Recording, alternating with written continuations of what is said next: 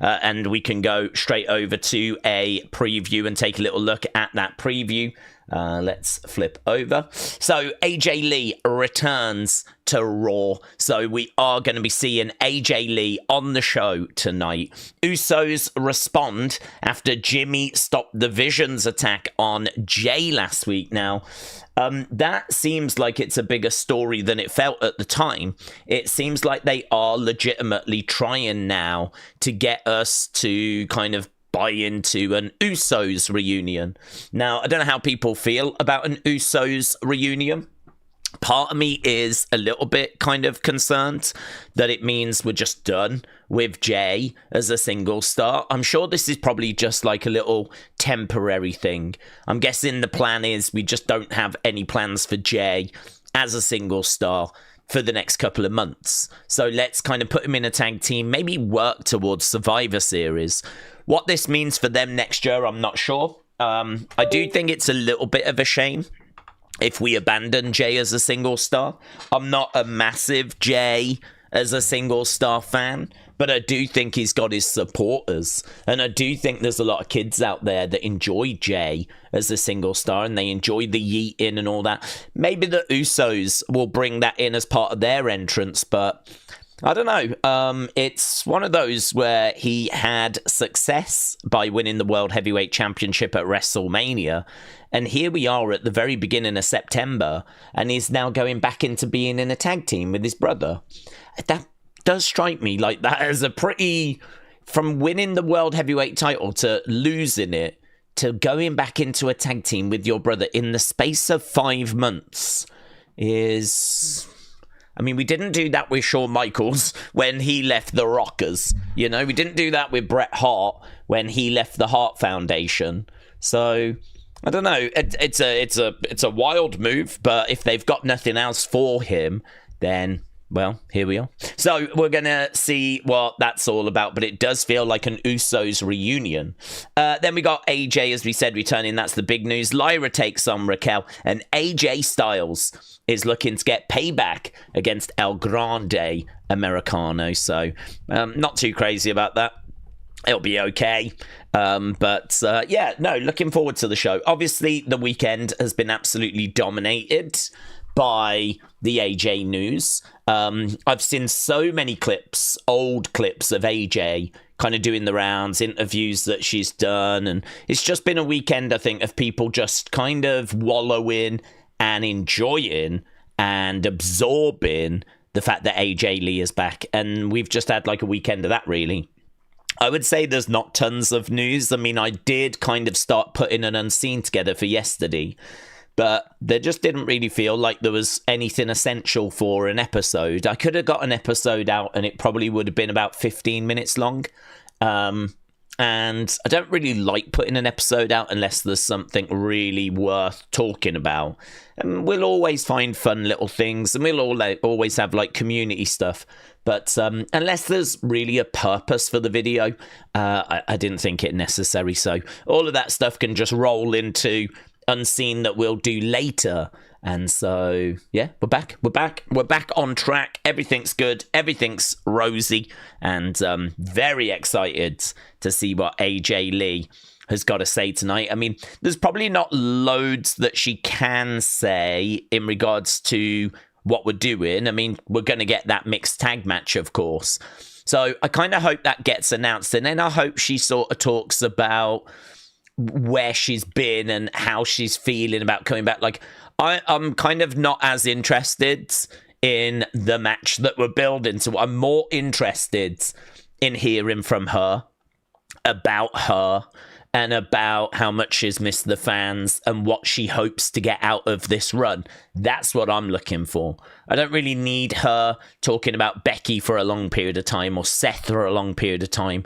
I sort of feel it's a little bit like when Bray came back.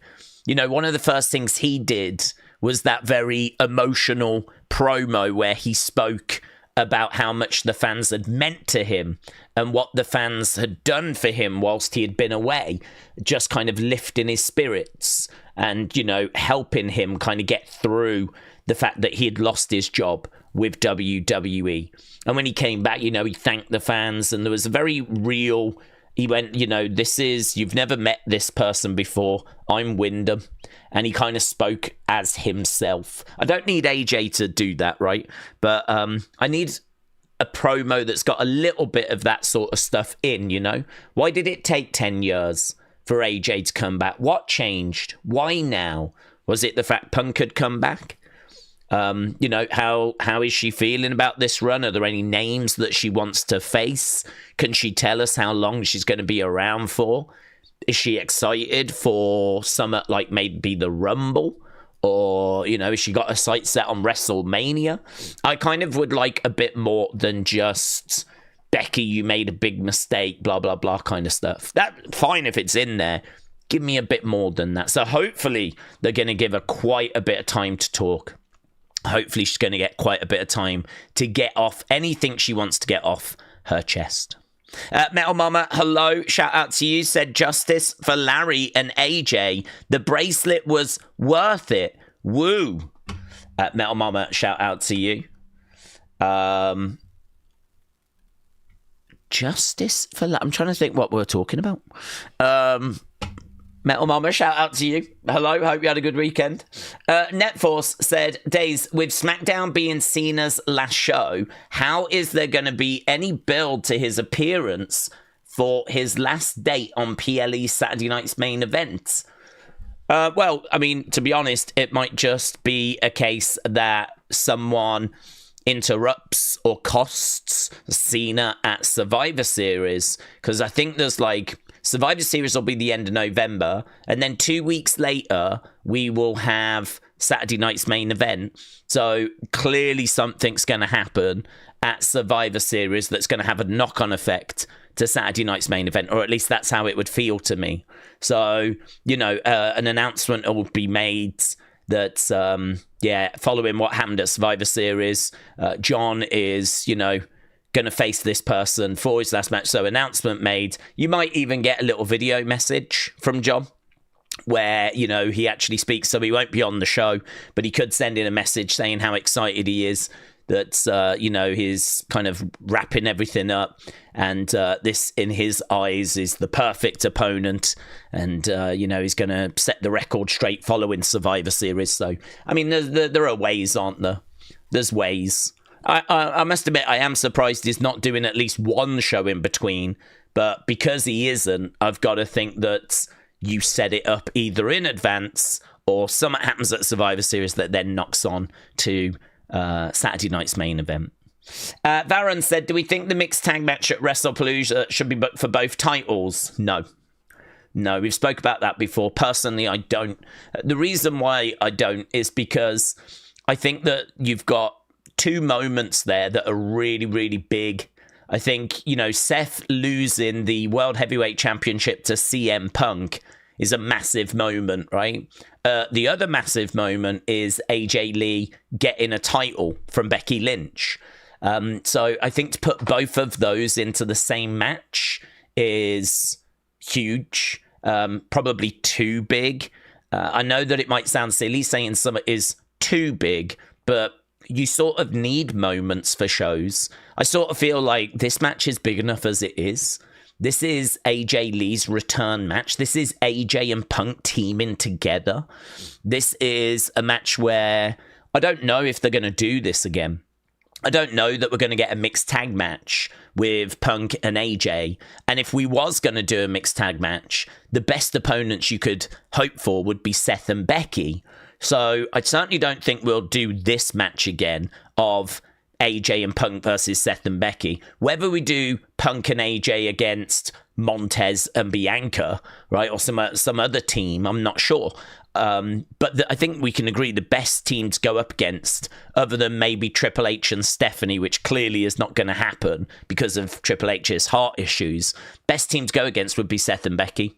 So I think from a bragging rights point of view, this is huge. This is Dream Wrestling couple against Dream Wrestling couple. Who's going to emerge victorious? So for me, AJ's return match, the fact that it's a different match, a mixed tag match we don't get very often, the fact that it's four of the biggest names, there's not a single name here that lets the teams down, like, for me, this is more than enough.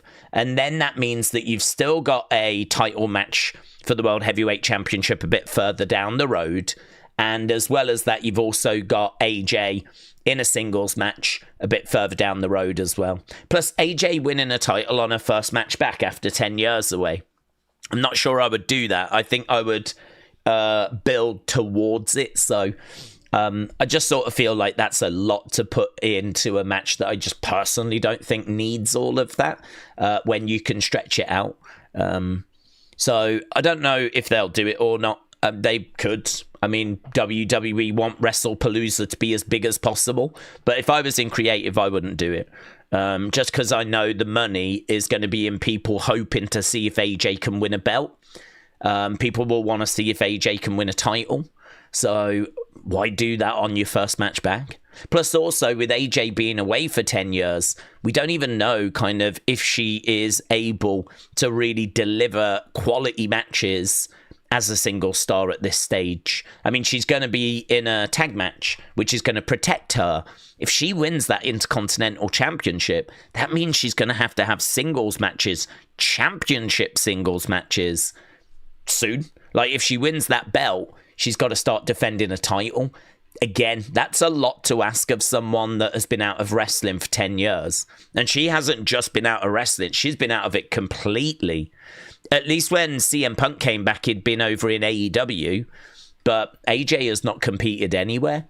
So 10 years out the business, 10 years worth of inactivity, 10 years worth of ring rust. I just don't feel like it's right to put a singles championship onto AJ in her first match back. So for that plethora of reasons, it's not the direction I would personally go. Hasib said, I feel like WWE bringing back the Usos is the right move. We need to start getting a strong tag division as the singles roster is quite stacked. We could do with Penta and Phoenix getting back together. Benny said, Daze, what's up? AJ Lee's return was awesome, but my favorite moment from Friday was Daze's shoot promo on his father for being drunk on excitement. Benny, shout out to you. Metal Mama said, how was the weekend? It was good, thanks. I meant the Drew Punk story with the bracelet. You hated it. I didn't. I had my sign. Oh, I still hate it. I don't really watch wrestling for friendship bracelets. Corey Crawford said, it's crazy. Some years ago, Brendan Fraser did the whale. Corey, oh yeah, that's about The Rock. The Rock losing weight. So yeah, he's lost a lot of weight, hasn't he? He's lost a lot of weight, and apparently he's lost a lot of weight because of the fact that he's doing a movie and he's going to be a 70-year-old man. I did just read that an hour or so ago. So that's why The Rock is looking as thin as what he's looking. And yeah, to be honest, I thought it was probably for a movie. I thought it was probably for a film. I kind of presumed that that would be the case. The Rock is someone that's always had size. So why now all of a sudden would he just completely slim down? Unless he's ill, which obviously you hope is not the case. So yeah, it's one of those where he is doing it for a film. He's going to be a 70-year-old guy. James says, did you see that The Rock confirmed he slimmed down for a movie? I did. One for the chat. Who is the greatest sports person ever with the initials AJ? I will start. Anthony Joshua, said Dortnight. So there we go. Robert said, do you think they threw everything they had at SmackDown and now Raw is going to be just okay? I don't go into this one with the same level of excitement I did on Friday. I think that tonight is going to be... Well, I think tonight is going to be a lot of fun, and I think there's going to be a lot of people around that are going to be excited to hear from AJ. I'm in that boat. I'm excited to hear from AJ. As I said, for me, I hope that she talks about kind of where she's been, where she wants to go to. I want to see bigger picture, really. I don't want to... we need a bit of build for Becky and Seth, of course, but we need to go bigger picture, right? So I think that it just makes sense that she comes back and just kind of brings us up to speed, really. So I'm kind of looking forward to seeing what she says. I mean, it could be that Becky interrupts her, but I hope she doesn't do that too quickly. So that's the segment, isn't it? The AJ Lee speaking promo segment, that's the segment that's going to draw viewers in tonight. AJ against El Grande. I don't know that that's going to do anything. Lyra against Raquel. Fine. It's watchable. Usos and whatever we're doing there. Let's see.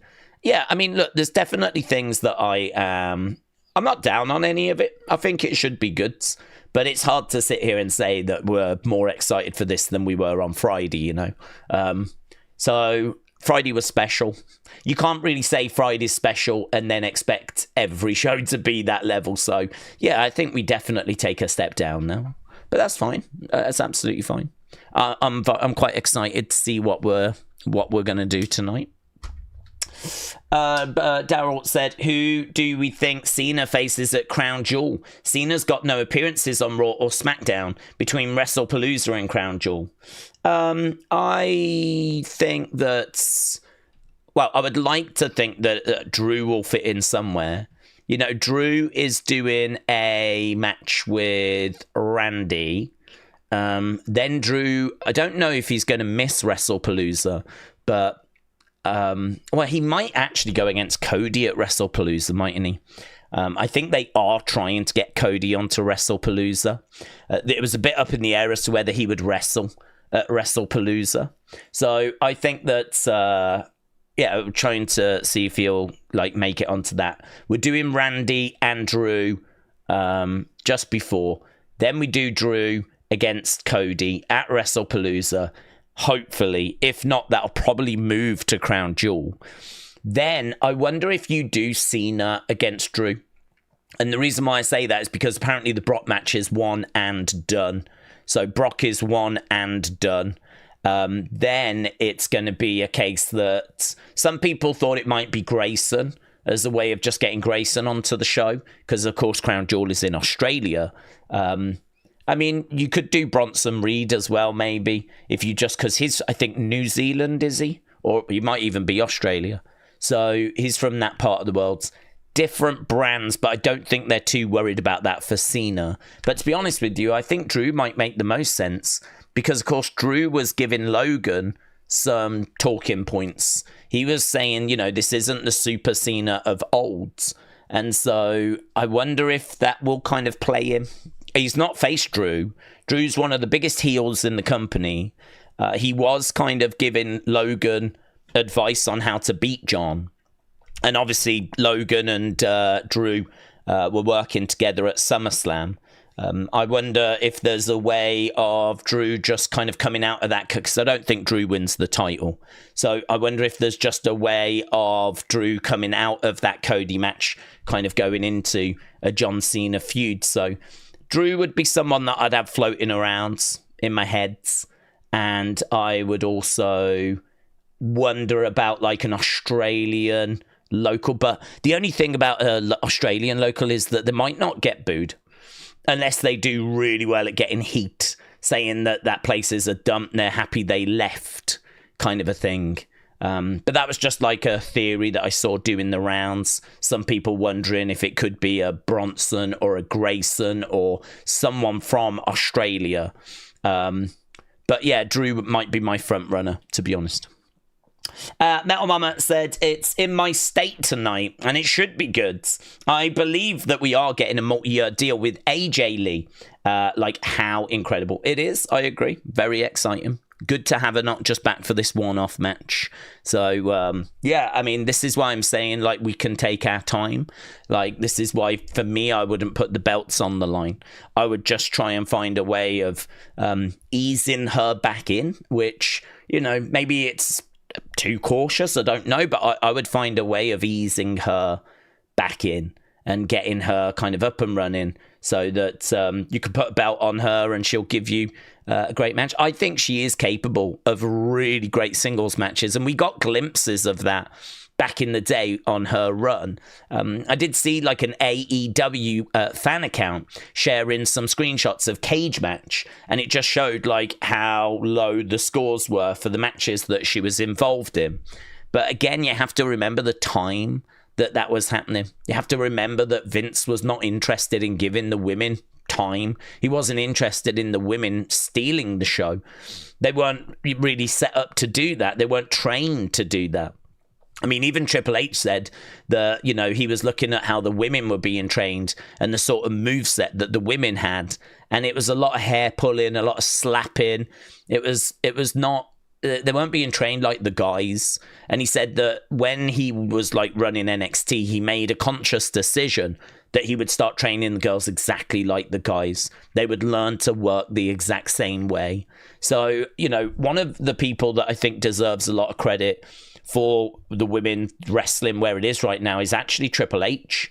I think Triple H deserves a lot of credit. I give him actually, I don't know, I might give him the lion's share. I might give him the majority, which, you know, might not feel quite right to credit the improvement in women's wrestling with Triple H, a man. But he was the one that I think his time with China kind of helped, because when he was with China, he said that he made sure China knew how to work. He didn't want China to sort of let DX down. He didn't want her just slapping people and working like how the girls were being trained. So him and Sean taught China how to do a lot of stuff properly, like the guys would do it. If it comes to clotheslines or drop kicks, suplexes, China was trained by Triple H and Sean so that she could do it the right way. And I think he just carried that mentality into NXT. But of course, you know, AJ and the women on the roster, 2011, 2012, 2013, they're not going to have gone really through the NXT system by that point. So they are kind of what's left of that old girl style.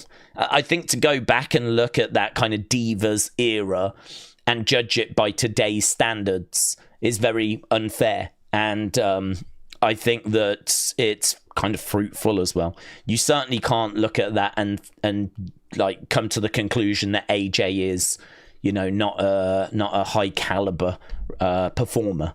I think that this run will bring the best out in her. I think her best matches are going to happen on this run because I think the level of opposition is a lot higher. I think the freedom that she'll enjoy now is more opportunity.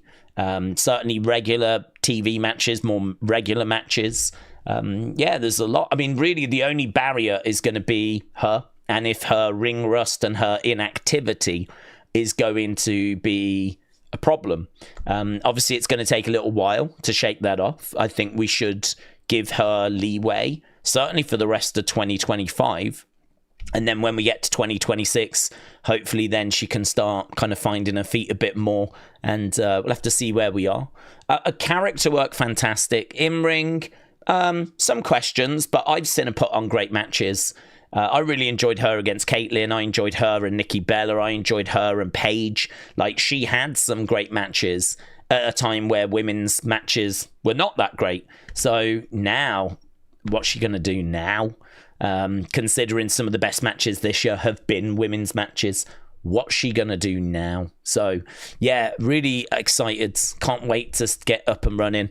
The mixed tag match is just a way really of getting her back in. It's been brilliant, great way to reintroduce her on Friday. And yeah, let's move forward. Let's see where we go. Let's see kind of what we can do. I think Bron Breakker and Reed should win the tag titles, said Cohen. That would definitely put a lot more prestige to those titles, especially if they are starting to feud with the Usos. Yeah, I'll be down for that. Connor said, do we see any of these eight? That's enough to make me go, that's a bit too many for me to go through. Give me 3 and we'll have a conversation. Dean said, the timing of the championship defense is like once every 3 months if you look at Cody and Roman. If we do get her a title this soon, she will have time to get warmed up in the ring, says Dean. Yeah, but that's not ideal, is it? And I also don't know if that's correct. about how it's only defended every 3 months. So, because, Cena didn't defend every 3 months when he was WWE champion, and Cody won the title at SummerSlam, and that was only about, 1 month ago. And I don't think it was every 3 months earlier this year, so I'm not sure that that's actually accurate. Really, it's meant to be every 30 days, and I know that it is a little bit over that. I seem to remember something about Roman where it wasn't drastically over. It was not 3 months. It wasn't that he defended every 90 days. I think on average it was around, I don't know, I remember something like 56 days or something along those lines. So, I don't know. Look, there's a lot of criticism of champions not defending. And so, for me, I don't think that's true about it being every 3 months. I think that for AJ, as Intercontinental Champion and as a babyface, she would not have that luxury. She would have to defend kind of every 30-odd days. You might be able to do it every 50 days, but she's going to have to defend. And I don't think that you are going to really have that luxury, certainly when there's no house shows. Because even if she does defend, what other matches is she going to be having? Like, you're going to have to put her into a lot of maybe tag matches or mixed tag matches. She's going to have matches or non-title matches. She's going to have matches to get rid of the ring rust, isn't she? You're only going to get rid of ring rust by having matches, by being active. And if she's got the title, like, what matches are you putting her in? I don't really understand the need to race towards giving her a title. Why are we in a rush? She's back for multi-years, so why are we desperately trying to put a belt on her in the very first match? It just doesn't make any sense to me. Surely the fact she's back for her first match, she's teaming with Punk, she's taking on Seth and Becky, it's got quite a bit of heat to it. Like, this to me is a match that just does not need that. Now, if CM Punk and AJ win, that will open doors, of course, and will give opportunities. But even then, it's like, how quickly are you going to actually get her to a title match? Who knows? Perhaps they just pulled the trigger. Perhaps she's been doing a lot of work. That's maybe why she's not come back as soon, because she's been doing a lot of kind of training behind the scenes. Perhaps the ring rust is not as bad. I have no idea because I haven't seen her. So this is something they are going to have to weigh up behind the scenes. So we are having a conversation when there's a lot of information that's missing. So they're going to have to make a decision. They're going to have to tell the story they want to tell. But the only thing I can say is that this would be a consideration for me, a big consideration. I think you want the AJ run to go as well as possible. And I don't know why we would race to put a title on her when we just don't need to. She's back for a long time. Dad Stuff said, when do we get John doing a Sister Abigail? You know that's going to happen. Could it be his last match for the win? I don't know that he would do it in his last match for the win. I would imagine, he'd probably want to do an AA to finish off his career. His own move. But a Sister Abigail, I think that's a great shout for him to actually do that at some point. I think that's a great shout. Aaron, hello, said Daze, I wonder what the big story in 2026 is going to be. John, this year, could it be Sammy's rise or Bron Breakker breaking away? I think Sammy's rise will be a big story next year, but I don't have much confidence that it's going to work. I think there's real resistance to Sammy, and part of that is just bad booking. They put him in a feud with Carrion, which should make a lot of sense because Carrion is a heel. He was not being utilized. It's a feud that was meant to give Sammy a win and kind of give him momentum. But of course, the problem is you've put him in there with someone that the fans really want to see succeed and obviously knew that his contract was coming up and they really wanted to see him stay as well. So poor Sammy had the fans against him in that feud. And it's not because they're anti-Sammy, or at least I don't believe it's because they're anti-Sammy. I believe it was more to do with them wanting Carrion to stay. So you kind of go, oh my God, that's one of the worst feuds I've seen in a while. Did nothing for Sammy. you know, and the only positive you can get from it is that it got Carrion onto the card. It got Sammy and Carrion onto SummerSlam. That's the only positive you can take from it. But to be honest, there was people complaining that Carrion should have won. Sammy was getting booed. It didn't keep Carrion his position in the company, and I just don't know what good came of it. The match stunk. I mean, it got a really awful score from you lot in the community, and it got a really awful score on Cage Match. So you go, okay, let's just move on from that. So then he goes and he wins the United States title. Great. No booze as he was doing that. So we're back on track, right? And then, of course, he steps up to John Cena in John Cena's final appearance in Chicago on his final SmackDown. A John Cena that is fully face again, having been heel, right, for a bulk of the year. Fully face again. And, of course, Chicago wanted absolutely nothing to do with Sammy coming out at that point. When Sammy made it a match, they were a lot more excited and with him, because all of a sudden Sammy's basically going, hey, Chicago, would you like to see John wrestle? And they're like, yeah, we would. But, of course, they were excited to see John wrestle, not Sammy. And so then, you know, the crowd are with John and Sammy's getting booed. So it's another example where it's like, oh, God, can you not help him a little bit here? You're trying to build him up, but you keep putting him in these horrible situations. So hopefully that's that done now and Sammy can start moving forwards. But yeah, I mean, I think Sammy will have a big year next year. I think they've definitely got plans for him. You know, he's been talking about world titles. They've given him a mid-card title. They're trying to put him. Anyone could have answered John. Anyone. AJ Styles could have come down, right? Anyone. But they had Sammy do it. And, you know, they're clearly trying to do something there. And we know that the Rumble's in Saudi Arabia. So, yeah, I'm really excited for next year to see how it goes. But I think it should be good. I don't have much confidence if he becomes champ that the run will be that great. I think that with Sammy, you know, he is that kind of underdog. If he's got the belt, hopefully he can just have banging. That's the only thing you can hope for, really, is that he can just put on fantastic matches, great matches, and that he'll win people over that way. Because I think as soon as he's got the belt, you'll see what happened to Cody, happened to Sammy, which is people will be like, this is a bit boring. I told you it wouldn't work with Sammy being champion. There's so many better options. Who thought this would be a good idea? Who asked for this? You're going to get all of that. I already know you're going to get all of that, right? But I do think that Sammy, who has been there a long time, put on a lot of great matches, been involved in a lot of big stories, more than played his part in the Bloodline story. I do think he deserves his chance, his run with that World Heavyweight Championship. If it was like the old days where we only had the one belt, I would say I'm sorry. It's just, no. Even as a big Sammy stan, I'd be like, no, Sammy's not the face of the company. We can't give him the WWE Championship. But I do think that this World Heavyweight Championship is a belt that gives you the opportunity to give someone a chance.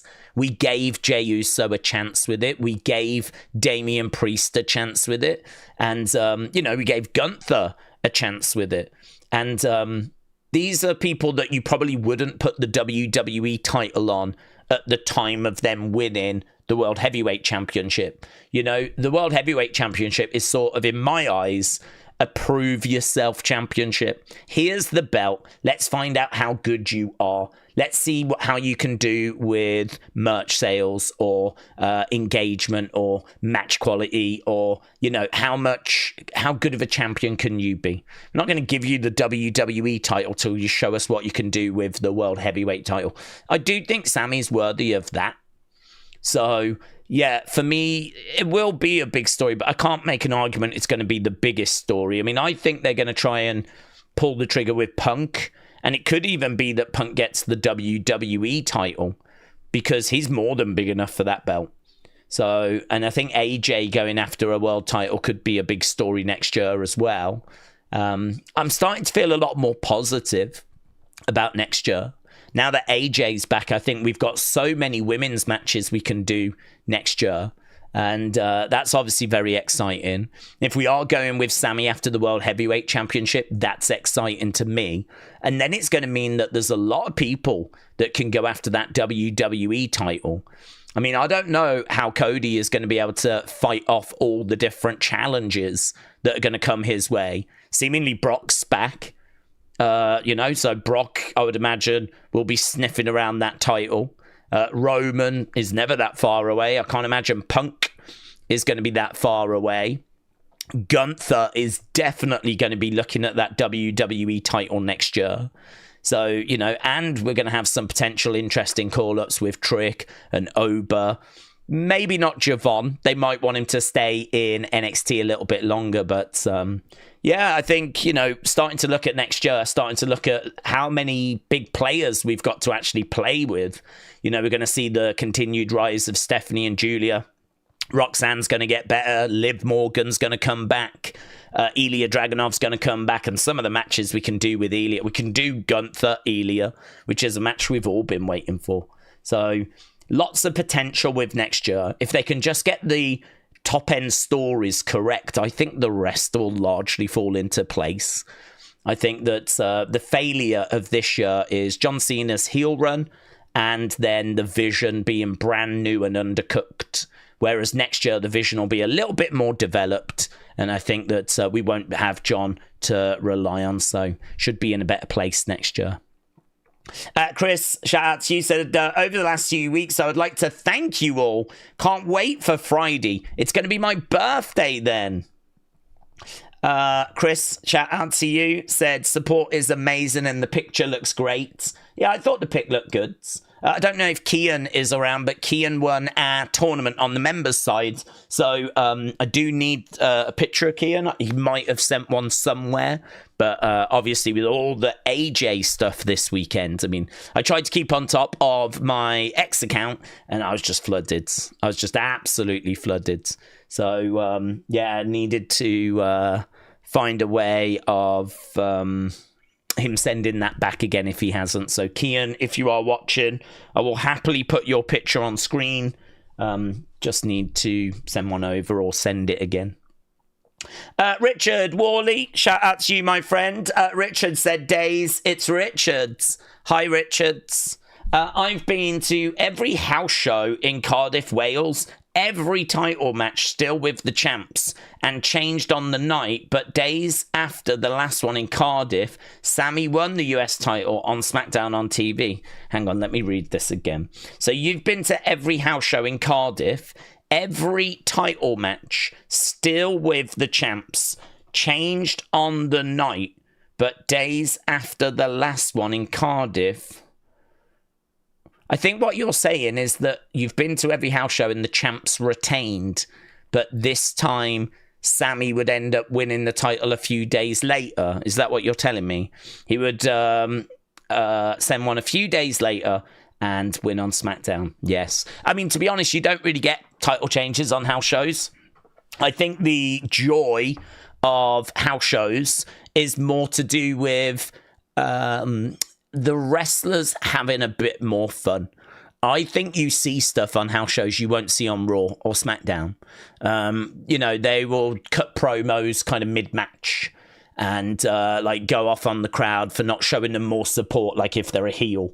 Or there'll be, some sort of wacky finish, or the ref will do something, Quite often you see the refs getting more involved at house shows.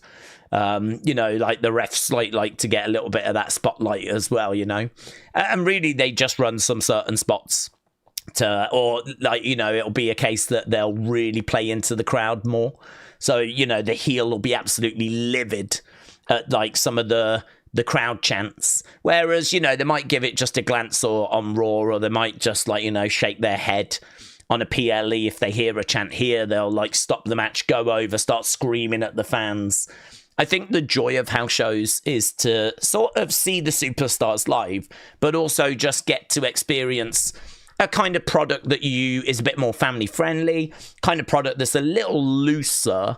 I would say the fun is turned up more. And I suppose in a way it's just like a bit of a different sort of experience. than watching Raw, where we're trying to deliver a story. We're trying to do things that's going to, move characters and stories forwards. House shows just live in their own bubble, really.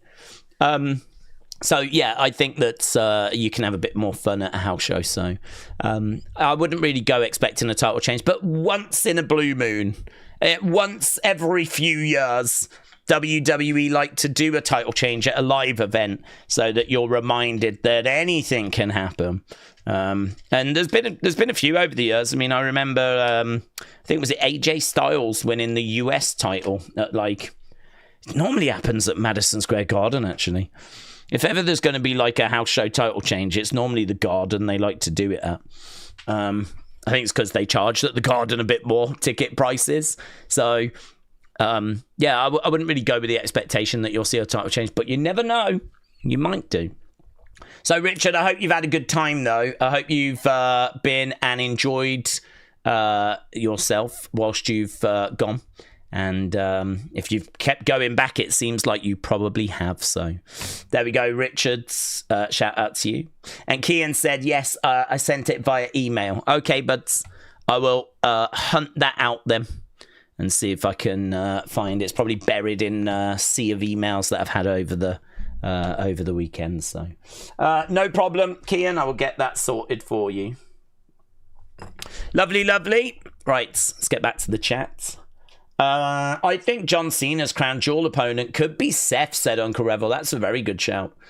Seth could feud with Punk whilst having to try and worry about his Cena match. If not, then a mystery opponent could be fun. I think that's a really good shout, honestly. I think that's a really good shout. Russell Andy said, if we were doing a draft pick of our all-time roster, you could pick Becky and Seth or Punk and AJ. Which two would you have on your roster? Well, it depends, doesn't it? Because if it's like personal favorites, I would pick Punk and AJ. AJ Lee is right up there with my favorite females. I mean, character-wise, she might be my favorite. If ever I've been asked this question before, like, who's your favorite female wrestler? I always tend to think of wrestling, and I always tend to think in-ring, and I always go Asuka. Because I think Asuka is the best in ring, right? Maybe that's debatable now that Io's around, but for the longest time, Asuka was the best in ring female I'd ever seen in WWE, and I thought her run in NXT was something truly special. And of course, that run continued on the main roster. The only barrier with her is her language, of course, where she struggles with English. And that has really kind of took a lot of connection away. If she could speak English or we could understand Japanese, I think we could have done some amazing stuff with Asuka. Because she's very emotive and she's clearly got a personality. She's clearly got charisma. I mean, you can see in the way she delivers the lines right now with her limited English, right? And we've seen what she's like online with the memes and the fun that she likes to have. Like, she's clearly a character. She's clearly got a personality. She's clearly got charisma. But I think some of that can get lost in translation. I mean, when she's screaming and shouting in Japanese, like, cool. But, I mean, I have no idea what she's saying. And, I think that some of those fun moments she just can't afford to do because you can't really do them in Japanese. And so she's really handcuffed with that. But in-ring wise, I think she was the best I'd seen. Maybe what Io's been doing this year might have surpassed that now. But yeah, for me, AJ is the best kind of character. I find her to be very watchable. I find AJ to be someone that could be in like a drama. A TV drama. You could put AJ Lee into like a TV drama of some psycho girl that's just sort of, messing with the minds of some of the kind of male protagonists. And as a result, like her backstage segments, her getting married, of course, and her with Caitlyn and the trap that she set with the whole secret admirer stuff. Like all of that stuff is so engaging and You know how we've spoken about there's a real need for WWE to do segments that are not just promo and match. We've spoke about that in previous streams quite a bit. Let's not just do promo match. Let's do some sports entertainment segments. And we even spoke and said about, like, you know, Bobby Lashley's sisters, This Is Your Life. And the problem is all those segments we name are awful. They're bad. They're bad segments because they weren't written well. They weren't done well.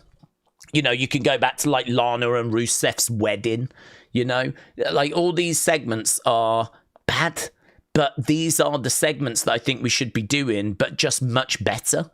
Like, it's not that they're never going to work. It's just that they haven't worked because they haven't been written well.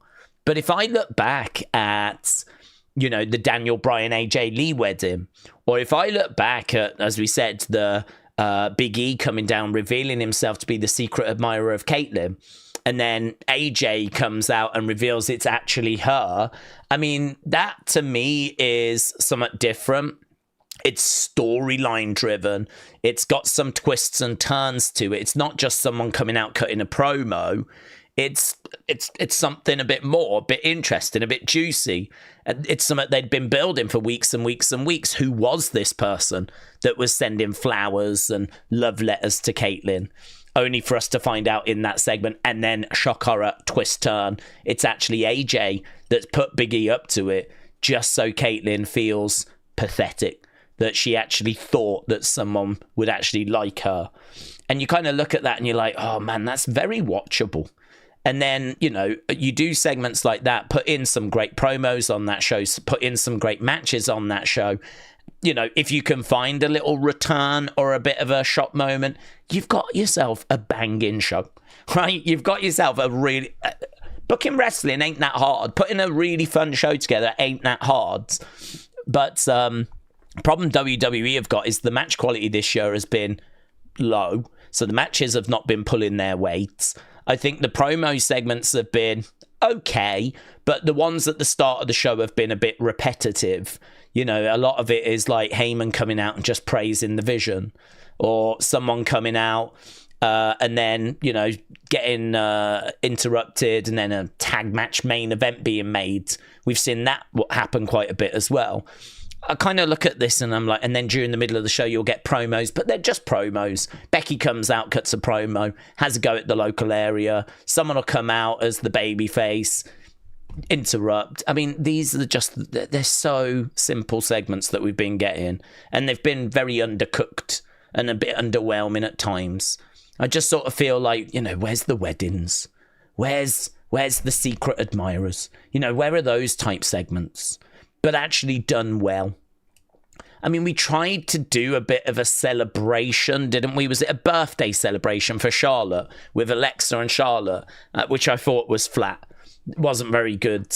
You know, it's where Charlotte got given a Charlie doll, and we haven't seen that Charlie doll since. Not that I'm complaining, but like, of all the gifts that she could have given to Charlotte, I think we could have found something a bit funnier than that.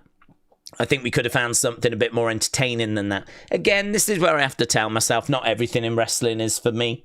You know, this is where I have to remind myself that there are kids and, you know, people watching that are going to enjoy different things than what I enjoy. Just like the friendship bracelet thing that was mentioned earlier, like, that wasn't for me. I don't think that was set up well. Like, I didn't even know about it until it got stolen. I don't think they'd done a good job of making it seem like Punk really cared about it. Perhaps if we'd done months of him talking about how much he loved this thing, then maybe it would have, you know, been a bit better for me. But it just got took, and that was the first time I'd ever even seen it. And again, you know, a fan had made it, like, he gets given so many. Why, you know, just get another one? I mean, I don't know. I don't understand that. But same with like Charlie, same with Lily. I don't get those. But again, it's not for me, is it? It's not for me. Not everything is for me. And that's fine. Like, that's absolutely fine. But I do look at that and think, oh man, I think you could have done something better there. I think you could have done something better. I think you could have done something that would have... I don't know that anyone's looking back on that segment saying it was an amazing segment. Or it was, you know, a segment that's kind of really memorable. We're going to talk about it at the end of the year. And there probably was an opportunity for that segment to have delivered something like that. So with AJ back, I'm really excited that we can start putting her in situations where maybe we can get those kinds of segments. Maybe we can do that. I mean, she did a pipe bomb, didn't she? Her pipe bomb, though, was a promo, but it wasn't a promo in the ring to just like one person, whatever. It was the whole division was out there and they were all total divas. And she came on the entranceway and she just went off on them all. She just like was running into how they were failed actors, not good enough. And so that's why they're on this reality show. And she was just like going off on them all. And it was a really captivating segment. It's one of those kind of lost great promos. And so, yeah, really just let's go. Let's go. Let's just do, I just hope we do some stuff with her. This will be so disappointing if we bring her back and she is just another cog in the same machine. If we bring her back and what we get are just okay matches, promos, and that's it.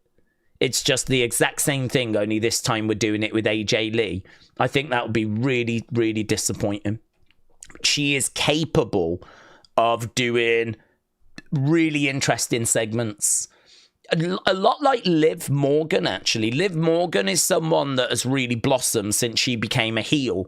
She now has found a way of kind of being very expressive, manipulative, and, she is capable of doing some really good segments. So let's give them some stuff to work with. I really think Triple H needs to look at those creative teams. I do. I think this year it feels just like it's match or promo and that's it. And it's, obviously backstage segments, of course, to further stories. But even the backstage stuff is not the most adventurous in the world.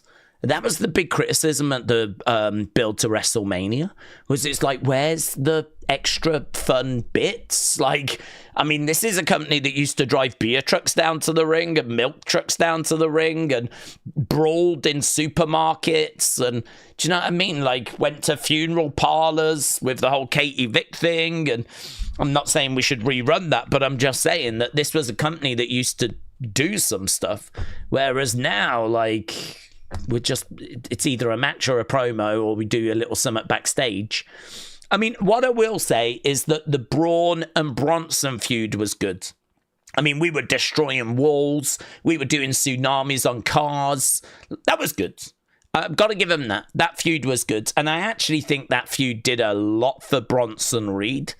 If you think about that Braun Bronson feud and how there was destruction everywhere, I think that did a lot for Bronson Reed. I think that raised his stock a lot. And then he goes into that War Games match, gets injured, and then as soon as he comes back, he's in the Vision. And I think what really raised his stock was that feud with Braun. And surprise, surprise, it was a great feud because we was doing some different stuff. Mind-blowing, It wasn't just a cookie cut another feud like every other feud. We was doing some different things. It made it stand out, it made it exciting, and it raised Bronson Reed's stock. So we've got to do more of that. We've got to. I don't want to say they're lazy, because I don't think they're lazy, but they're just not adventurous enough. They're not bold enough. They're not exciting enough. They don't go far enough. Everything is just so safe. Everything is just so cookie cutter. Everything is just so similar. Like, where are they getting adventurous? Where could you point to and go, well, they're really pushing the boat out there, or they're really trying to maximize that, or everything is just so comfortable, so safe. There's a lack of adventure. Why? I don't understand why. I mean, is it that that's just Triple H? Is it that the creative teams are coming up with good stuff and Triple H is like, no, we can't, no, we don't want to do that? Like, well, why? Why not? Go further, Have wrestlers go around other wrestlers' houses, have them attacked by the car, or do something. I mean, go back about, 8 years or so ago, we had Braun Strowman flipping over ambulances, flipping over production trucks, and that worked wonders for Braun. That's what helped get Braun over. Braun got over with doing all this amazing stuff that really stood out. And so that's how he got to that sort of main event level. I mean, if you just do the same stuff, you're going to get the same results. And I think that 2025 has shown that. Just keep doing promo or a match and it's just... Ugh. So I think that AJ's capable of something a bit different. It's just her run was very short. I think CM Punk is one of the very best on the microphone. I mean, if I've got to watch a Punk match, that is no problem. If I've got to listen to a Punk promo, that is no problem. I think with Seth, I've seen a lot of promos that just didn't go anywhere, didn't do anything. I think his Messiah gimmick was... I think even this visionary gimmick until the vision, it was an entrance, really. How many times did we see him come out, dance around and just go again? I mean, he did that several times where he didn't even say anything. He just came out, let the fans sing his song and left again. This is someone that to me was a bit creatively bankrupt until we gave him the vision at WrestleMania and Heyman and started that ball rolling. And even then it's been undercooked. So for me, if I've got to choose between AJ and Punk, I'm more interested in AJ and Punk. But the only downside is both of them were missing for 10 years. I don't know how those 10 years would have been. I don't know what damage they might have done to their reputations. I mean, AJ comes back very exciting and fresh and... You know, you're kind of on board with her, but who knows if she'd been around for 10 years? God only knows what she would have done. God only knows where her stock would be right now.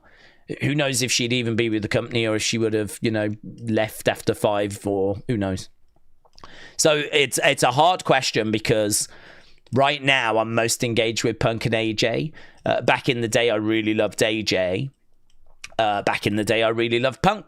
So I've preferred both of these over Becky and Seth, but I don't want to criticize Becky and Seth because they have been here all that time. They have been through ups and downs, which you will go through, and they are still right at the top of the cards. Punk and AJ could have gone through that same period and not be as higher as Punk, not as high as Becky and Seth are now. So it's a tricky question as a result because of that 10 years away. Richard, hi Richard, said Daze, it's Richard, hi Richard. Do we think Paige will return this year or at the Rumble? I don't know. The thing with Paige is I'm not desperate to see Paige return. I saw her compete in AEW and it was very, very underwhelming. Very underwhelming. I did not find her promos to be engaging. I did not find her matches to be engaging. I mean, if you want to talk about a women's division passing someone by, I think Paige is really potentially even number one on that list. I think that she...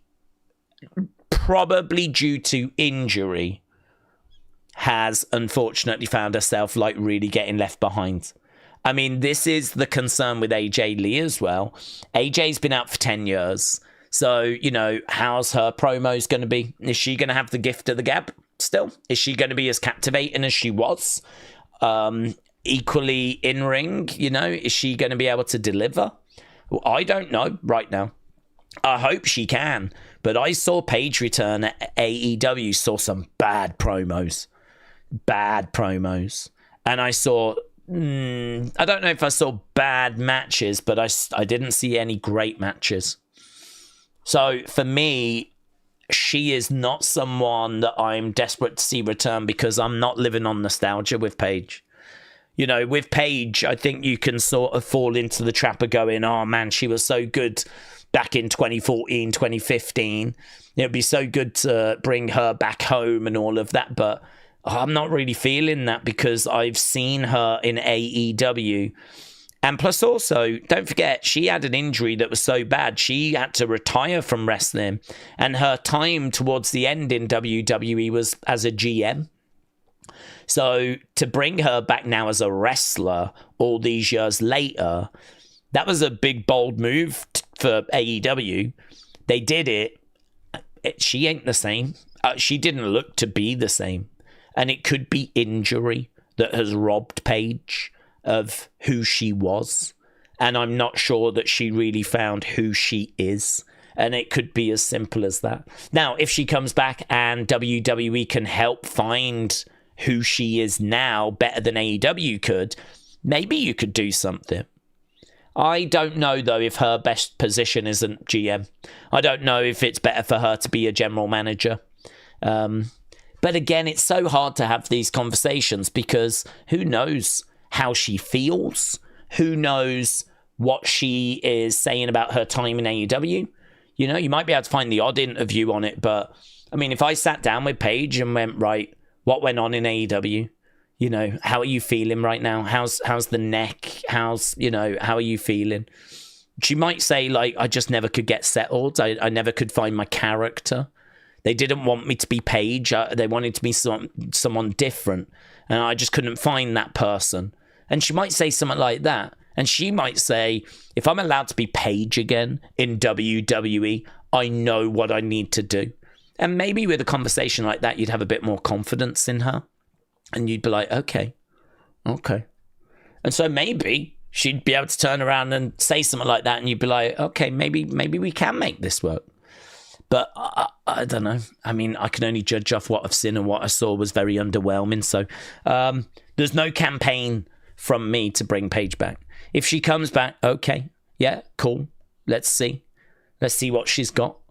But the girl that I'm thinking of is a girl that I saw in AEW that was underwhelming.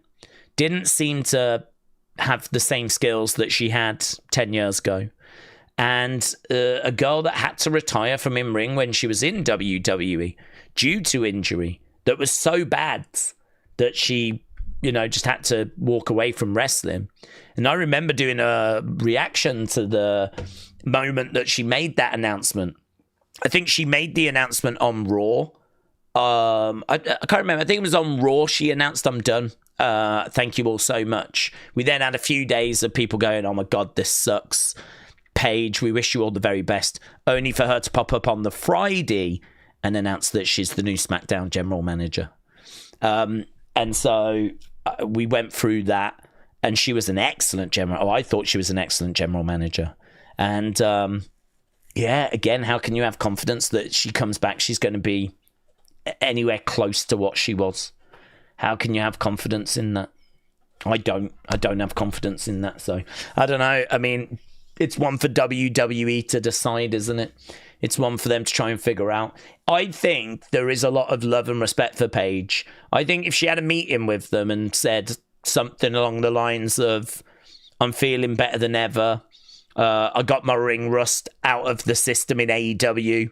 I think that I can come back and really contribute. I wouldn't be surprised if WWE gave her a chance. I think there is a lot of affection for Paige. I think she's, the ups and downs in her life are crazy.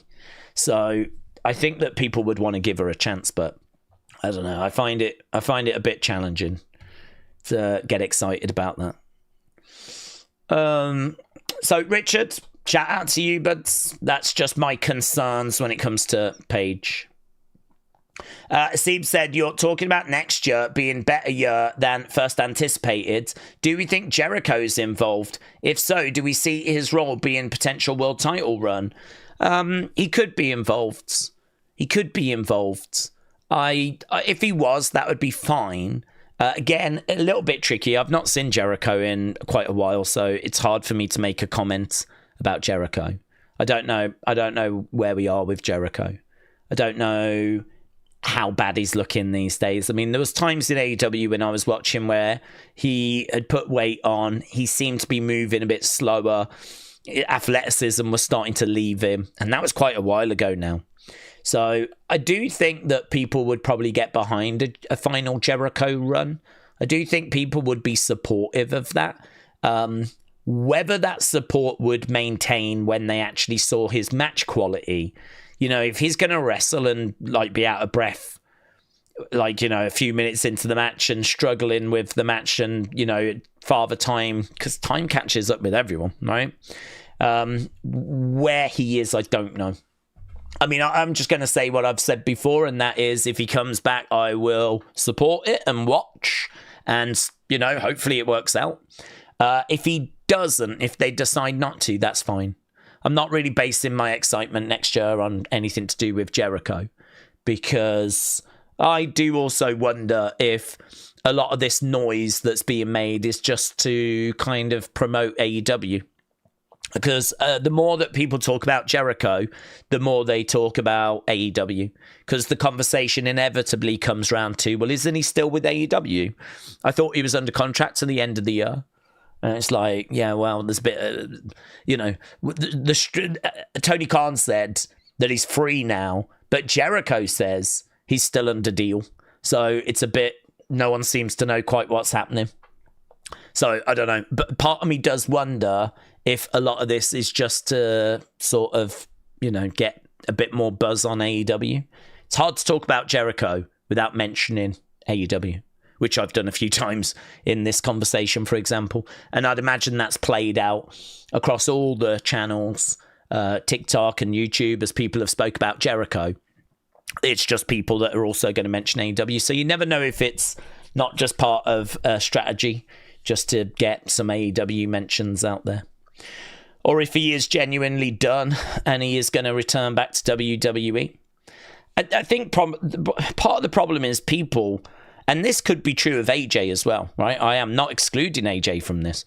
People want the stars as they remember them. So people want Jericho from when he was last, Festival of Friendship Jericho, right? They want Jericho as they remember. They want Paige from 2014, 2015. I want AJ Lee from 2012, 2013, 2014, right? We have to recognize that this is 10 years later. I saw Paige in AEW and was underwhelmed.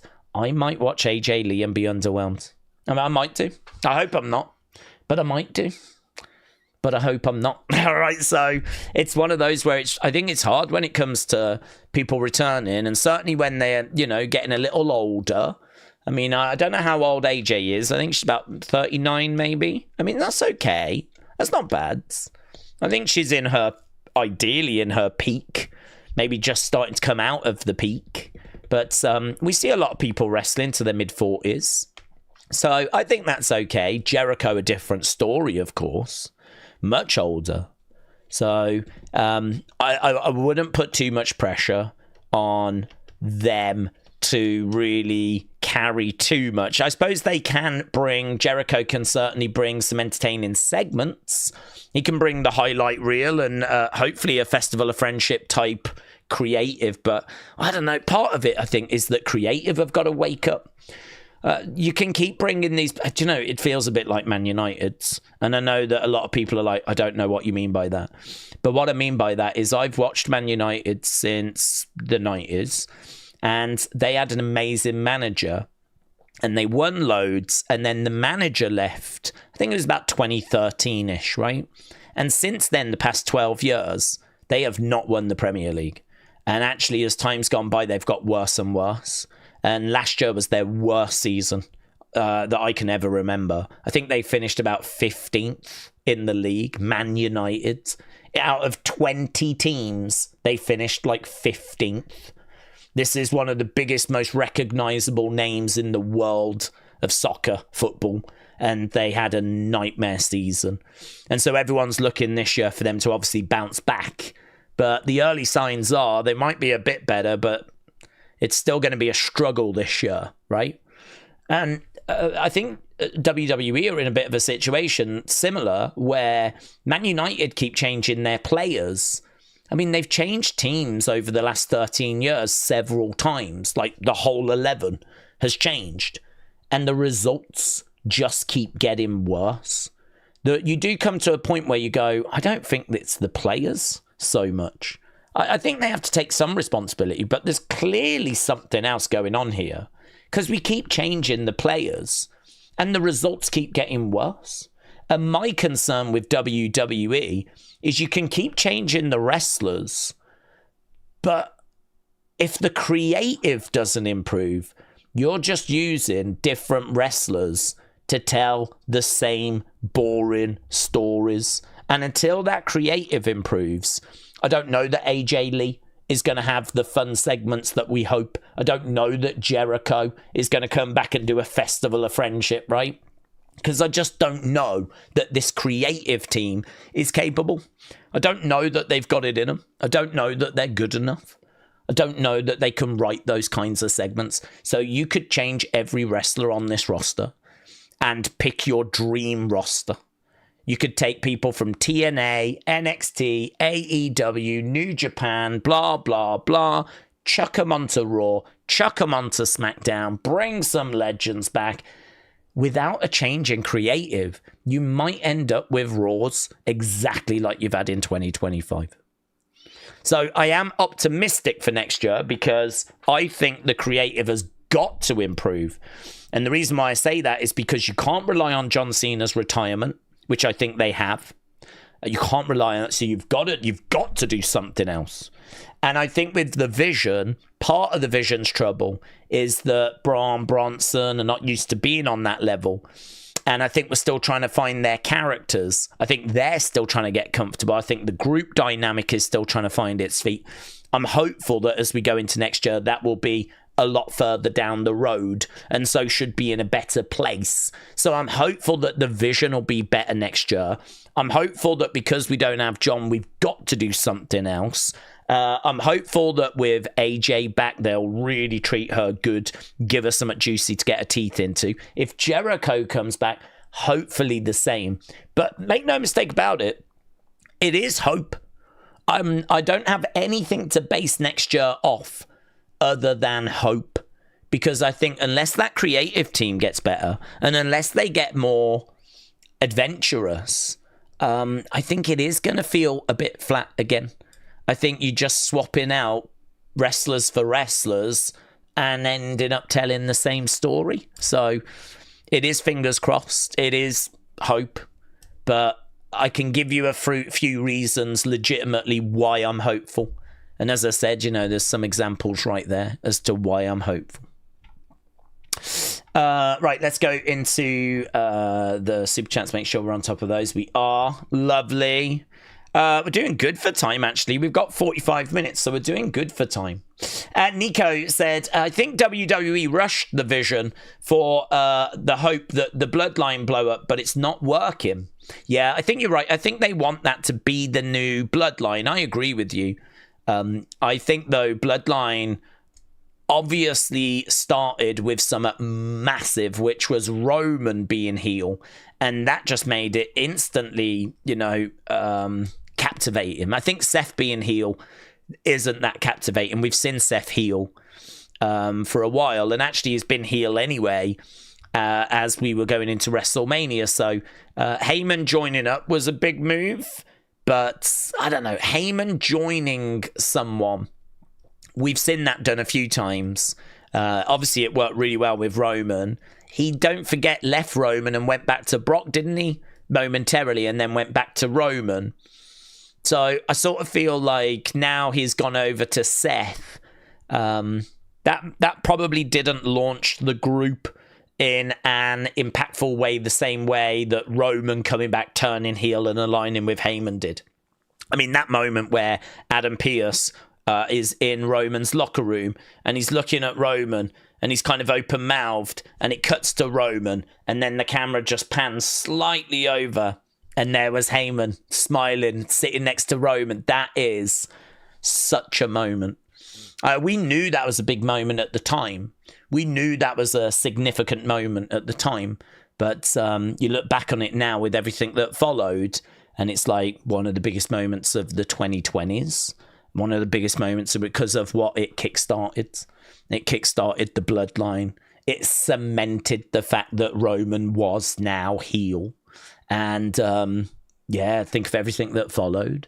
So if you think about that and then compare to the start of the Vision, I don't think it's had the same big launch. I mean, it obviously had a big dramatic moment at WrestleMania, and then they added Braun and Bronson. And then I sort of feel after that, like there's been too many losses and we haven't really dug into the characters. I have no idea how Bronson feels about Heyman, how he feels about Braun, how he feels about Seth. I have no idea how Braun Breaker feels about Bronson or how he feels about Seth. I have no idea. I just don't know anything about these people. Whereas at least with the Bloodline, I feel like we were doing some backstage segments and we were kind of digging into relationships, you know. More so when Sammy came on board, and of course Jay hated him, Jimmy loved him, and we got to really dig into that. That to me is the secret sauce. That's it. That's what made the Bloodline so captivating. You know, Roman obviously being the bad guy was amazing, but if you want the secret of the Bloodline, it was digging into the characters. It was understanding the relationships. And so there was all these little looks, and you just knew what they meant. You just knew what they were thinking. And it was so captivating. And we're nowhere near that with the Vision yet. Hopefully we get there eventually. Nico said, let's not worry about next year. We need to worry about now. They need to pick up the content big time. Jess said, I did not like Rhea being in the Io Asuka story. I don't want any more triple threats. People have waited for Io versus Asuka. It should be its own feud. No Rhea included. She needs something else to do. Wrestlandy said, I would put AJ Lee 21-1 to win the Rumble. Let's go. T85 said, I wonder what the view count on YouTube is for the AJ return videos. It's going to be sky high. I haven't looked on WWE. Don't know. Can have a look, can't we? I don't really worry about that sort of stuff. I mean, you tend to hear... I've seen the report that across social, she's had over 100 million views and all this sort of stuff. So I don't personally tend to dig into it, really. Let's have a little look. We have got SmackDown. I don't know. I mean, it's big, but I wouldn't say it's anything monster. I mean, it's 5 million views on YouTube. It's 5 million views on YouTube. How many people watch it that way, though? I mean, the clips will have been all over Facebook, all over TikTok, all over Instagram, all over everywhere, you know? So 5 million doesn't strike me as like crazy. It's way above what they normally get, of course. Way above. 1.7 when Becky was slapping CM Punk was the biggest from Raw. If we go back the week before, the biggest was Sammy becoming the new United States champion, got 2.4 million. 2.4 million. So it's double that for AJ's return, but it's not anything. It's not like 10 million, 20 million. I mean, Roman colliding with Bronson Reed did 3.1, you know, from a couple of weeks ago. I mean, granted, it's only had a couple of days, you know. We are comparing things from like 2 weeks ago to something that happened like 2 days ago. So you know that's going to continue to rise. So we could revisit that in a month's time. It might be at 8 million, you know. So it's good. It's not bad. It's good. And it's well above what you would normally get. I mean, I'm looking at a Raw now from 2 weeks ago. And Roman helps Jay beat Bron Breakker 2.1 million. That was the most viewed from Raw 2 weeks ago. If we go back 3 weeks ago for SmackDown... the highest thing on that is Sammy, Jacob, Jimmy against the MFTs, 859,000. There wasn't even a clip off that show that reached 1 million. So, you know, there's times where they don't even get to 1 million. Quite regular, because I'm looking at Raw from 3 weeks ago, and there isn't a single clip there that reached 1 million. The highest on that is 729. The Vision dominate after a huge fatal 4-way match is announced. So 5 million is huge. But is it, you know, monumental, mind-blowingly huge? But who cares? I mean, honestly, who cares? AJ Lee came back. It was a big deal. It was undeniably a big deal. It's all I've seen on my flipping timeline. So, you know, it's I don't worry about that sort of stuff. That's what she said. Shout out to you. And the Chaos Druid, shout out to you as well. Appreciate the support. Hope you guys are well. Big Time said SmackDown is going against NFL with the AJ Lee return. It did 1.58. That was up 438,000 from last week's 1.1. It did the highest demo since WrestleMania. The NFL did 18 million head to head. Well, I think that's a big number, in it. To go up against the NFL and be up on the week before by over 400,000. I mean, they've got to be pleased with that. I understand that you would want that higher. You would always want that higher. But you got to take that as a success, haven't you? Going up against the NFL that did 18 million and you managed to increase your viewership by over 400,000. So, yeah, good. I think that it's a success. Certainly all I've seen this weekend is chatter about AJ Lee. There seems to be a lot of excitement, and that's great. I mean, you want excitement in WWE. We should all celebrate that. Anything that's going to excite the fan base and increase interest and, you know, kind of reignite that fire a little bit, like, great, let's go. Brilliant. Connor said, I've got AJ Styles winning against El Grande tonight, and I've also got Lyra Valkyria winning against Raquel Rodriguez.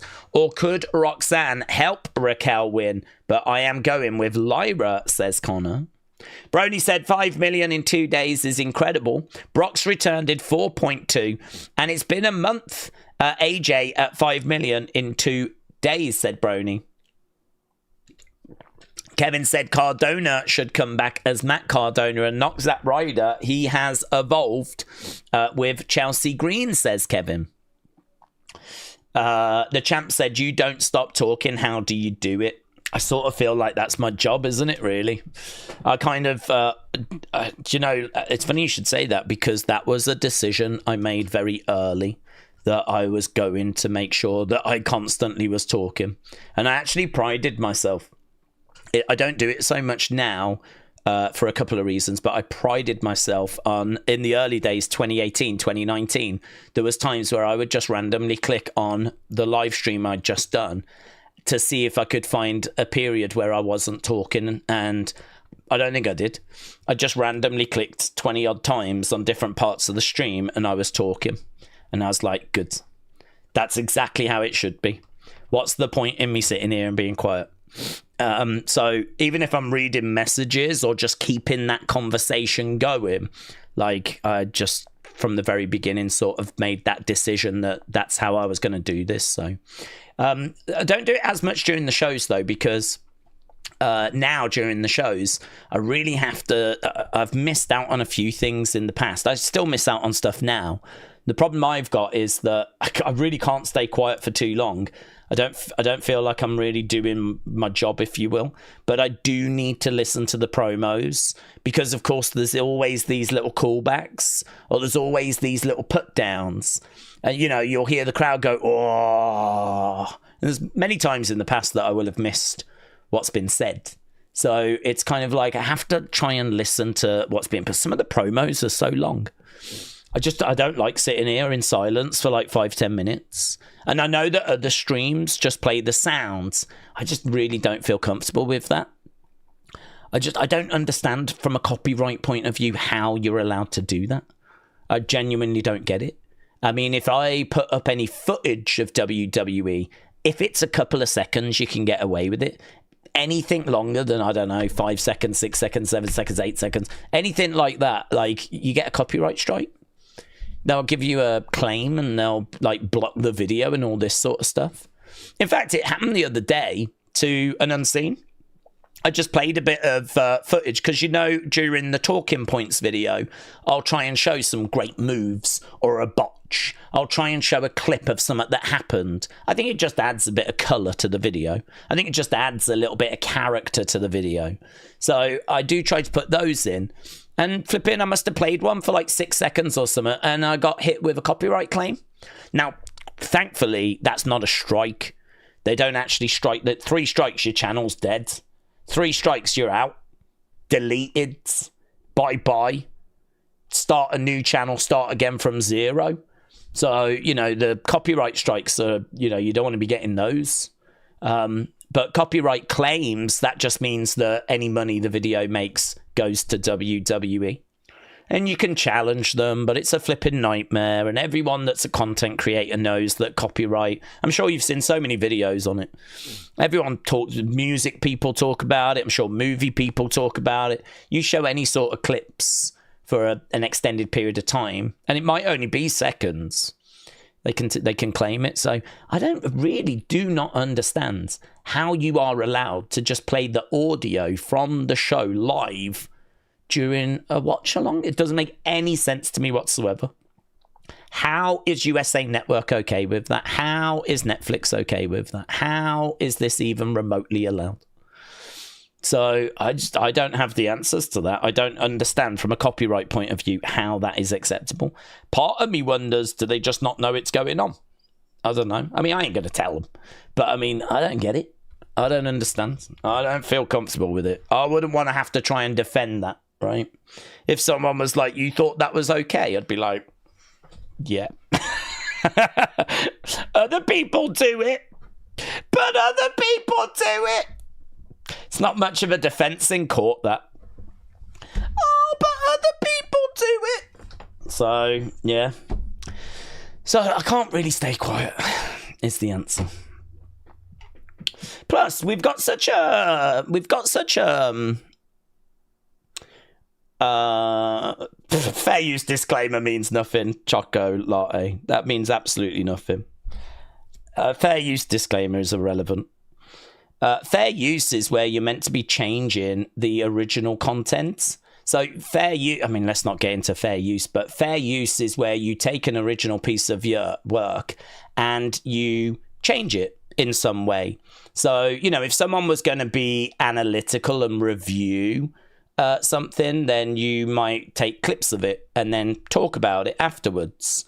Actually playing like full promos where they are played in their entirety and listened to. I would not want to try and argue that under fair use. Fair use is a very big grey area, but I would not want to legally try and argue that in court because you have not changed it in any way.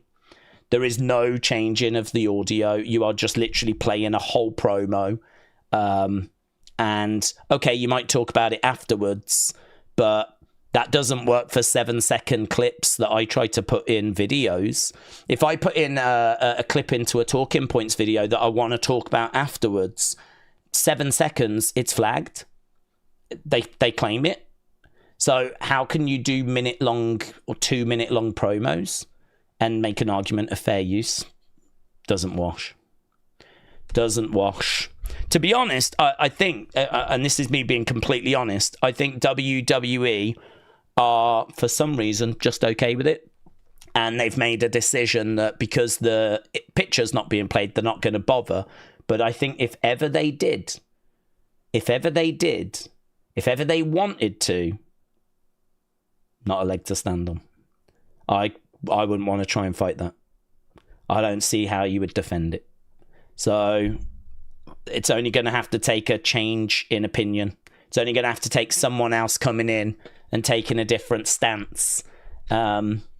And the other thing as well is, I'm not even talking about other streamers. Let them make their own decisions. But that's why I don't like it. But as well as that, like, I like the fact that we've got a community that want to share their thoughts and want to talk about wrestling.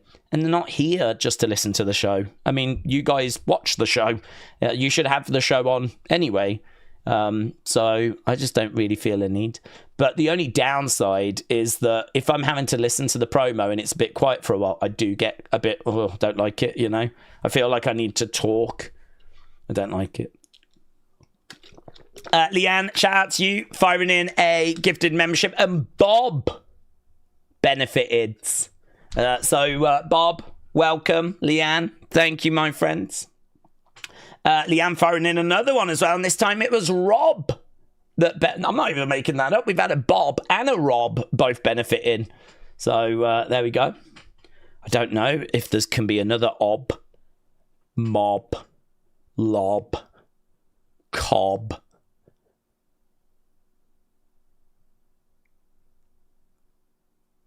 gob.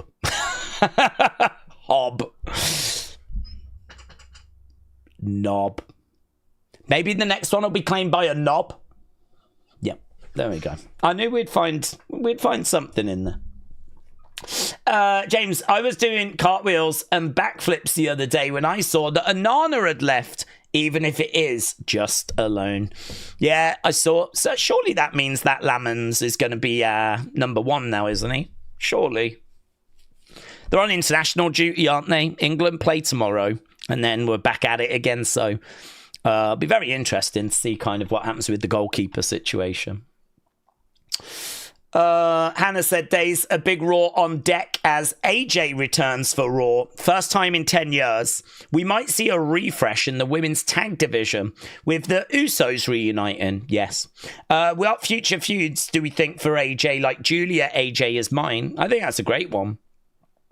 I think there's lots, honestly. I mean, Liv is the one that probably excites me. I don't know if it's the most, but I see a lot of AJ in Liv now. I wouldn't have said that before, but since that heel turn and since the revenge tour, I see a lot of shades of AJ in there. And I think that Liv on the microphone kind of going off on AJ being a little bit unhinged, as she was trying to take everything away from Rhea, and she would show she was a bit unhinged, a bit unstable. I kind of think that that is definitely something which would be good to kind of get a good story going between those two. I think Chelsea Green is always endlessly entertaining. The only thing with Chelsea is she's obviously not very high on the cards, so it would mean there's no kind of title really at stake. I know she did have a little run with the United States. Whether she'll get back to that, I don't think she will. Maybe they'll move her up the card and she could be around a world title. I'm not sure. I think that she knows her place on the card, which is to bump, sell, antagonize with a microphone, and make others look good. And she said in an interview, she's perfect with that. You know, she knows that she's got a job for life with that. She doesn't need to be the star main event, and she'd love to do that. And if they need her to do that, she can do that. But she loves having fun. She loves being employed. I think it's, you know, if you have been in wrestling as long as she has, and you have like worked indie shows where you're just getting like $20, like to appear, if you get a job with WWE, like, I know it should be about chasing your dreams and trying to win the biggest titles and all that sort of stuff, but there's something to be said for just working for WWE and having fun and living your dream and just making the most of opportunities that come your way. Like, there is really something to be said for that. I think it's a very good mindset for Chelsea to have. Some people, I think, can get in their own heads where if they're not being used at the top of the cards, you know, they can get angry, frustrated, annoyed, and actually can lead to them ultimately leaving the company because there can be fallings out, there can be bitterness. I think it's a much better approach that Chelsea's got. But as a feud with AJ, it's kind of like, how do you get to that? When do you do that? I mean, is that just maybe when there's a bit of a need to get AJ away from... Maybe she's been around the belts next year and there's a need to get her away from it. Fun little feud with Chelsea. Could be really fun. As someone else has a run with the belt and it gives AJ something else to work on. I think EO is the match I'm most excited for because EO's not the biggest and she is arguably the best overall performer right now. So I think from a character point of view, I'm interested in the Liv feud. From an in-ring point of view, I'm interested in the EO feud. From a fun point of view, I'm interested in the Chelsea feuds. But I mean, a Julia, a Roxanne, which would be amazing as well. There's lots. I mean, honestly, we could sit and just list 10 easy. That would be really good feuds for her to have. I mean, Bayley. Her and Bayley, maybe they would team. Them as a tag team having a run. AJ and Bayley as a tag team. Fantastic. I would love to see that. AJ and Bayley as a tag team. Yeah, sign me up for that. And I'm sure at some point they could have a match as well. So, lots. And that's what's so exciting, isn't it? And they're not just feuds that I am like, yeah, that'd be good. they're feuds that I really do want to see. And as you said, like Julia, brilliant. I mean, the only issue with Julia is her lack of English, but she has got Kiana with her. So, you know, we can definitely do some work with Kiana. So, yeah, very exciting. Very excited. It is just two wrestlers wrestling each other, said Kevin. Just a wrestling match, no storyline. Video vignettes, the origins of a feud or a program or a rivalry. What are we saying? That's what it just is right now. Taker 1990, hello, said Daze, a sure way to have fans invested in Mania 42 is to do Punk Rollins for the World Heavyweight Championship and Lee and Becky Lynch for the World Women's Intercontinental. Yeah, that sounds good to me. Whether people will be willing to wait that long, I'm not sure. You know, there was conversation earlier about do you go put the belts on the line in the very first match. So whether we could get people to wait until WrestleMania to do that, I'm not sure. But yeah, I mean, whoever AJ gets at WrestleMania, that's going to be a big match. And obviously Seth Punk one-on-one. Hopefully it would be better than their Netflix premiere match. I was underwhelmed with that. I thought it was okay, but it was not the big juicy match that we was necessarily like hoping for. I think there was a few issues with time. Obviously on Unreal we found out they cut out the Anaconda Vice. So I think there was definitely elements of it that ended up getting cut. But for some reason it just did not deliver, really. It didn't hit me the way that I thought it was going to. What did it get on Cage Match? I know it doesn't massively matter. It's a Raw, so it might not have lots of votes. I think Cage Match is good for PLEs. When it comes to Raw and SmackDown, not so much. There's just not enough of a sample size.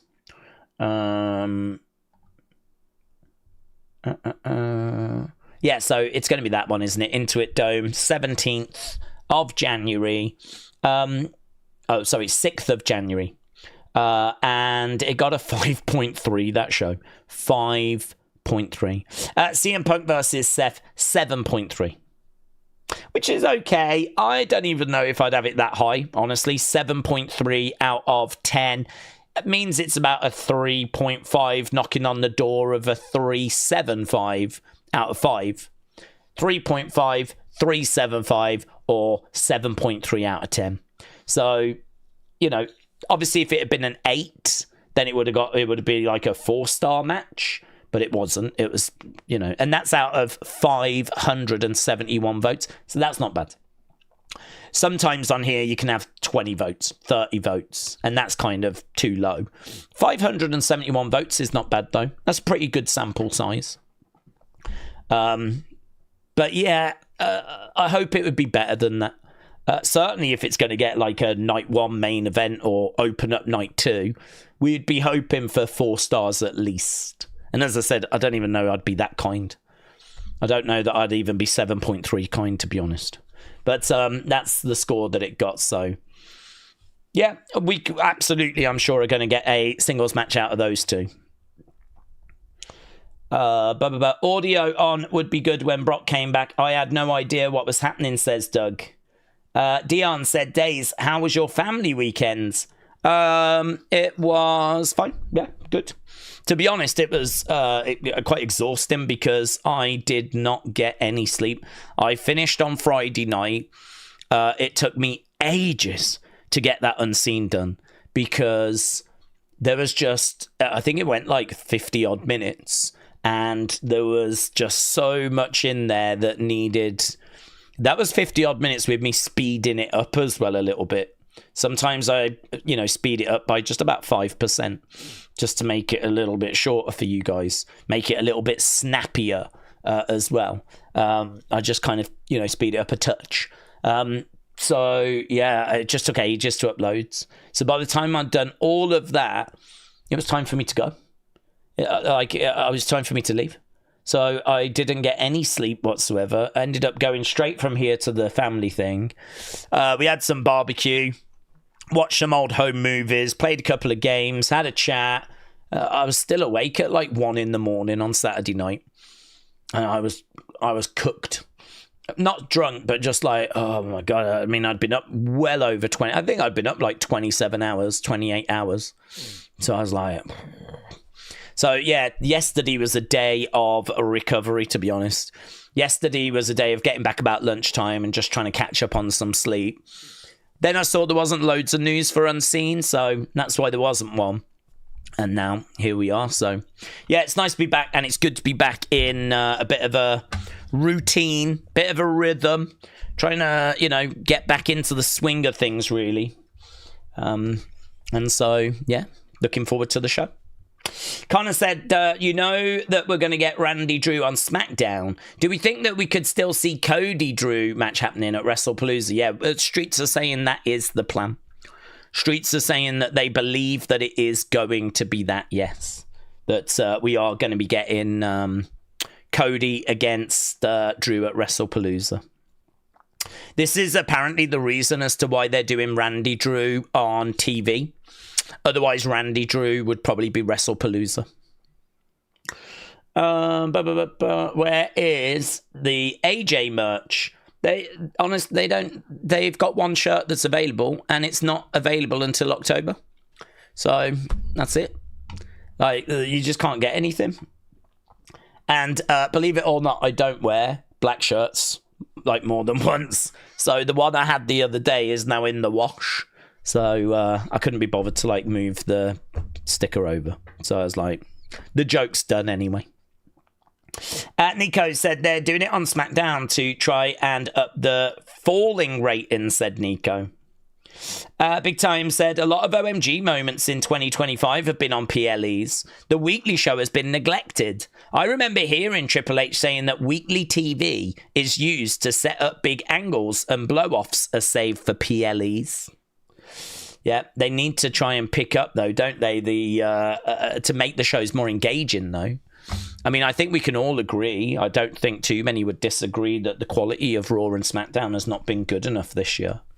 So, I mean, with the ratings, like, continuing to not impress. I mean, they've not been disastrous, but I don't think you can say they've been that impressive. I'd say NXT's have. But I'm not sure you could say that Raw and SmackDown's ratings have been impressive. They've been kind of where you would expect. And that's it, really. I mean, I don't think they're overachieving.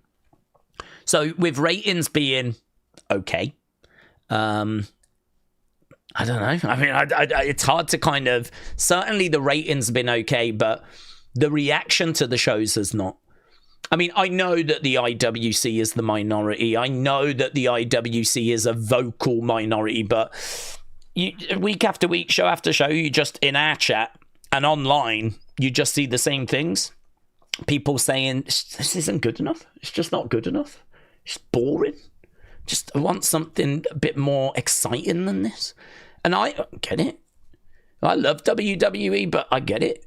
I mean, why are you putting single stars in tag matches? And why are you putting tag guys in singles matches and tag girls in singles matches? And just putting out endless matches that just don't matter. It doesn't matter who wins a six-man tag match. Doesn't matter. Doesn't matter who wins if Finn Balor goes up against Dragon Lee and Finn Balor's one half of the tag champs. Who cares? I mean, if Dragon Lee wins, he gets a title shot. Okay, well, I'll care when we get to the tag match. But I don't really care before that.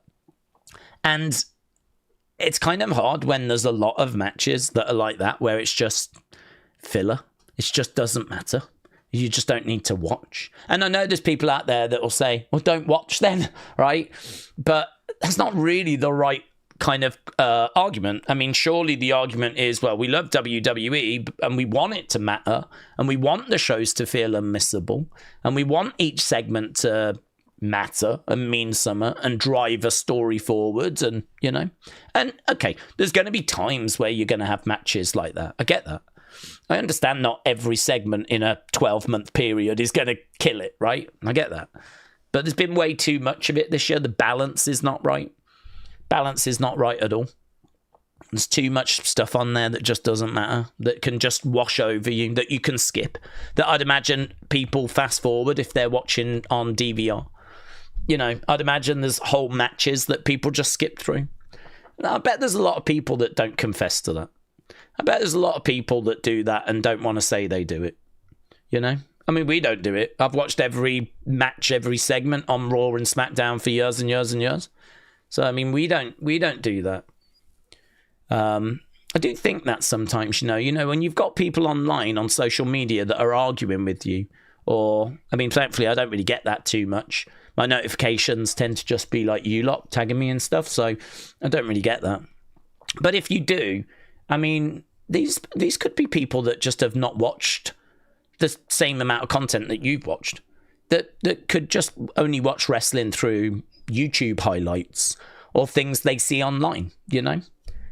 Whereas you've watched everything, you know? So it's like sometimes you're getting into conversations with people that haven't even watched the same amount of WWE content that you have. So, you know, so this is why sometimes getting into conversations with people, if they're bad-mannered conversations, if they're good conversations, positive, like good conversations to have, that's good. You know, I welcome them all day long. But if it's got, like, you know, a bit of attitude to it, a bit of spice to it or something, and you're like, don't even know if these people have even watched the same amount of content that I've watched. There's so many people out there that just watch highlights, just watch clips, just DVR and then fast forward through matches. And to be honest, in 2025, I'm not sure I blame them. What's your thoughts on AJ's contract coming up in February? Do we think he's leaving or retiring, said Aseem? I think it could happen. I mean, he's insinuating it could happen. I remember him saying he was going to sign one more extension, and that would probably be him done. And he did. Signed it, and then he's put a little egg timer thing out, hasn't he? Saying time is running out. And his son got in touch and left a message saying how underwhelming it had been, like the way AJ had been booked. And I agree. I think it's a little difficult because I think that you are always going to have more wrestlers than you've got slots for. And we've spoke about that. It does feel like AJ has missed out on quite a lot, though. It does feel like AJ has not had enough time at the top of the card. I mean, AJ should absolutely have a run with the World Heavyweight Championship. I mean, who wouldn't want to see that? I would love to see AJ have a run with that title on Raw. I don't know that he's going to get the WWE title, but he should absolutely have a run with that World Heavyweight Championship. I think that'd be really fun. Really fun. I would support that. But yeah, at the moment, come February, I think he is going to walk away. Whether WWE can give him something juicy that would convince him to stay, maybe they could do that. But no, I think at the moment he is going. Do we think that AJ will stay in WWE, said Off Tom? I do. Yeah, I do. I mean, I think she is going to love being back with Punk. I think I don't see why that's not going to work. I think that they're going to treat her right. I mean, I think they've treated Punk right. I don't think Punk would have too many complaints about since he's come back. I mean, he was in tears at main event in night one. You know, and I know a lot of people have said, oh, he's not got a world title, he's been back a while now, and it's like, yeah, but that's the story, isn't it? Isn't it a bit like Cody, when Cody came back at 38 and he didn't get the belt until WrestleMania 40? I mean, it took a couple of years for Cody to get the belt, and I sort of feel like, yeah, well, it probably should. I mean, a lot of people thought he should have got it at 39. I thought he was going to. And then, you know, they didn't pull the trigger there, and they, you know, made it a bigger deal at 40. And I saw an interview with him, actually, where Bruce Pritchard was like, are you happy that it was done that way now? And Cody was like, definitely. It was definitely the right thing to do. So he's got no complaints. And I've got to think that it's probably the same is true with Punk, that he will get a world title. He may even find himself getting the WWE title. He might even main event night 2. It's really going to depend on kind of the creative around him and how much they get behind him and all that sort of stuff. So I don't know. I mean, I'm sure he's having chats with Triple H. I'm sure he's got an idea as to where they're going now that AJ's in. That's obviously, a different wrinkle as well. So, he's going to want the best for her. I mean, Triple H might be in trouble if AJ isn't getting booked well, because he'll have Punk to deal with as well. And you know what Punk's like if he gets upset backstage. So, yeah, it could be interesting, but I think Triple H is going to look after AJ. I think there'll be money in looking after AJ. I don't think that's a concern. So, yeah, I mean, exciting. I think she is in WWE. I think that this is the right place for her to be. I think that WWE are going to look after her really, really well. I think there is money to be made with AJ. And if there's money to be made, WWE are going to look to make it. And that's what I know. As they should. Let him in. Said Daze, it would be cool to see AJ Lee's unhinged type character meet Randy's voices or something. Well, yeah, I'm down for AJ. I mean, the thing with AJ was she wasn't spooky. She was just unhinged. She was just a bit of a psycho chick, So her kind of being with Nikki or the Wyatt Six, it's not out there. They could coexist together, but she doesn't really fit into that world. But her interacting with Randy, if Randy needed a female partner, that's a pairing that would work. How Punk would feel about that, I'm not sure. But Punk's got a lot of time for Randy, so I mean, I don't think he'd be too worried about it. But yeah, I could see that pairing working quite well. Where are we? The 8th. Let's click on this and get the countdown because it should be there. Yep, right. We got about 6 minutes to go. 6 minutes to go. Leanne with the plan said, I think 2025 has been the year that WWE has been lost with a lack of clear storylines. Probably clashes of creative behind the scenes, ending in meaningless feuds with no build or story. Pray for 2026. Side Publisher said, what do we think about Big E returning and fighting with the New Day? I don't think he's going to be able to. I mean, from his neck point of view, he's been out for a good few years now, hasn't he? And there's no word or sign that has healed. I think if it was going to be possible for him to do something, I think we would have done it a little closer to when the New Day kicked him out.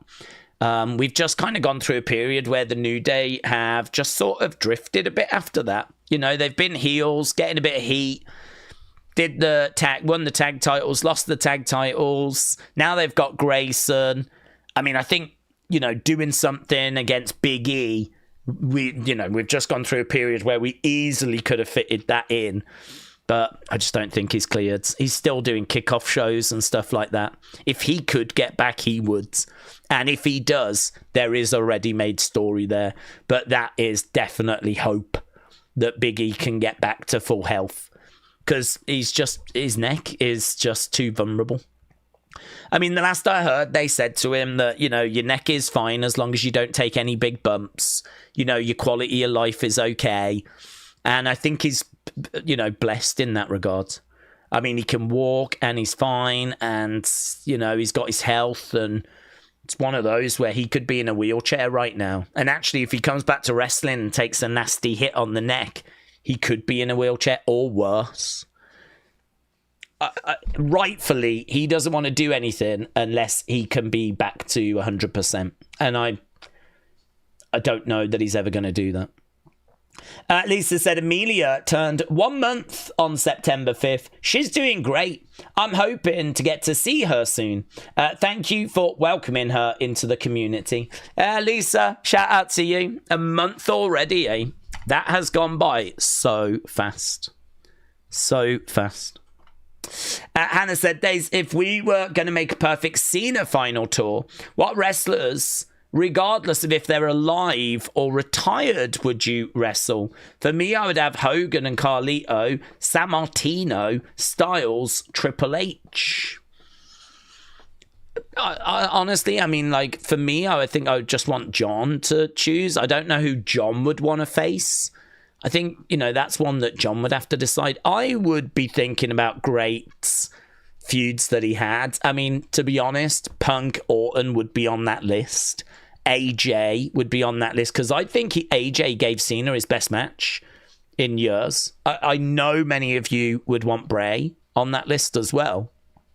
So I think I would look at like just great feuds that he had so that we could revisit.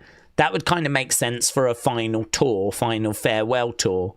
You could go the other way and just look at the future. You could have just done a whole year of Cena facing, like, you know, Theory, Grayson Waller, Obafemi, Trick Williams, Javon Evans, Bron Breakker, Bronson Reed, Carmelo Hayes. Do you know what I mean? Like, don't revisit matches he's done. Let's do matches that we will never get. You can always go back and watch Cena Orton. You can always go back and watch Cena Punk. But you'll never get to see Cena Carmelo. You'll never get to see Cena Oba. You'll never get to see Cena Trick. You never get in those matches. You could make an argument that actually that would have been the right way. This be a year of Cena showcasing the future and giving them an opportunity to step in with John, rather than revisit matches that we've already done and, to be honest with you, were better. I don't think his match with Orton is even remotely close to being his best match against Orton. I don't think his match with Punk this year is anywhere near close to being his best match with Punk. I mean, he did that match with Cody at SummerSlam. So, you know, that was obviously better than WrestleMania. But, yeah, you could make an argument. You go completely the opposite direction and just put him in there with young talent that you'll never see him face otherwise. Or you go with legends that he's never faced. You know, you do Andre, you do San Martino, you do a Bret Hart, you know. You kind of go down a bit of a list like that and get some of the biggest names from Stone Cold, Rock. Well, he did Rock. Never did Stone Cold, so you could do like that. So, I don't know, there's lots of different ways you could go. My honest answer is I would ask John. I'd ask John, and I'd see what John wanted to do. And I'd see kind of what he wanted. I know he said he doesn't pick his opponents, so it might be a very short conversation. But I think in the final year, the one person that's got the right to choose or should choose is John. And I'd give him all of that. If I had the ability to give him anyone, I'd be really interested to know who do you want to face. Right, we've got 10 seconds to go. 10 seconds to go. Edward said, Daze, how's things? I'm 21 in just 17 days. I can't wait. It's going to be good. But it's also sad because I am going to leave the community for a while. But it has been a great ride. Edwards, you know where we are. If you are stepping away, which I know you've said you are going to because you've got other commitments, it's absolutely fine. You know where we are when you're back around.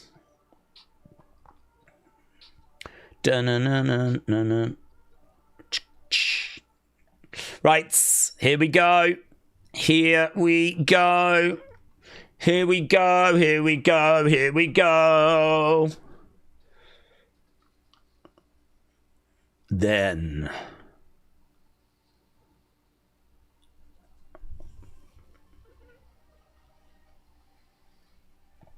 Right. I don't know how the show's starting. I haven't seen any word on if we start with AJ. To be honest, I don't think on Netflix it makes a big difference. As long as they get the view, I don't think it massively matters.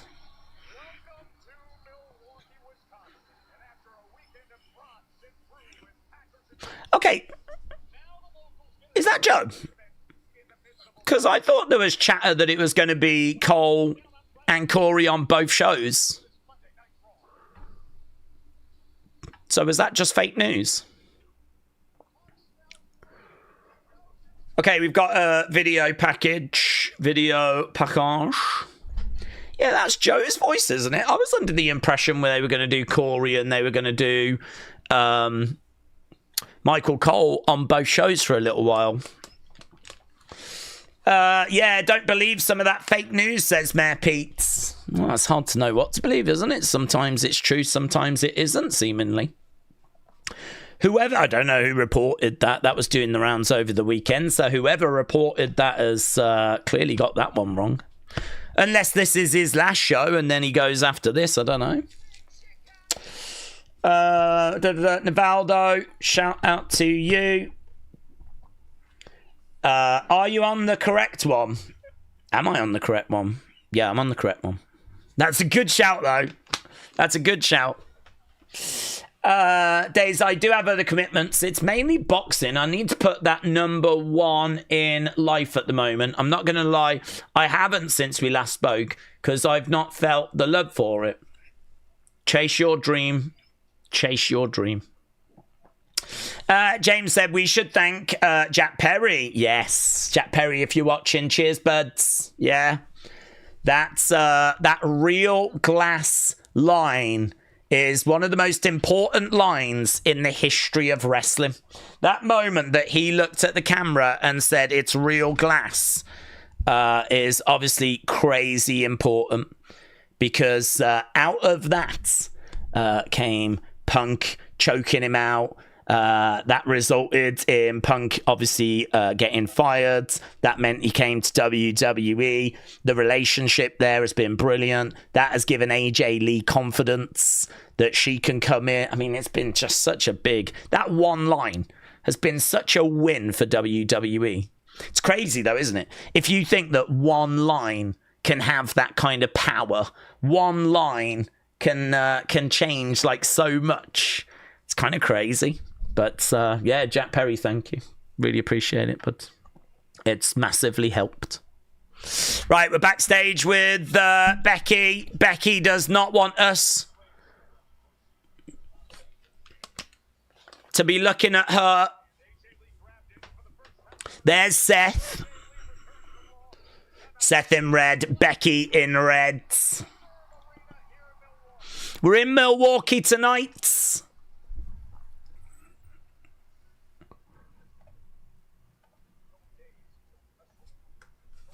Yeah, they're just talking about Wrestlepalooza.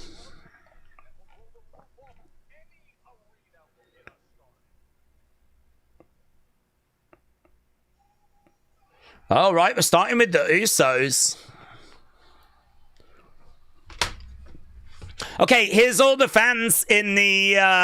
oh, God, he's got his Monjay Night shirt on. It's Monjay Night.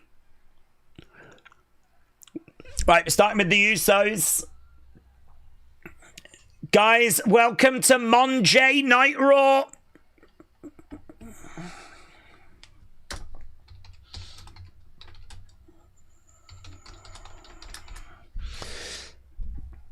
Where is he? Oh, there he is.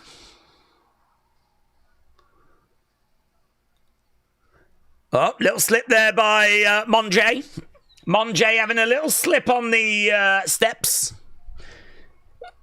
Where's Mon Jimmy? There's Mon Jimmy. We got Monjay and Mon Jimmy. Oh my God. Well, the camera didn't follow Mon Jimmy. Only followed Monjay. Mon Jimmy had just come through the entranceway whilst we were all looking at the... But Mon Jimmy's such an afterthought. I feel so sorry for him. Mate, if he gets upset, turns on his brother because he feels like he's been pushed to the side, then we could rerun Jimmy versus Jay and we could get a repeat of that absolute dream match that we all watched the other year at WrestleMania.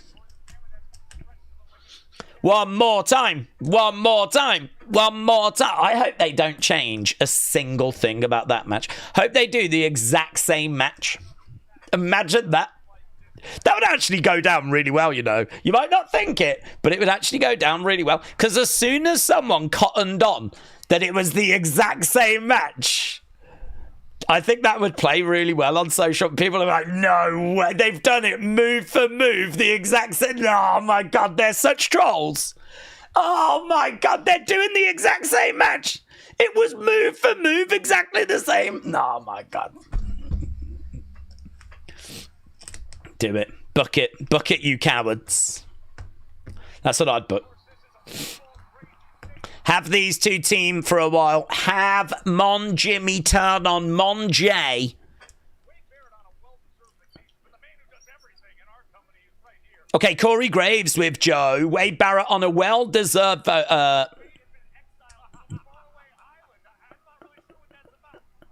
Wade has been exiled to some faraway island. Word on the street is, of course, that he's out. He asked for time off 9 months ago because his partner, obviously pregnant. I don't think he's actually come out and confirmed that, but 9 months kind of confirms it. The Usos have reunited. You love to see it, mainly because you hate to see them try to wrestle one another ever again. It's a good line, that is. So we're just having a look at Usos. Both of them in the ring. Wade said she is desperate, said Mike. Corey's not bad. No, I like Corey. Has Corey ever tried to get cleared, said Bishop. Yeah, I think he did when he was like down in NXT, but I'm not sure that he's still trying now. I think he'd kind of found his position, really. I think he's great on commentary. I like him. Right, they're running it back one more time. They're running it back. One more time. I'm happy to see the Usos are reunited, said Connor. Sonny said, I've got a pepperoni pizza and a cheesy garlic bread to celebrate AJ Lee's return. Sonny, shout out to you. LS Dub, shout out to you. Johnny has fallen asleep. Opala, hello. Ace, hello. Cadet, hello.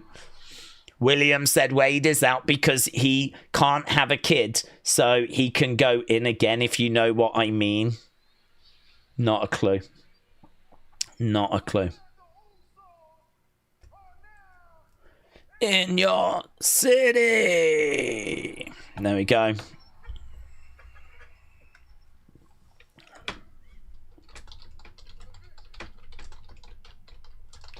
The Vision get a mention.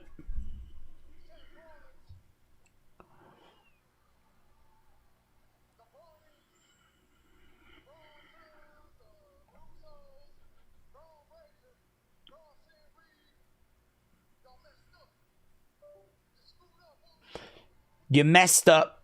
You screwed up. Okay, that's gonna bring out... Is this Bronson? Yeah. Here's Bronson. Here's Braun.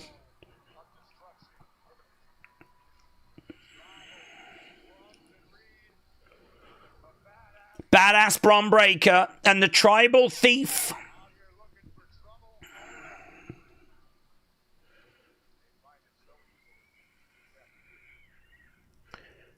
Okay, they're out in the entranceway.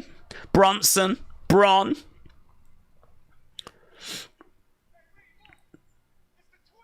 It's the twins. Big Jimmy, you lost. This isn't SmackDown.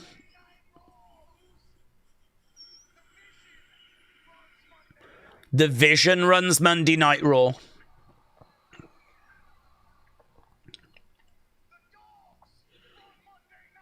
The Dogs run Monday Night Raw.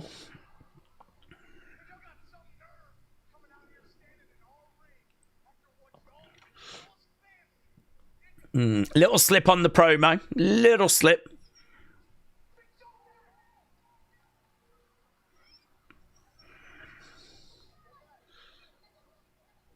Was he getting flustered?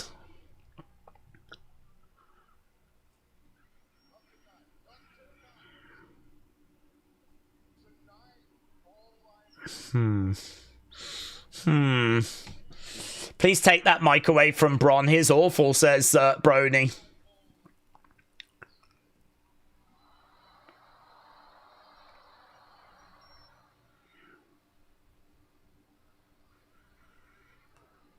Okay, we got... Yeah, it's not good, is it? The microphone is Braun Breaker's weakness, said that's what she said. Well, Bronson's got it now. Bronson's got it now, so we should be back on track.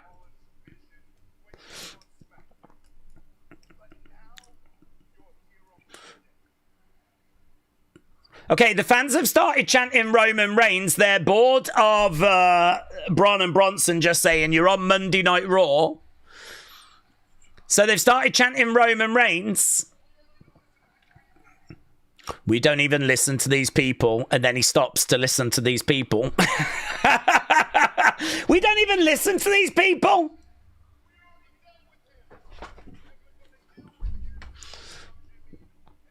We've dealt with him. Now we're going to deal with you.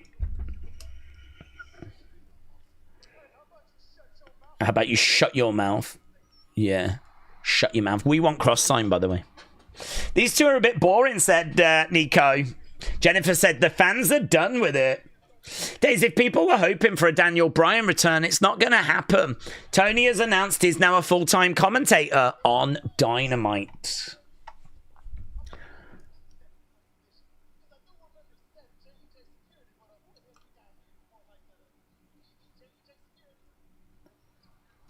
PBJ security.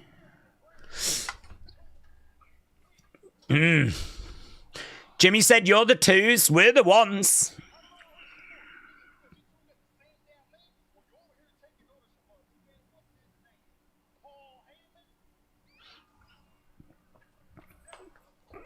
Okay, Braun's coming down to the ring again because Heyman got a mention. Yeah, this is better by the Usos.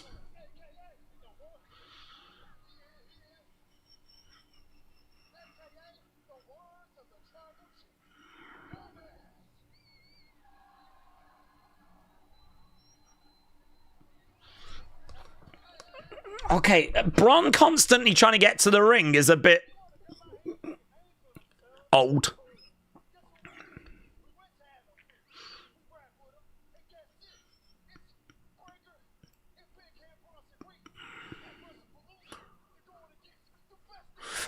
Okay, the match has been made for Wrestlepalooza. So it's going to be Braun and Bronson against the Usos, Wrestlepalooza. We can get jiggy right now, apparently. 4 letters, 1 word. Yeet.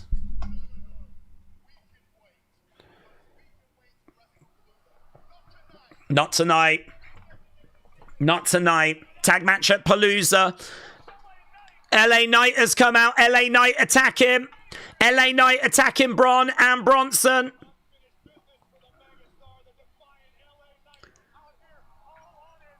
Braun takes down LA Knight. Braun unloading on LA Knight. Braun and Bronson.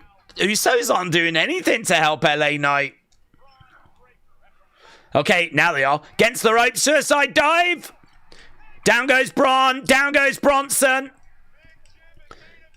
They were just letting him sort of get beat up for a second there, but... Shot coming in by Jay and LA. They're teeing off on Bronson. Another big shot coming in. Braun Breaker's hobbling on the outside, you know. Braun Breaker was just hobbling on the outside. I think he's okay. He's got in the ring now. He goes back through the ropes. Might have just been a sell. Kick coming in. Looking for a BFT. No joy. LA Knight almost goes into Jay. All right. Splash there by Bronson. Super kick there by Jimmy. Bronson to the outsides. Is this going to be a 6-man tag? Are they going to go and get some? Are they going to get Seth? Are we doing Usos in LA Knight against these? I don't need that to be the main event. I don't need a 6-man tag to be the main event. The archetypical basic role that Bron and Bronson have been forced into is terrible. They come across as just another couple of heelish hacks who are there to take bumps for the faces, said S-Dub. Wrestling said, LA Knight in that hat would be like Daze in a baseball cap. It's a cursed image. It did look strange. I actually didn't know who it was at first.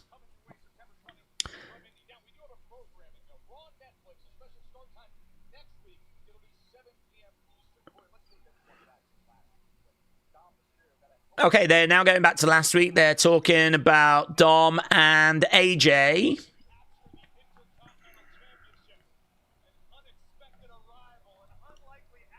Yeah, El Grande getting involved, costing AJ last week in that Intercontinental Championship match. It's been a week since we were in Paris.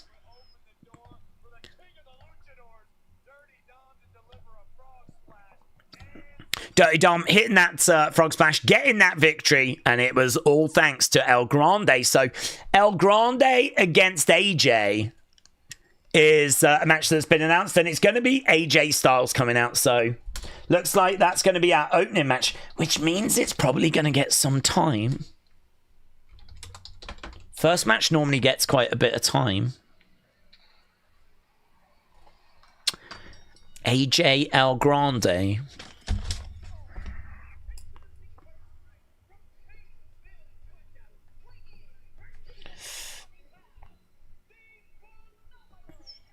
Well, I mean, it'll be all right. It's the Ludwig Kaiser El Grande.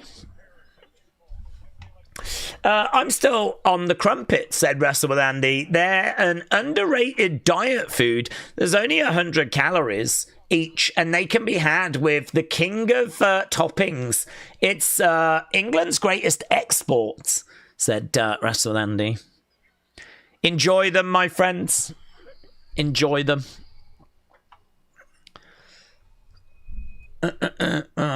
They don't want none. They don't want none. They don't want none. Nobody wants none. Right, we go to commercial break. We're 20 minutes into the show. And it's been... the Bronze are really buff versions of J&J Security, said Sean. Oddly enough, they were also with Seth. Trini said, the Irish and the Scottish mix in my black ass means that my fuse isn't short, it's non-existent. Better stick to others here and leave me be, said Trini. I can vouch for that. I can vouch for that. Alex said, I wonder when the El Grande thing is going to pay off into this. I'm assuming European group will be formed. I don't know what we're doing with the El Grande. I wouldn't be surprised, and it would be fun if we did El Grandes against like Dragon Lee, Penta, Andrade, Phoenix, against like 4 El Grandes in like a Survivor Series match. That could be fun. Just something a bit fun. Whether we'll do that or not, I'm not sure. We've got AJ just saying a few words. Let's see what he's got to say. It could have been my fault. For the first time in my career, I've got no one watching my back. And he throws up the too sweet.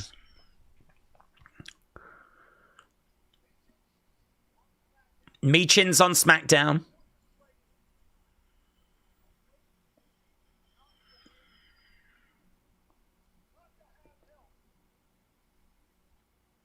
Is he thinking of getting help?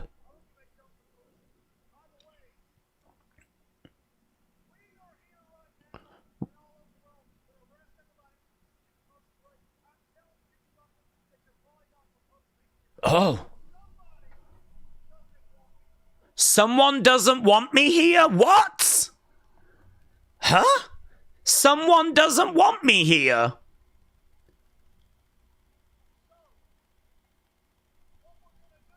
What we're going to do?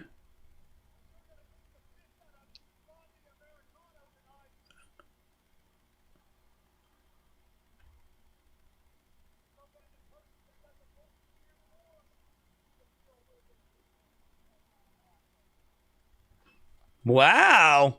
AJ said everyone else is at commercial break right now. And I'm going to tell you something that you probably, shouldn't be getting told. But someone doesn't want me here. So what we're going to do is we're going to beat up El Grande to send a message to El Grande, but also a message to that person that doesn't want me here. That sort of plays into the comments of AJ's son over the weekend. And AJ also posted like a egg timer times ticking out image on his Instagram. That's one of the most interesting comments that's been made during a commercial break.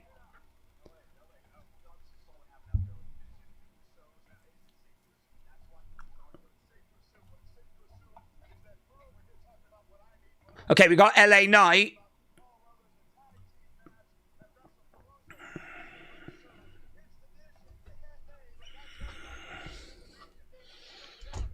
He doesn't care about the Usos reunion.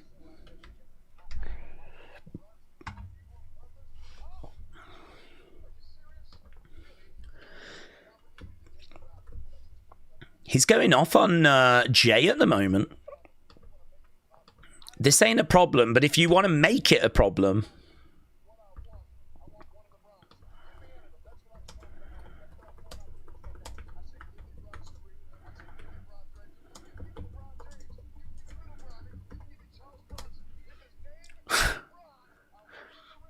If his name is Bron, I want him in the ring. You can give me Charles Bronson. Okay, that was a very fired up LA Knight.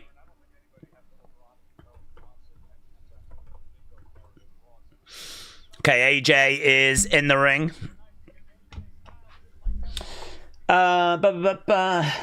Would love AJ to retire in AEW, said Philip. So many people there who consider him a hero.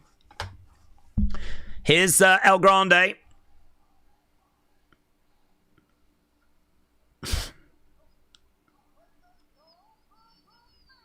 From the Gulf of America. Does he get announced as being from the Gulf of America in AAA? That's a thing, isn't it, now? People are putting their hands out like that and he's touching their hands. I've got it. I mean, like, what? I am shocked that the Americans love him as much as they do if he's getting announced from the Gulf of America. Oh, drop kick there by AJ. Okay, AJ grabbing El Grande into the barricades. And again over the other side.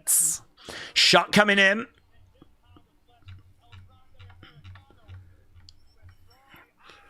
El Grande goes down after being hurled into the ring posts. Crowd are chanting for AJ Styles.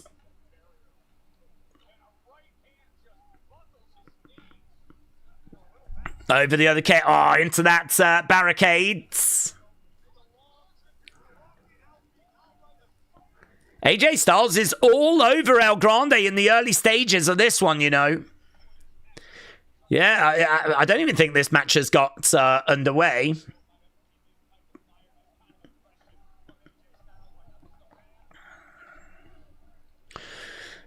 Bang, shot coming in there by... Oh, Pele kick there by AJ. Pele kick. Clothesline. Bell sounds as we're about to get underway with this one. Over the top to the outside. AJ takes down El Grande. AJ looking out at the fans. Remember AJ's last Fever Dream IC title run with Abyss as his manager. I love that run. I thought Abyss as that on-screen character was fantastic. Yeah, I really like that. Everyone talking about AJ's comments right now.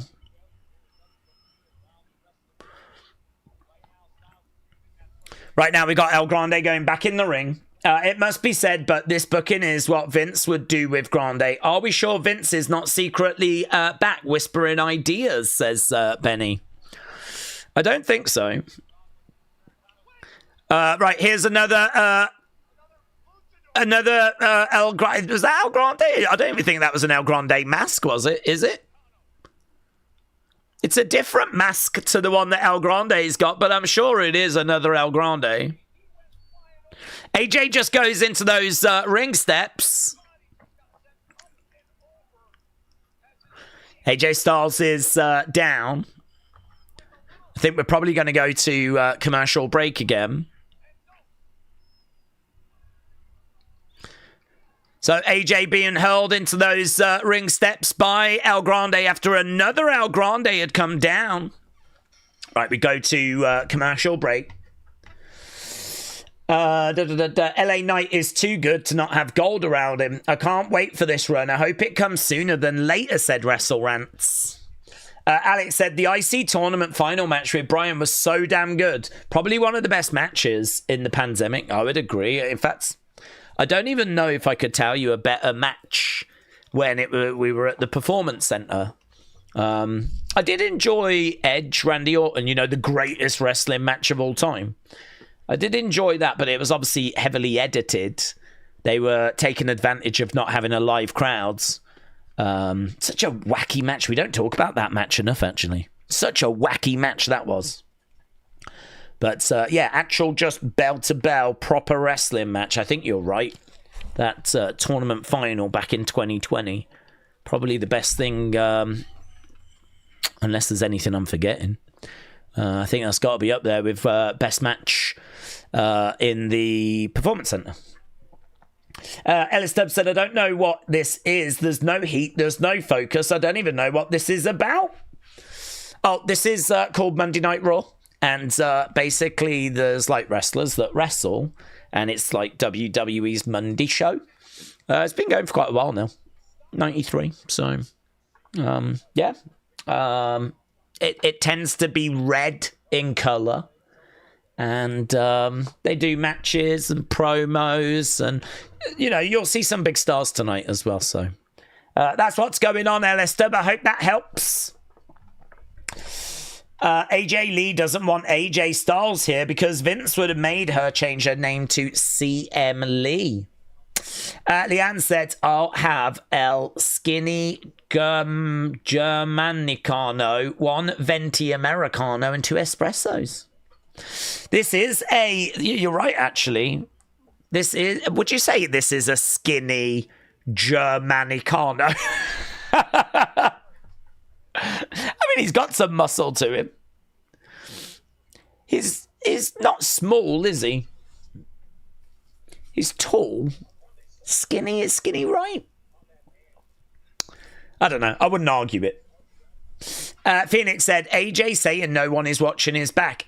With the names he said, it makes me wonder. He didn't name Finn. Well, I wonder where that leads. I don't think that's a shoot. I don't think that's a situation that he is shooting. I don't think he's just said something, unless he's really upset and wants out of his contract. But I don't think he would do that. I mean, his contract's up in February anyway. He can go in February if he wants to. Part of me wonders if they're maybe going to use him for a storyline now. Make it seem like someone in the back doesn't want him there and he's going to be bitter about it, and that could be kind of fun. I could be down with that. I don't know how it's going to go, but I could vibe with that. Right, we've got a shoulder up. We're back from commercial break. These ads are killing me, said David. I've watched live since January. I've not had one ad, and now magically there's ads. Who do I write a letter to? What, you've not been getting ads? We've always had ads. I mean, I don't get ads. It depends what bracket you're on. What Netflix package you've got. I mean, we tend to stay with the action, but you don't really tend to miss anything. Although you did just miss AJ saying how he thinks someone doesn't want him there. insinuating Triple H. Exploded there by AJ. Germanicano is down. Where's Ludwig Kaiser, said JJ Comp. I haven't seen him in months. Don't know. I don't even know if he still works for the company, to be honest. Grande down. AJ down. I think, is that the Pete Dunne? Is that the English? Oh, no.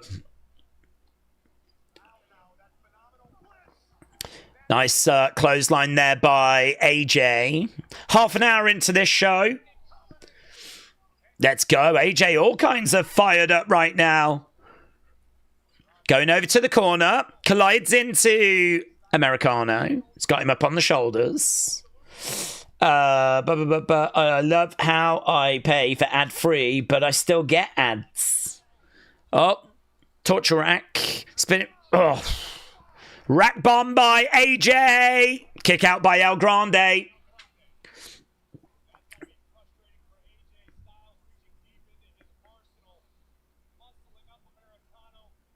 Paul Heyman has commented.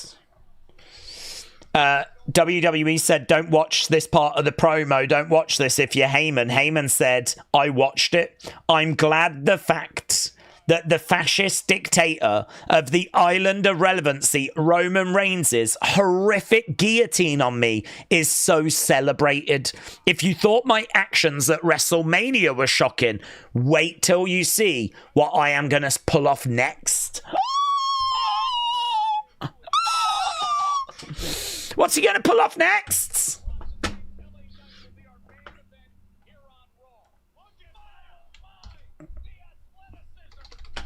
One, two, shoulder up, shoulder up, shoulder up.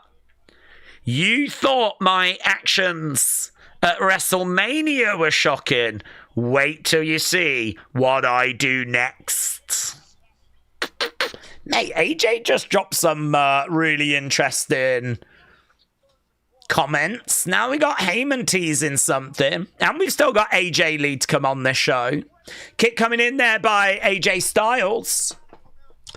Americano over against the ropes. Styles with a kick to the midsection. Now we're trying to get the second El Grande in. Now we've got Dragon Lee coming down.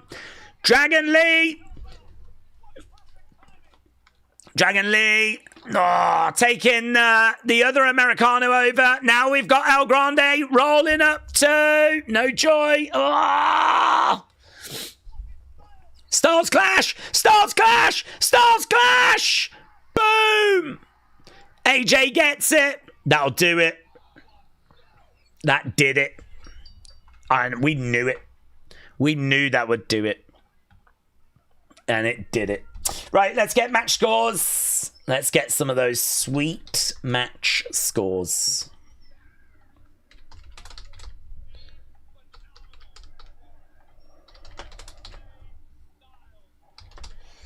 They don't want none.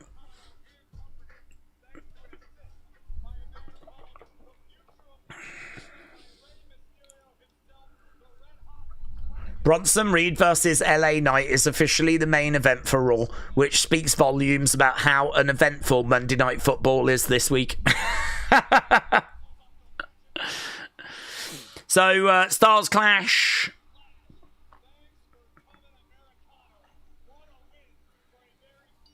Gets the win. People are joking that AJ just dropped his pipe bomb.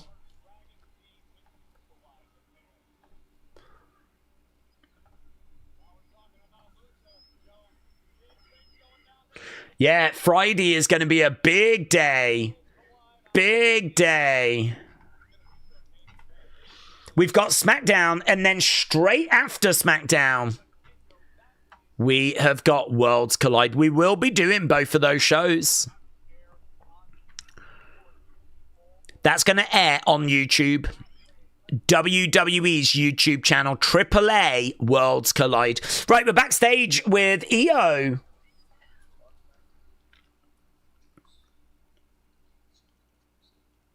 She's got to cancel contract signing. Here's Nikki.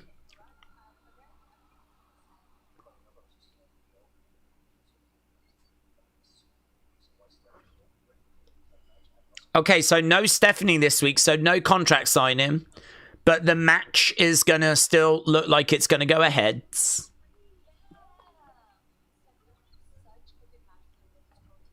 Michin has sent a message saying, I'll have your back for life. Here's Asuka.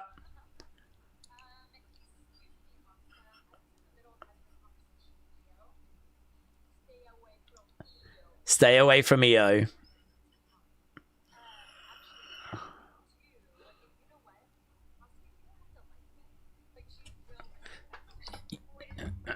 Respect.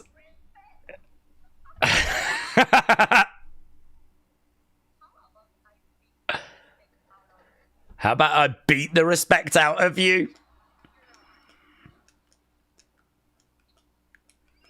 She's going to call Kyrie.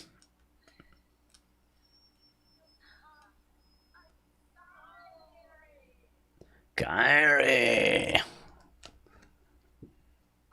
There we go. Asuka is going to be taking on Nikki tonight. Yes, Asuka, said Alex. She is gold, says Jeremy. When does that Street Fighter movie come out? Comes out, I think they said November next year. Comes out. Right, I need to get some of these things in the folder. AJ picks up the win against El Grande thanks to help from Dragon Lee. Here's Lyra. Ooh. Ooh, Asuka is acting weird, said Opala. Poor Kyrie is going through it lately, said Dominic. What's wrong with Stephanie? Do you know, I don't know. I have not heard any words on Stephanie. Okay, Lyra making her way out. She's taking on Raquel, I believe.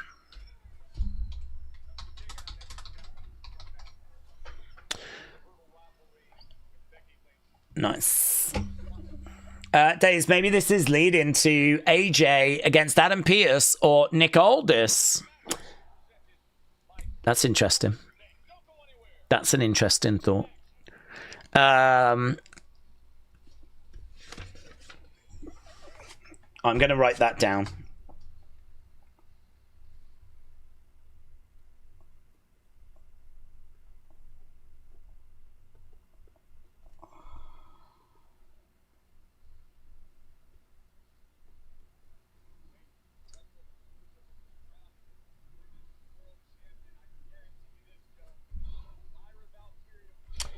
Okay, next match, Lyra versus Raquel. Dun dun dun. Dun dun dun. Daze, AJ Styles promo wasn't him just reading a script, it was him being genuine, and that egg timer, he is gonna leave, said Opala. Well, if he has just said those comments during commercial break, which he knows will get out, because even if they're not live on TV, he knows that people in the crowd will be recording on their phones or will tweet out about it. That, you know, him coming out and saying that, he knows that that word is going to spread. That is a very unprofessional thing for him to do, for him to say someone doesn't want me here and to, you know, cause trouble. I mean, the truth is that his contract's up in February. And, you know, he can get through to February and then sign with AEW if he wants to. So if he's not happy with how this run's gone as his last run, he can leave in February and go to AEW. I'm sure they'll take him. And it's not that far away. I think that he is a professional. I think that AJ is a professional. I think that he's someone that wouldn't do that, to be honest. I think the egg timer is potentially part of a story. I think him posting that was interesting. And then his comments here are interesting. But my first thought is that it's a work. That it is connected, but it's actually part of a story. And potentially, I kind of like what Wrestler with Andy just said there. Is it a story that leads to maybe not him and Triple H, but him and Adam Pearce? You know, perhaps he's going to start getting a bit upset with the way that management are treating him. I think it's interesting. I think it's a much bigger story if it's real, of course. But my first thought is that it's not. Raquel, Roxanne getting in the ring. Benny said this Wrestlepalooza is going to be the best PLE this year. It's no wonder that AEW had to push back earlier. They're at 470 with Dynamite, but I think they will add more to Palooza, says Benny. Nikki had one bad botch, and here come the pitchforks. Yeah, I thought that was a shame, actually. I agree. She had that one botch. I don't really recall anything else apart from the table spot, which Becky, I would argue, was the one that was botching that. 178 million social media views for AJ's return. The most viewed SmackDown highlight of the year.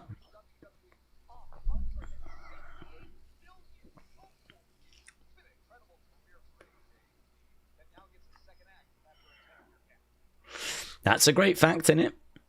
That is a great fact. Ah, there she is. Oh, mate. A video package for AJ Lee. Pioneer, trailblazer. Mate, she's all of those words and more. God, we never got to see any of these footage over the years, like, unless you just went back and watched it. She's just not even really been spoken about, let alone footage being shown. These are great moments. Do you know, I think there's a lot of youngsters that maybe weren't watching at the time, or people even new to wrestling, that because WWE have just not been speaking about her or mentioning her much, they just don't know. Oh, mate, they know now. They know now. What a return.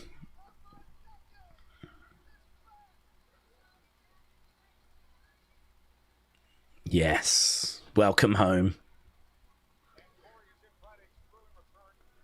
Yeah, later on tonight, we'll be hearing from AJ Lee.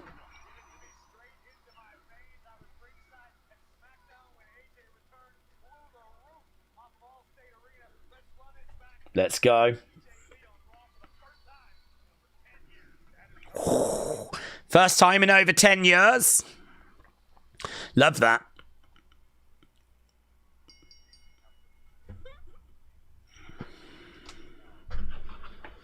Okay, Lyra, Raquel, we are underway with this match. Welcome home, says Pentarex. Yes. So exciting. I mean, I think you probably do have to look to AEW now to find the next person that people would be excited to see return. I genuinely don't know of anyone that's outside of the business completely. I'm thinking maybe a Batista if he did decide to come back after his retirement match. I don't think Kurt could do it. I don't think Kurt has got the ability to come back and do it. Oh, Raquel chucks Lyra down. Lyra going over to the corner. Kick coming in there by Lyra. She gets hurled in the corner by Raquel. Kurt's neck is done, said Ace. Yeah, you're probably looking at well, Daniel Bryan would have been awesome. A Moxley for the Shield reunion and, you know, stuff to do with Roman and Seth. Jericho just for the sake of it. Will Ospreay would be great, but I don't see that happening. Switchblade would be quite good. I don't know what they're doing with Jay White. I don't know what they're doing with him. I mean, I think you could get some out of Switchblade Jay White. He was a big deal in New Japan. Lyra lands on her feet, goes against the ropes. Shoulder barge. And again, Raquel, middle of the ring, catches Lyra. Picks her up on the shoulder. She goes down. Lyra, middle rope.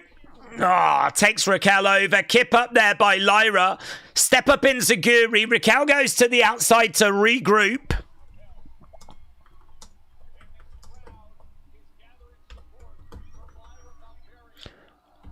Woo! Woo! The bird lady is going to fly. Actually, the bird lady doesn't fly all that much considering she's called the bird lady. She'll do a few things off the top, but she's not really like... She's not Javon. But she'll go up every now and again. Looks like she's going up now. Maybe Dolph, said Matthew. Do you think that would be the biggest person that's out there to bring back Dolph?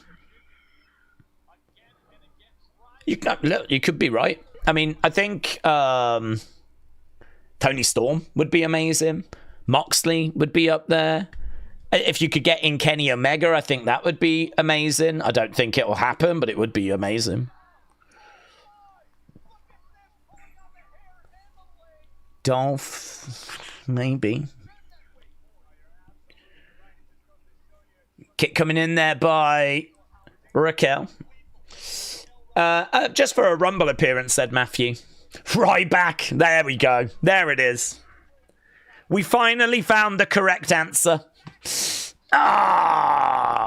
Raquel colliding down on Lyra a couple of times, and Lyra kicking out. 178 million social views for AJ Lee since Friday. Very good. She's done very well. Depends how much Ryback has grown as a person. Yes. Yes.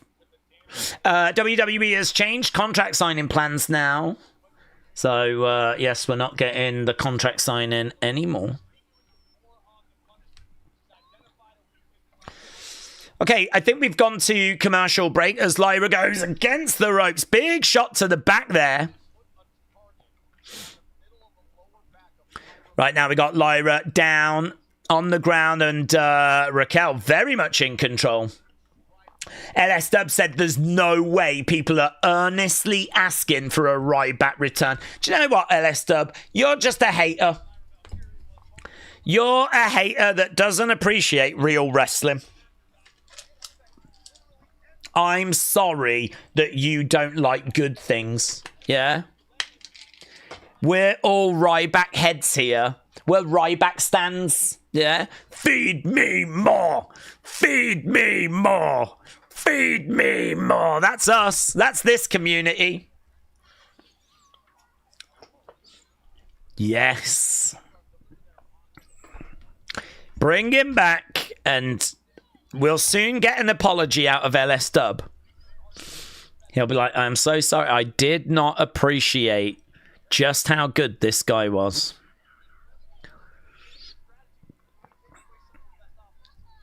I don't want to say that he could save WWE, but, you know, I'm just going to float it out there. Bang! Suplex. Daze, in my opinion, it would be Vince returning that would be the biggest due to everything that went on with him. I can't imagine a bigger return. But that's certainly true. How people would react to it would be fascinating. But, I mean, that is true in regards to, like, return. But I think we were talking more wrestlers. I don't think Vince would come back and wrestle. Ryback, Goldberg, hour-long Iron Man match. That's it. Mr. Unfamiliar, I wish you was part of the creative team. Get Goldberg back for his proper retirement match, an Iron Man match with Ryback. LS Dub likes AE Dub. He talks about it all the time on X, says William. Yeah, he's a hater. We've come to learn this. He's a sicko. That's what we've got in our midst. We're a bunch of E-drones, but there's like a sicko that has managed to get in our community. And he somehow managed to get in our Hall of Fame as well. Right now, we've got Raquel with a backbreaker. Lyra trying to roll up Raquel. No joy. Flipping her over. Oh, look at that. It is. I don't think I've seen that before. It is like a modification of a Boston Crab. She's leaning back. Oh, I love that. Oh, look at that by Lyra. Oh, I gotta feel like I'm watching wrestling, like actual wrestling. I don't know what to do. This is amazing. Guys, an actual wrestling match has broken out where we're just putting on holds just to try and cause pain. Holds that you don't normally see, but there's an opportunity to just do it. I don't know what to do. Oh, that was a bit off. It was like a double knees drop kick thing, and now Lyra's freaking out. Oh my God, I don't know what's happening. That was a botch, but I enjoyed it. Lyra's telling Raquel to get up. Lyra against the ropes. Forearm shot. Raquel doesn't know where Lyra's coming from. She's all kinds of rocked. Forearm shots coming in. Kick to the midsection. Another kick there by Lyra. Another kick coming in. Get back up. Duck underneath. Against the ropes goes Lyra. Boom! Raquel goes down. Oh, mate, I'm in. They've got me. I'm hooked. Going up, looking for her. Oh, she goes down. It was a modification. It looked like it was going to be a bulldog, but it turned into a stunner. They're not on the same page, but it's kind of making it quite interesting. Right now, going up into a DDT. Gets it. 1, 2. Oh, kick out. Kick out. Kick out. Kick out. Kick out. Both women are down. Both women are down. Having wrestling on WWE is crazy, said Paul. I know. Oh, I didn't know how to react. I thought I'd flipped over to AEW for a second. I was like, I'm watching the wrong show. Right now, we've got Raquel looking to get a suplex off the ropes. 1, 2. Oh, and a bridge. A bridge by young Lyra. Oh, some of this action. It's not pretty. We can't say that it is pretty, but it's very interesting. She's got Lyra up on the shoulders. Yeah, she's driving her into the corner. Goes Lyra. Right now. Probably didn't need this amount of time. Right now, we've got Lyra up on the corner. She's looking for a superplex. Roxanne on the outside. Here's Raquel looking for this superplex. Is she going to get it? Lyra is looking to go over into a powerbomb. Yeah, over powerbomb. She's on her feet. Oh my God, you really don't see that, do you? Oh, I love how Lyra had to go back up to try and get that momentum again. Kind of dangerous if Raquel had just jumped off at that moment there. That would have been quite dangerous. But she had to go back up to come back down, trying to use that weight like a pendulum. Oh, crowd are chanting, this is awesome. And honestly, there are moments in this match where you go, oh, I do like that. I do like that. Show me some stuff that I've not seen. There's Roxanne. Roxanne is up on the ropes. Lyra coming over. Roxanne on the outside. Shot coming in there by Raquel. Raquel has got Lyra over the other side. Oh, down goes Roxanne. She's having to battle two people here. It's a numbers game. Elbows coming in by Lyra. Kick to the vagina. Against the ropes goes Lyra. Got her up. Looking for... She could Styles Clash her there. Now she's throwing in some kicks. It's messy. It's sloppy. Lyra going for a cover. It's laboured, but I love the pin. Oh, jeez Louise. Oh, my gods. Oh, my gods. This is a match that is so sloppy. You could so easily tear this thing apart, but there is a lot of like moves that you don't normally see. There's a lot of just trying to make the most of a best bad situation. This is not quite going the way we had planned, but I can fix it. There's quite a bit of that in this match, which is making it very engaging. Right now, Lyra in the corner. Oh, we're going for that Tahana bomb. Gets it from the corner. 2, 3. Raquel wins. I am so interested in how we're going to score that match. That is such a weird match. Let's have a look and see what you lot thought.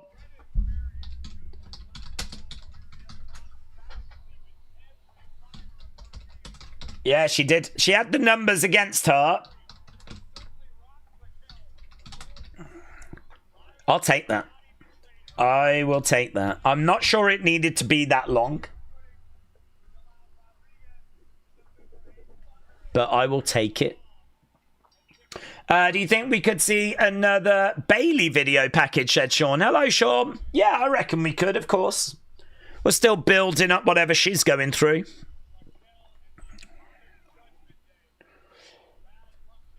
Okay, good 95 for the first match. Let's see what you lot thought of that one. I thought it was very interesting. Okay, right now we got War Raiders backstage with Penta.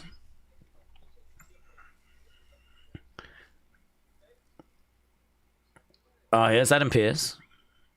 Come with me. Yeah. Yeah. Why don't you love Penta?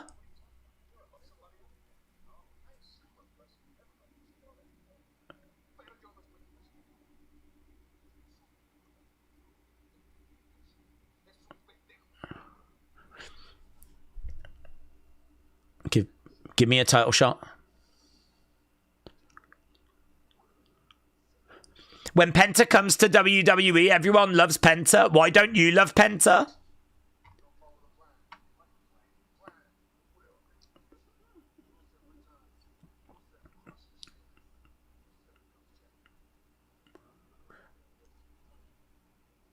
Okay, looks like we're going to get Rusev Penta feud now.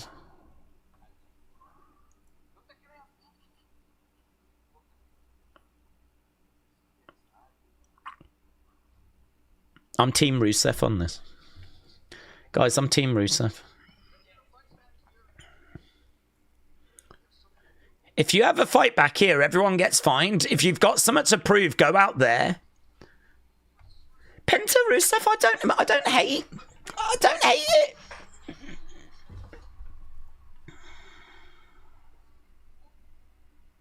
I don't hate it.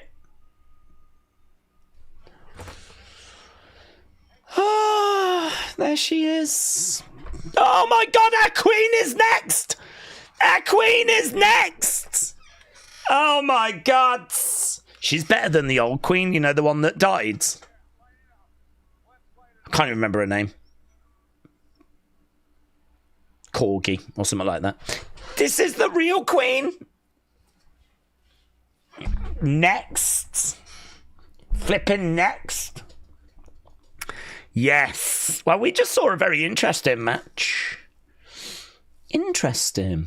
When Penta comes to WWE, everyone loves Penta. Why don't you love Penta? Dude, that was a great line. Okay, we got Vic Joseph. Oh, here's Grayson. He's still trying to get that Mexican Destroyer banned. Here's the New Day. Here's the New Day. He's wearing a regular size hat with tassels this time, Xavier.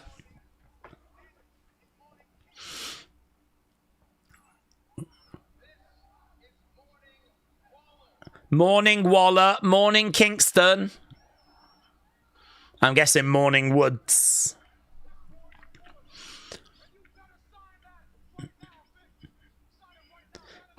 Ban the Destroyer. Yeah, look, he's giving Vic Joseph the thing. Vic Joseph wants to read the names that are on there. Vic's like, no, I can't sign this. He can't sign it.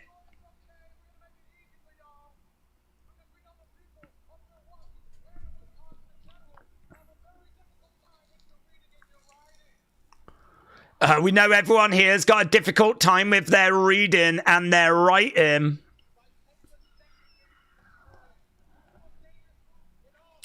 So they want the Destroyer to be banned. They're going on about that.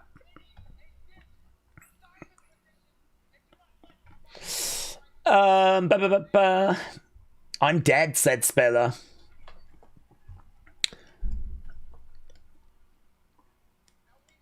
We know.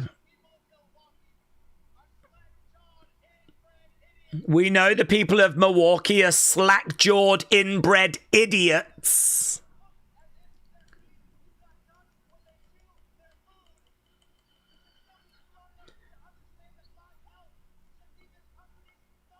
You lot should be smart enough to know that my health should be the number one concern of this company.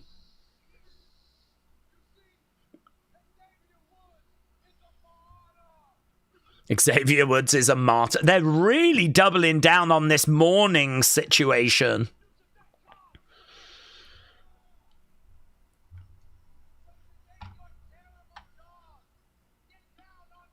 Get down on your knees. Grayson Waller is making Victor.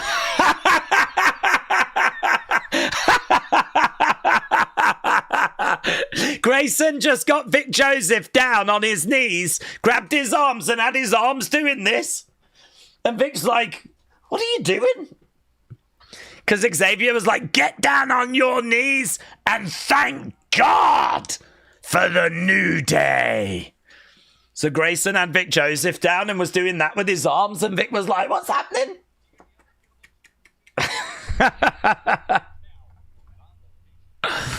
That was pretty good. Two of the best things on this show might have happened during commercial breaks. Light it up, light it up, light it up, light it up. That's happening now. Not right now. Oh, I'm so excited. I might cry. AJ Lee will be with us. What's Mother gonna say? What is Mother gonna say? We're backstage with AJ and Dragon Lee. I'm there for you, says AJ. Okay. Here's Mom Jimmy.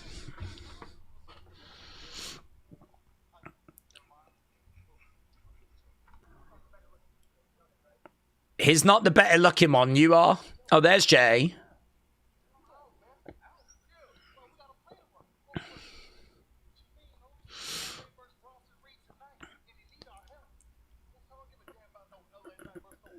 I don't give a damn about LA Knight against Bronson Reed, says Jay.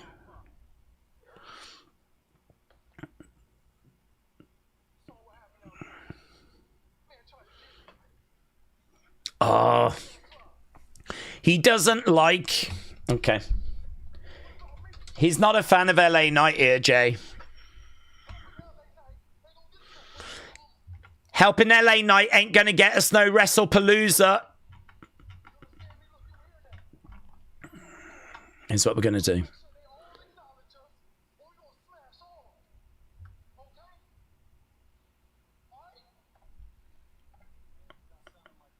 You're not sounding like yourself, says Jim. You kind of sound like Paul.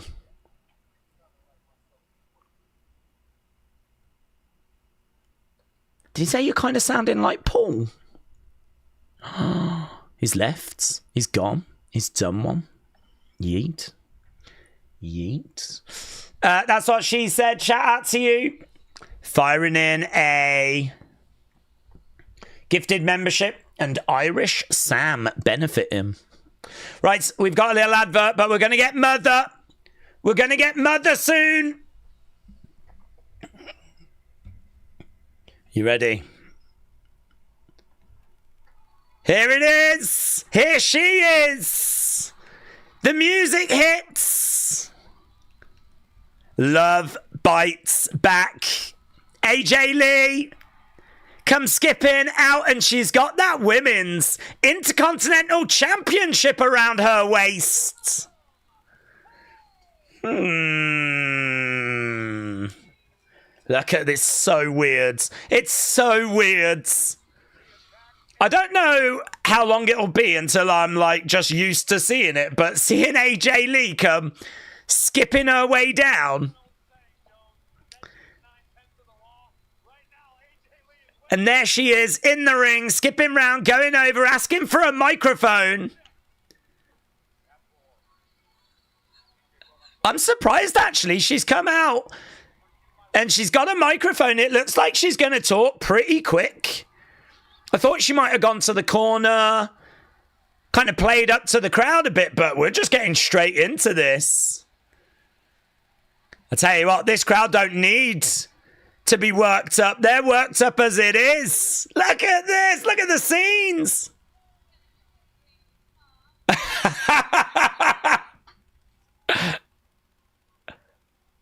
Welcome back. Welcome back. Welcome back. Welcome back. Oh my God. Love it. Love it. Thank you. I think she's loving this, isn't she, being back? She is just beaming.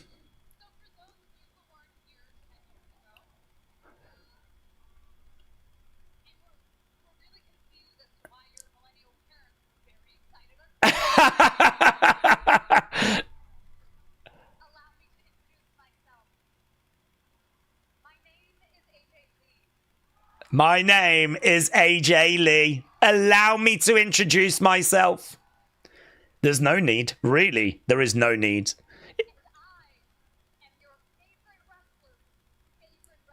I am your favorite wrestler's favorite wrestler. It is true. It is true.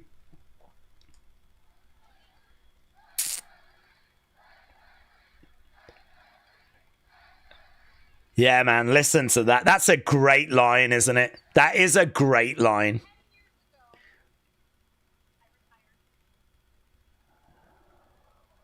Booze for the retirement. I said I was sorry, says AJ.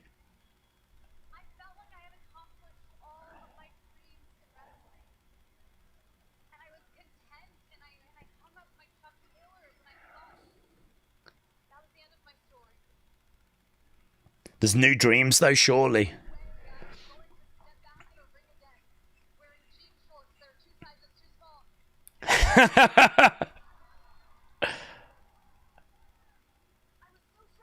I was so sure. She was so sure she was done.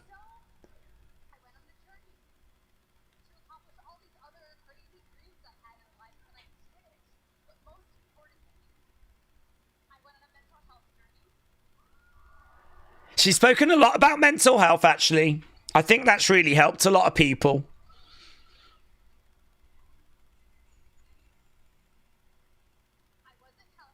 I wasn't healthy.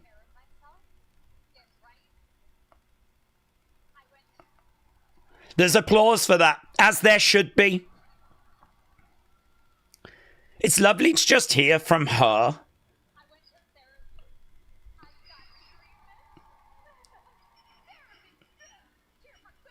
Cheer for therapy. Oh, God, it's so great. Therapy! Therapy! Therapy! God, you never know what you're going to get on Raw.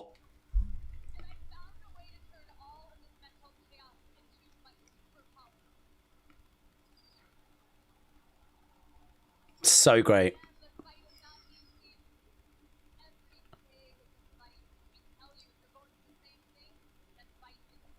That fight is worth it. You are worth it. Some wonderful words for those watching at home. That fight is worth it. You are worth it, says AJ.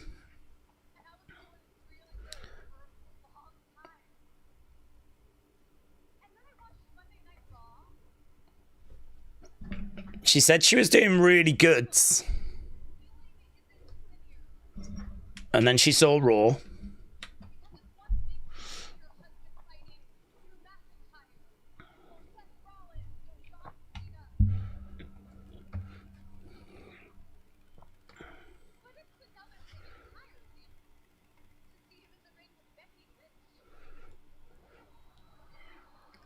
AJ mentions Becky Lynch. I wanted to like Becky.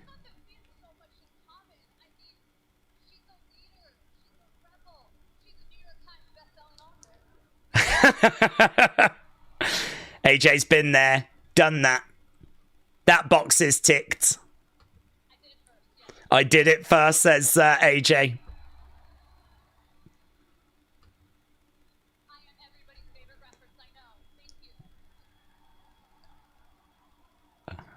She's so comfortable out there, even after all this time. So comfortable. Whatever the crowd are chanting, she's there.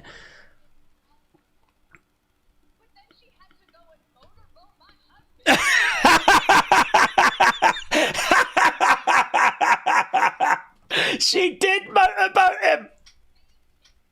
She defamed him. She did. She did motorboat him. Okay, here comes Becky. Becky's going to make her way down that motorboat line. Mate. Here's Moody McGrew.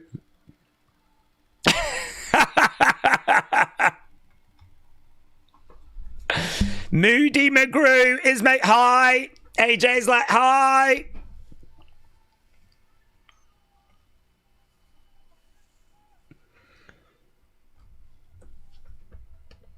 Booze. Booze for Becky. Booze for Becky.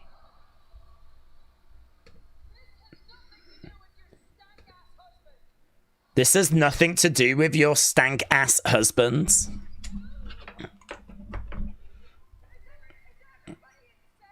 Is everyone insane?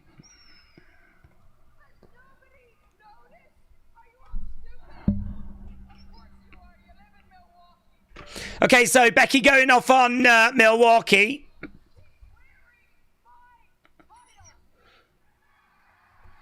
Becky points out AJ is wearing her title.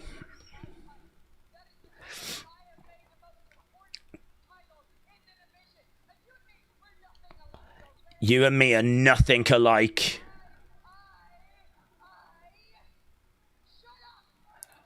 She's going off on a fan now.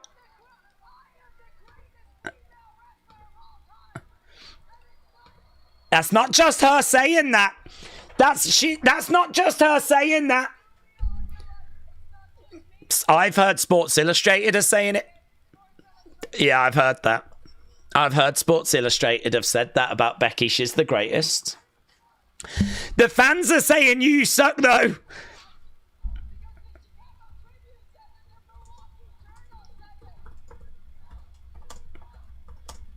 You suck, Chance.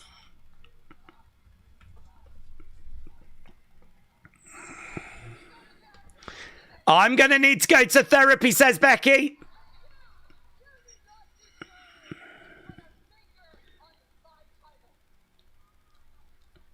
God, Becky is such a good promo compared to what AJ had to sort of deal with back in the day. I know Becky gets a bit of criticism.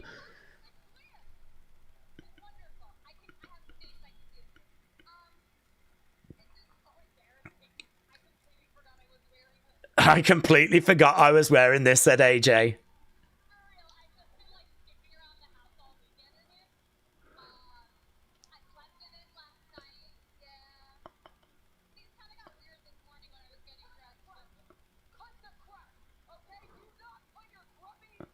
Don't put your grubby hands on my title.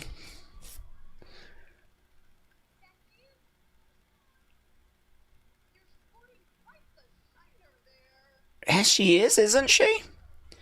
She is.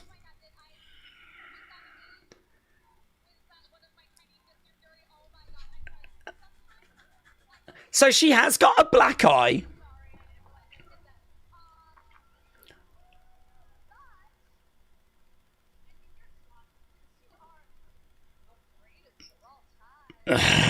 Since you are the greatest of all time.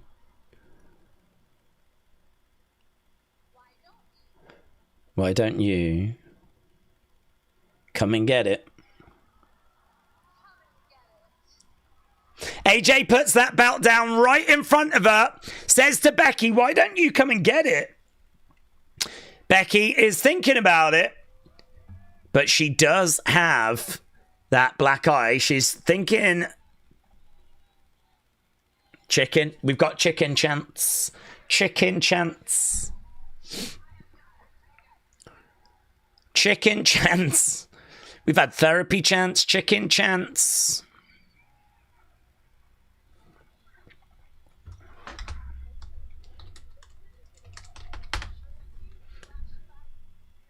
You Jersey trash bag weirdo.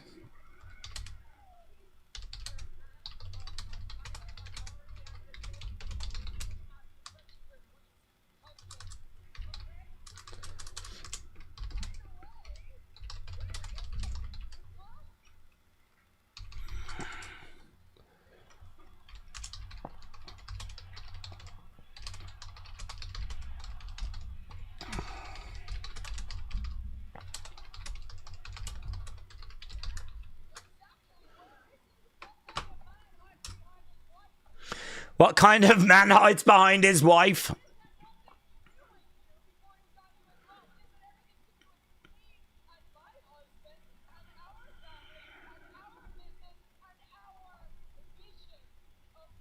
Okay, a vision mention.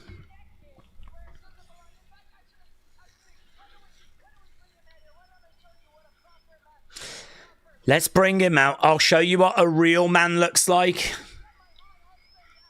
Why don't we get my hot husband out here? That'll bring out Punk, won't it? Motorboat Becky, said Prince Bowie. Okay, here's Seth. Seth making his way down. AJ Lee is in the ring, and there is absolutely zero way, zero chance that she has travelled to this show on her own. Okay, here's Seth is telling Becky to calm down. Becky's like, they were calling me chicken. Seth's like, calm down. It's going to be okay. Let me handle it.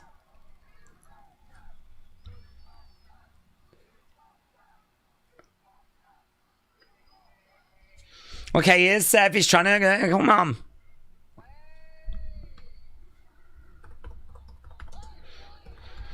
Okay, Seth losing his temper with the crowds. That gets lots of boos. AJ in the ring watching him. We can make this easy.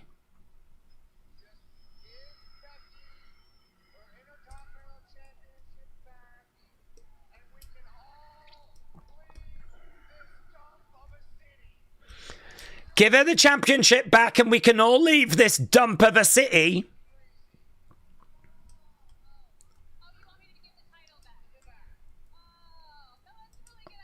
That's a really good idea.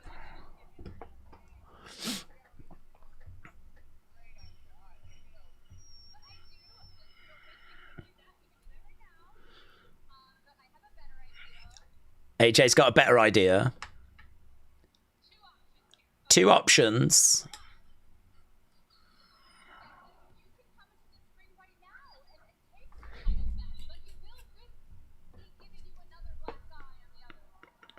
You can come in the ring, but you will risk another black eye. Get out my face, Stu. Get out my face.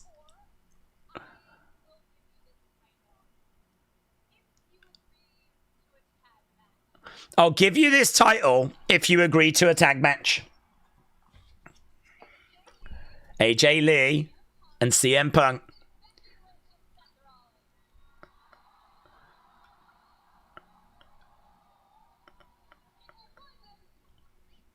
So she'll give the belt back if they agree to a tag match. Becky's got Seth's title and she's trying to send Seth in.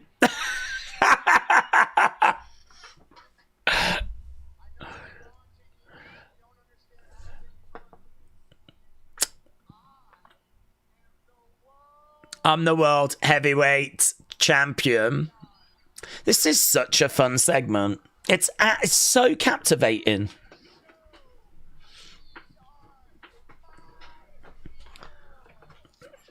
This is my show. These are my people.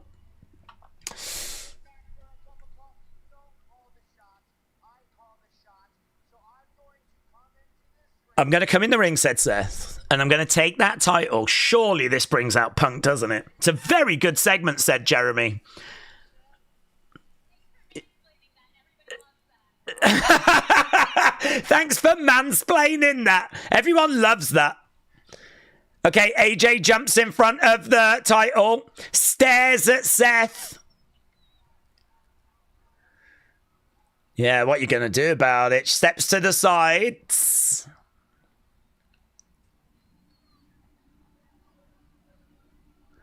Steps over to the other side as well. So many great quotes have come out of this. I'm your favourite wrestler's favourite wrestler. Listen, real goods. Look at her. She's like, yeah. Yeah. Big cheer from the crowds. Big cheer. Sure. CM Punk bumps into Becky. Makes his way down to the ring.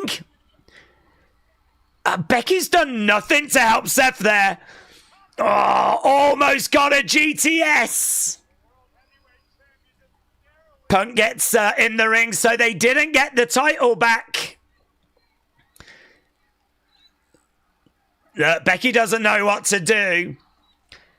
Loud CM Punk chants. I am so invested in this story. Hello. You want a match? You got the match. I don't think Becky's thrilled.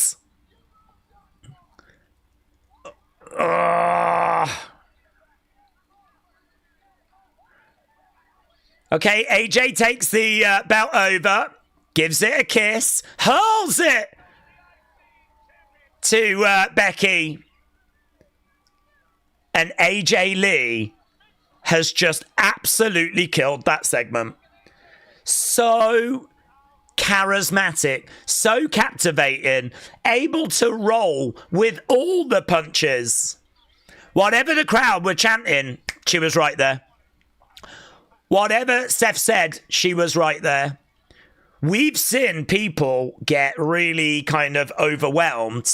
I'm thinking back to Charlotte. Do you remember when the crowd were booing Charlotte? She just couldn't get a word out. She got all like flustered.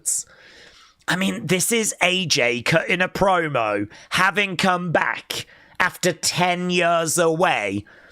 And she has not missed a beat. There was not a single part of that was wrong.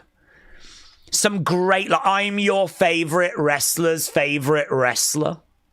Brilliant line. The bit where she said to Seth, oh, thanks for mansplaining. People love it when guys do that. I mean, it was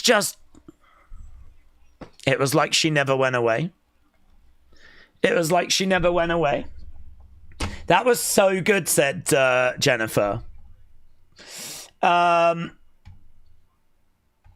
Let's get segment score. Let's get segment score.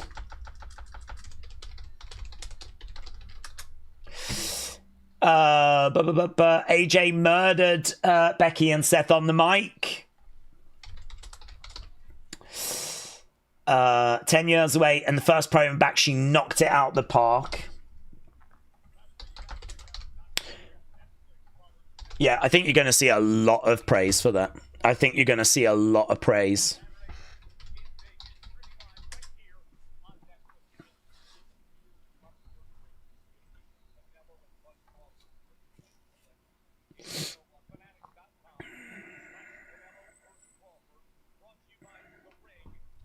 Okay, that was a very quick commercial break.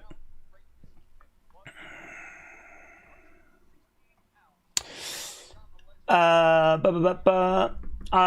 never gave it all time, but this is close, said I'm here.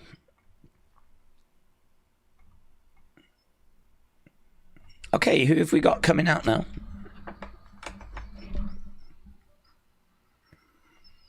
Oh, it's going to be the Penta match. Zero Meadow. I gave it all time, said Opala. Tabian said, if you naturally have charisma, you don't lose it. It's true. There was no sign of nerves. She just went out and just sort of delivered the content. I mean, I'm sure a lot of that was obviously scripted. I do wonder if there's a couple of lines in there that she's just kind of thrown in a set. I don't know about the mansplaining line, whether that was scripted or whether she just kind of threw that out there. Because there was a couple of times where there wasn't much room for her to add a comment. It was like Seth said a load of stuff and then she would quickly jump in with a line. Could have been scripted, might not have been scripted. But some of that stuff, I mean, she was just right with them. Again, I just think 10 years away and you're able to just come back and just deliver a segment like that. Well done, everyone. Well done. I mean, Becky does overact. We know she overacts. And she does kind of overact there. But, I don't know, it's just fun heel work, really. Could she have played it a little bit more realistic and maybe not got as animated? Maybe, but I didn't think it hurt the segment personally. Maybe you'll hear a few people being critical of that. That mansplaining comment was gold, said Jennifer. Yeah, I like that. I like the favourite wrestler's favourite wrestler. I like the honesty as well of her talking about being away and not being well. And talking about like therapy and just giving a little message to anyone that's struggling with mental health. And we know that is something a lot of people struggle with. So, I mean, I think, you know, her coming out saying, look, I was in a bad place. I was not well. And there being a therapy chant's pretty wild, isn't it? But Becky came out. She was pretty fun. Then, of course, we saw the black eye that Becky had. Which I don't even know if that's real or if it's makeup, but it does a brilliant job of just sort of telling you that AJ packs a punch. So if it's not real, then they did a brilliant job of making it look so good. This Raw's been pretty good, said I'm here. It's good to see the heels actually getting some heat, though. It is the way it should be, said Jay. Opala said, for someone with anxiety and depression, I'm here for the mental health talk. I love that. V85 said it was the mental health message that made me rate it all time. Yeah, honestly, I think that will have resonated with people out there.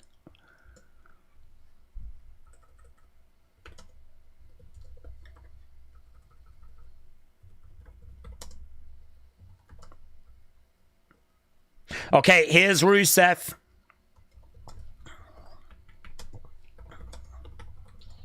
I don't think they actually said that tag match was for Wrestlepalooza, but we know it's Wrestlepalooza.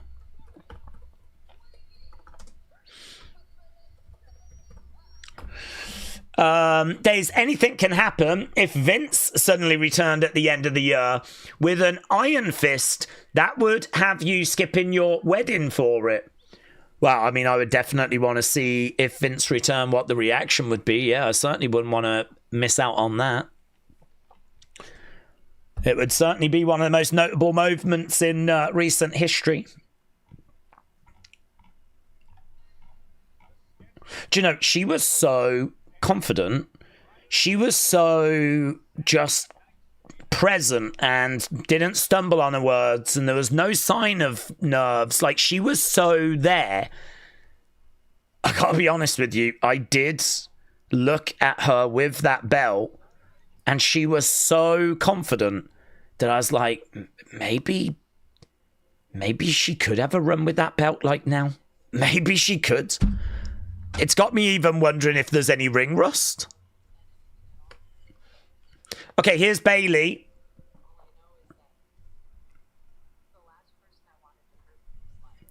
The last person I wanted to hurt was Lyra.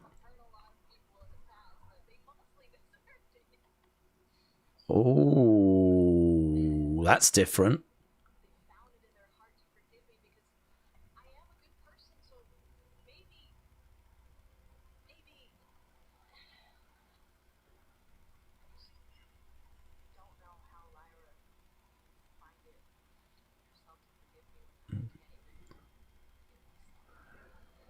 We're not just hearing the voices now.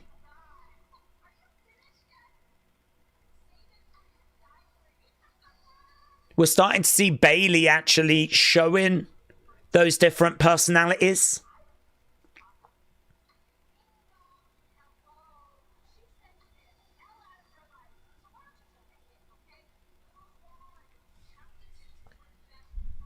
Where is this going?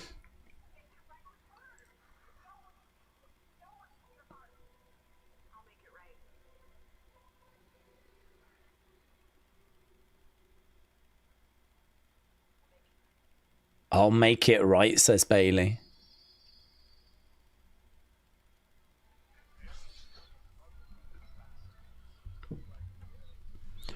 Ooh.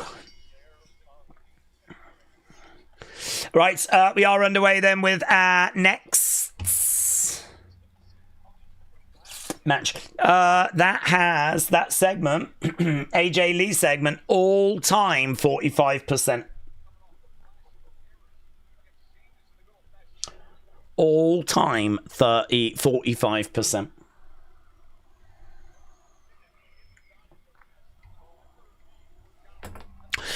Right, let's change this over. We got about an hour left to go tonight. About an hour left to go. We had a very lengthy AJ Lee segment.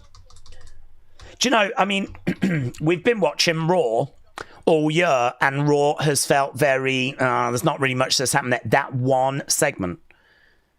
I mean, I think the show's been okay anyway. I enjoyed Lyra, Raquel, but that AJ Lee segment, I was there. I was in. I was hooked. It completely had me. The flipping fire alarm could have been going off, and I weren't leaving this house. So, oh yeah, loved it. Loved it. Right now we got Rusev Penta, and this could be a good match as well. This could be a good match. I think all wrestlers should take acting lessons. I know that at Cody Rhodes' school, they do actually get them to read some acting books and actually do some acting classes. One, just a one count there by Penta.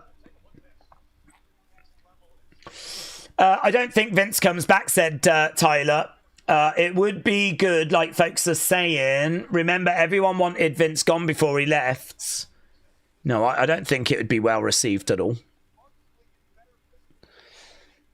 And it's not going to happen either. Although saying that, blooming Brock came back.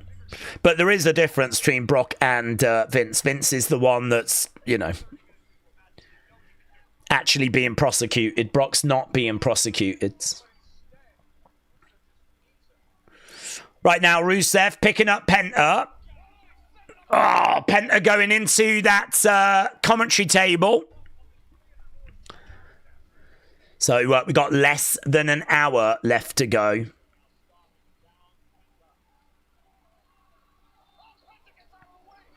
Into the ring steps goes Rusev. They should take improv lessons, says Johnny. Matt Pete said, I'm here for this match. Yeah, it's annoying. It just went to commercial break. I'm here for this match as well. And then it just went to commercial break. Thankfully, we are getting to stay with the action, though. Kick coming in there by Penta. Another kick coming in there by Penta. Shot coming in there by Penta. Rusev going down to his knees. Penta against the ropes. Rusev catches him, though.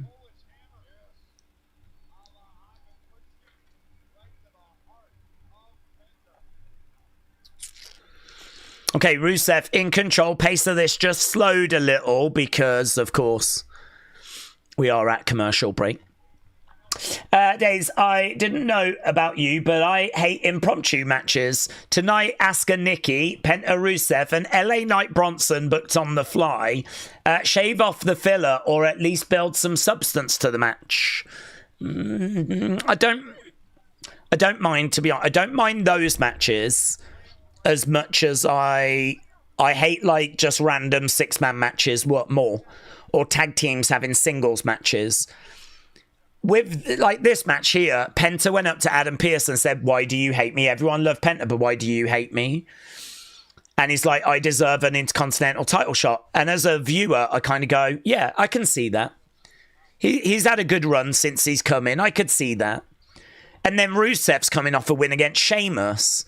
And he's like, you know, you're not sticking to the plan. The plan was bring Rusev back. Rusev beats Sheamus. Rusev gets a title match. So I can sort of look at this as a little bit, hopefully, the winner takes a step forwards to a title opportunity and the loser has to wait a bit longer. So I suppose in my mind, I'm looking at this match where they're both looking for a mid-card title shot. And it feels like the winner should get something out of this. So it doesn't really matter to me that this one was kind of booked on the show. I feel like that I can believe there is actually something at stake. And for me, that's more important. I don't mind too much that it wasn't booked like 2-3 weeks ago. The ones that bother me more are the ones that are just like matches that just do not matter at all. As I said, you know, 6-man tag matches where whichever team wins, it makes no difference whatsoever. Asuka Nikki is interesting. We know that Asuka is turning, and we know that you can make an argument she's turned. So, you know, I suppose you watch that match to see if she's going to continue that journey and how that shows herself. Like, I'm guessing she'll cheat in that match. Will Io come down and get involved? You know, will that further the story in some way? So, it might turn out to be a bit of rubbish, a bit of nonsense, a bit of filler. Don't really know until I've seen it, though. Penta smashing Rusev face first. Are we getting tired of LA Bronson every week? I'm tired, said Asib. Yeah, I'm not. That's actually a match that I don't think. That one bothers me a bit more than this one, actually. This one, as I said, I think mentally I can tell myself the winner will take a step forwards. Here's New Day and Grayson. They're coming down.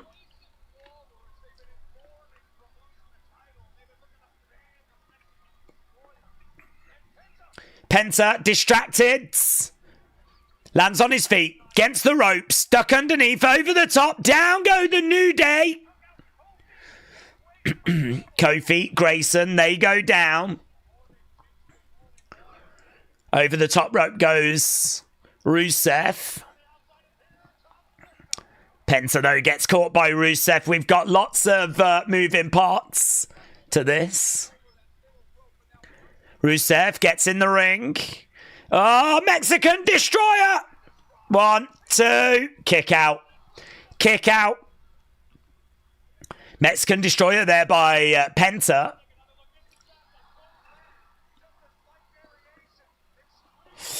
I was dead set against paying for this ESPN app, but then they brought back AJ Lee and the effers got me, said JJ. JJ, I can understand that. Prince Bowie said, New Day as heels are fantastic. He kicked out of the Mexican Destroyer, said Music.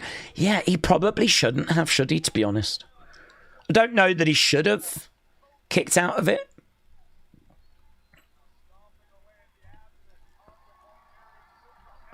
Right now, we've got Penta going over to the corner. Woods, kick, he goes down. Penta climbing up. Super kick there by Rusev. 1, 2. Rusev gets it. So Rusev surely takes a step forwards. Hopefully. If that match means anything. Clearly, Penta has got a New Day problem. Rusev. Nivaldo is not impressed.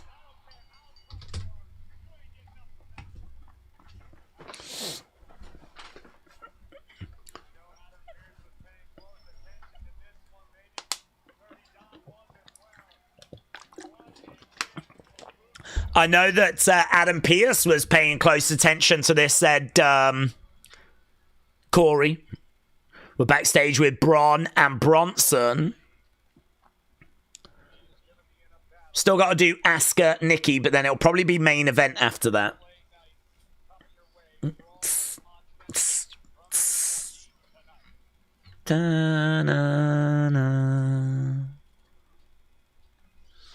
Okay, little advert for the ESPN app, and I think we go to commercial break. We do, unless they've got an interview. Just got a black screen. Okay, Vic Joseph again. Daze, would you like to hop onto the Discord to talk to some of the people if you get some time? Well, I would like to, but I'm not sure when I'll get time. After tonight, I'll do the talking points video. I'll do the review video. I'll then do Unseen. And honestly, by the time I've done that, it's probably about 9, 10 in the morning, which is about 5 a.m. Eastern time. So I don't even... I could maybe jump in for a little bit, but I honestly have no idea anyone would even be around. Here's Dominic.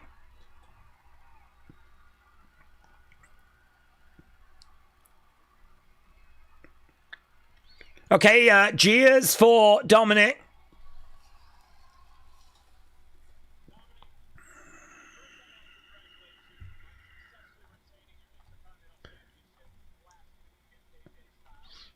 Okay, so Vic is congratulating Dominic for retaining.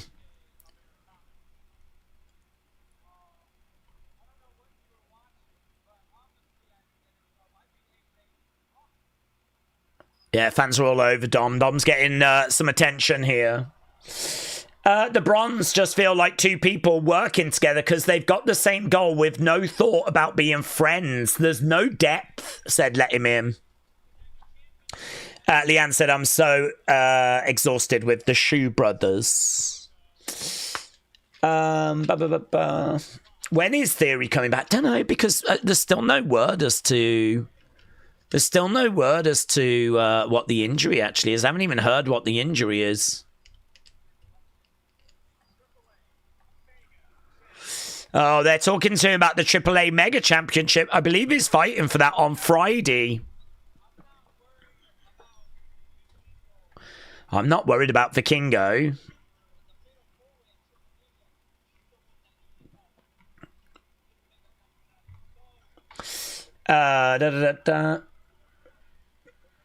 There's a Dirty Dom chant. Dirty, dirty Dom. Dirty, dirty Dom.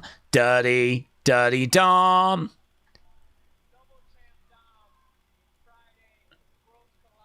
It'll be double champ Dom. Friday, Worlds Collide.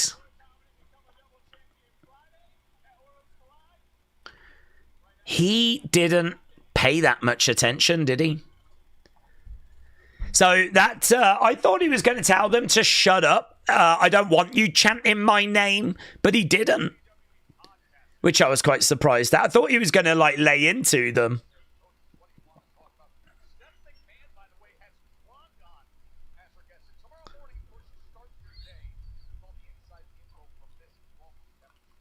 Okay. Canelo watch along. Yeah, I think we are doing the Canelo fight this weekend. Dom getting great crowd reaction, says Brian. Dom needs to turn face, said McJowers. Cannot wait for Worlds Collide. Last one was so good, said Liam. Oh yeah, earlier start time next week for Raw. So next Monday, they're going to start 7 p.m. Eastern.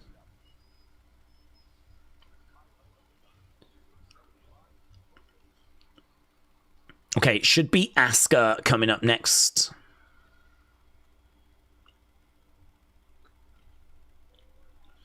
We're just seeing last Friday with John on SmackDown.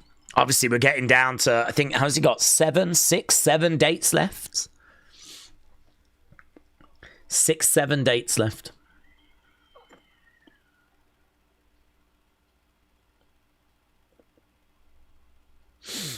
Highlight of the night is Cena Brock last Friday, says Wrestling.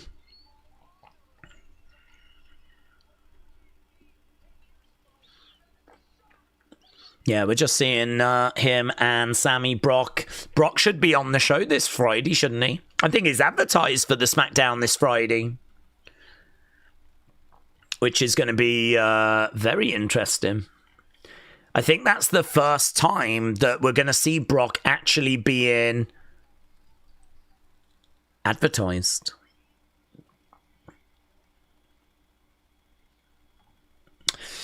Apparently, the anonymous NXT person is back. Let me just show you what I'm looking at. Wrestle Talk. The anonymous NXT person is back. They just posted footage of a confrontation between Ethan Page and Miles Bourne. Ethan Page seemingly suggested a heel turn for Miles Bourne. Could we see Miles Bourne turning heel soon? That'll probably get explored tomorrow on NXT. So that's a little bit of breaking news.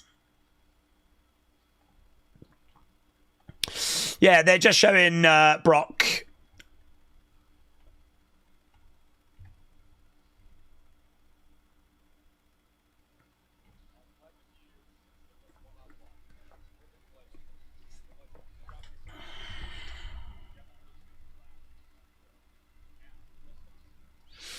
Okay, we just got an advert for Wrestlepalooza right now.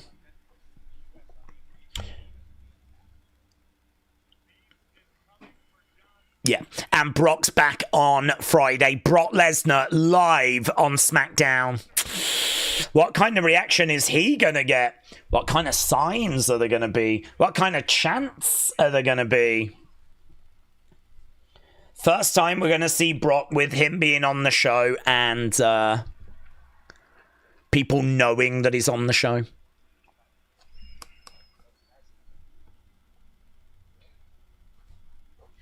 Jimmy's checking on LA Knight. He wants to know if it was an accident.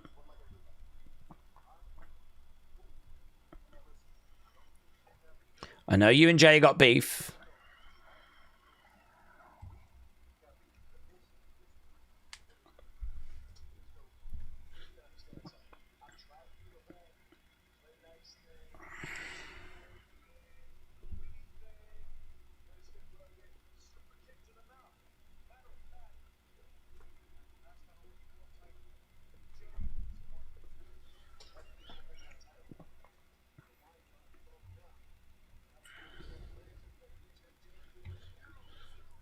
If we go back all the way to when I fought Roman for the championship, it was you that cost me. Help or don't help? LA Knight is not bothered. Okay, let's get the score for that Rusev match as Nikki Bella is making her way down to the ring. 60, 20, 11, 8. You lot said that was good 92 for Rusev Penta. Asuka, Nikki is what we've got now. Time is very much running out. We've got this. That'll take us into the next segment, and then that'll be enough time for the main event. Dun, dun, dun, dun. Daze, did you see Michelle get a lot of heat from fans for replacing Taker's Hope? Yes. She's been getting it since she took over, to be honest. It's every single show. We need LA Knight and Maxine Dupree reunion. Let's go. Nikki Bella, Asuka up next. WWE on Netflix. We'll just go into overtime, said Jacob. We can do. I don't think there's a need to be honest. I think time-wise, they're doing fine. I don't think this is going to get long. This will have 10 minutes, something like that. That's, gives us half an hour for the main event. They like Raw to be about 2.5 hours. I love Nikki Bella, but she beats Asuka. I'm going to join the Nikki hate group, said Kappa. Wrestler Andy said, I want to go visit the pyramids. Could I go for a few days or do I need more time? I think you can go for a few days because I went with school when I was young to Egypt. It was like a big trip that was like, you save all year for it and they got a special price because it was a school. And so I ended up going with my school and we weren't there all that long. I suppose it depends how much you want to see. I mean, if you go for a few days, you'll get to see the pyramids. You can go inside the pyramids. There's obviously lots of exhibitions and things in the local area. But it depends how much you want to do with it, really. I mean, for me, a couple of days would be fine. I don't think you need a week. So if it's one to like tick off the bucket list, then I think you could do it in a few days. I probably wouldn't spend a day. I think there's more to do than that. Okay, Asuka making her way down with Kyrie. Dun-dun-dun.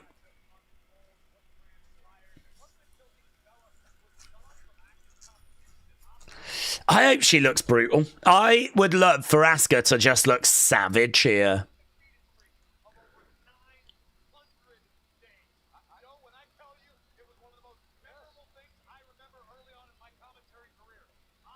Corey Graves said one of the most memorable things from his early commentary career was Asuka's undefeated streak. And I agree. I think that was a massive, massive talking point, certainly in NXT.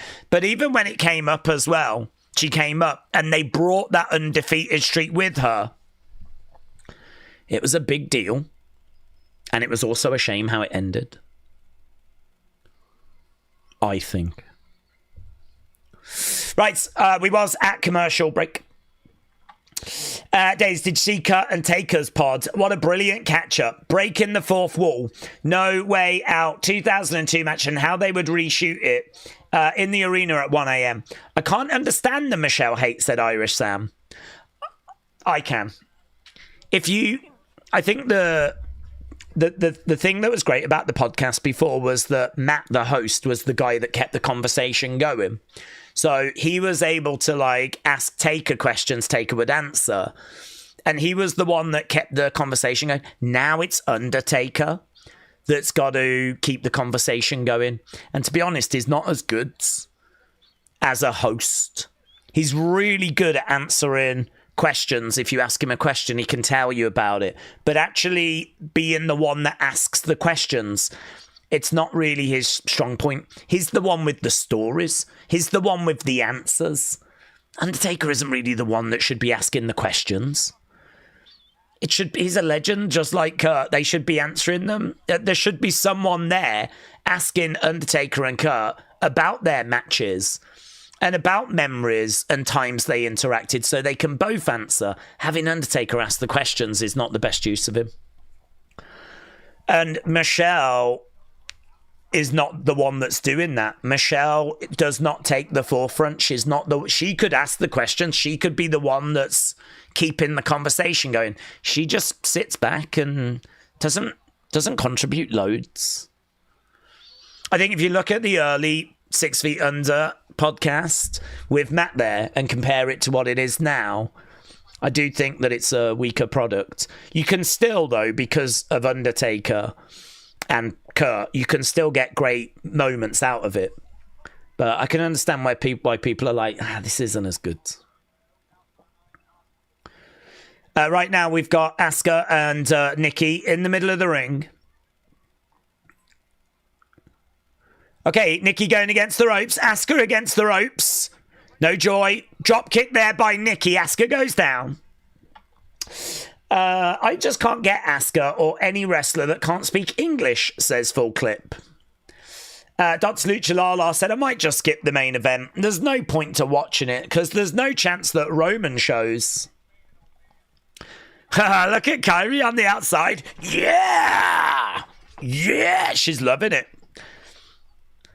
Fully supportive of Asuka. Asuka trying to go through the ropes.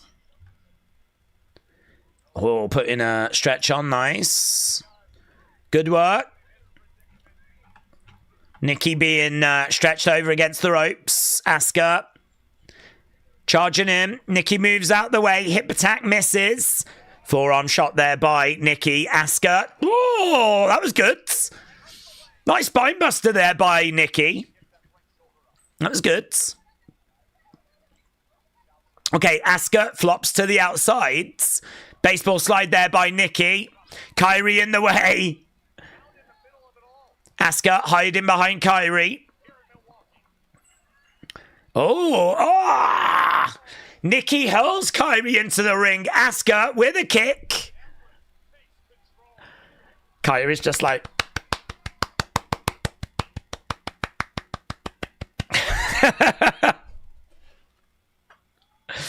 I think Kyrie wants to obviously support Asuka, but she's a little bit caught in the middle, isn't she? I don't think she wants to be heel and cheat.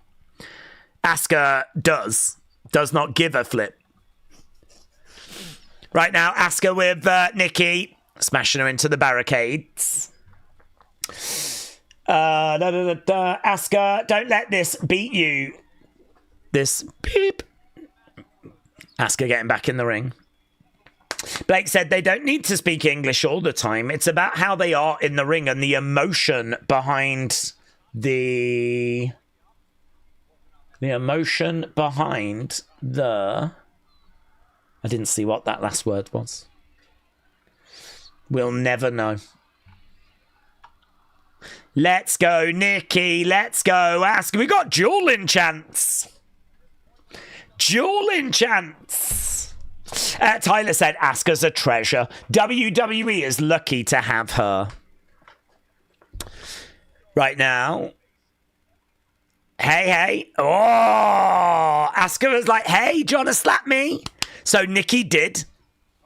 Forearm shot coming in there by Asuka. These two exchanging forearms. Asuka pushes Nikki back. Oh, a little bit botchy there. They both kick at the same time. I can understand why Nikki went down. I don't really understand why Asuka went down. But both women are down right now. I think, are we at commercial break? Yes, we're at commercial. Tyler said, Daze, you was talking about Cena's opponents that won't happen. Like Demon Balor, Cena would have been fire. Completely agree. Completely agree. Clothesline there by Asuka. No joy.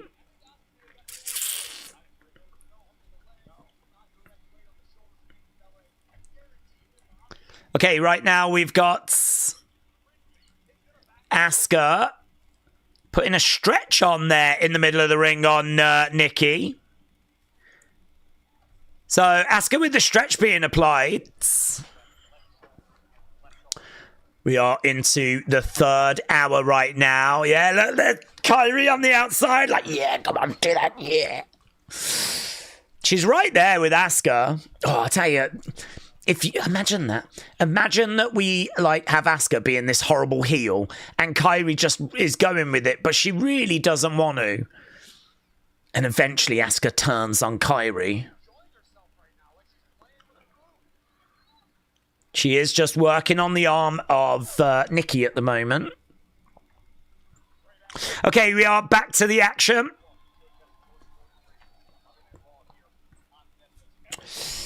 Kyrie being cute, but cheering violence is giving me life. It is fun. I do like this little fun little story here. I think we said last week, didn't we, that Kyrie has been really entertaining in this. little story that we're doing. You can tell with the backstage moments that she really does not want to be, you know, kind of turning on EO or snapping at people. And here she just wants to support her friend. Asuka down. Retro Gamer said, I've only just realised the ref is Jessica Carr. Clothesline there by Nikki. Asuka getting back up. Asuka down again. Dropkick there by Nikki. Nikki coming over, grabbing Asuka, hurling her into the corner. Nikki starting to get back into this. Nikki charges him. Nikki going up. The kick connected that time. 1, 2. Yeah, that was the kick that she missed Becky with. She did it this time. This time it connected. Nate said, my poor, perfect Kairi Sane is stuck in an abusive relationship with Asuka. Nikki in control. Going up, going over. She does finally go over. Oh, big kick there by Asuka. I think that rocked Nikki. I think that really connected. And I don't think Asuka gives a flip.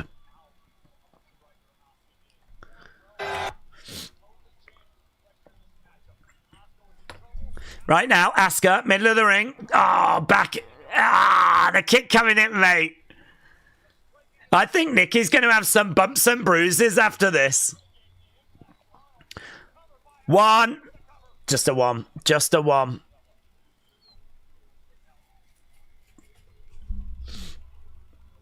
Let's go, Nikki. Let's go, Asuka chance.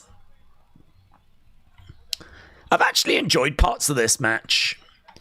Some of what Asuka's been doing has been quite hard hitting. Oh! Asuka lock, no joy. Nikki charging over. Kick coming in there by Asuka. Nikki goes down. Right now, Asuka lock is in. Nikki in trouble. Roll it. 1, 2. No joy. Oh. Alabama slam. 2. Kick out by Asuka. Kairi on the outside looking concerned. I'm just seeing lots of clips of Kairi jumping around, hyping up Asuka. People are loving what Kairi's doing. It's not a bad contest, this, honestly. Oh, went for the rack attack. No joy. Ah, that back fist. Oh, lovely roundhouse kick. Look at that. Asuka in control. Against the ropes. Bang. Grabs her by the hair. Asuka lock. Bang. That's it. Surely. Surely.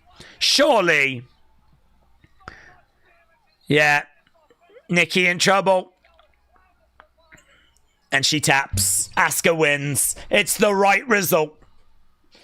It's the right result. Right. Asuka gets the win. She's dancing with Kairi again.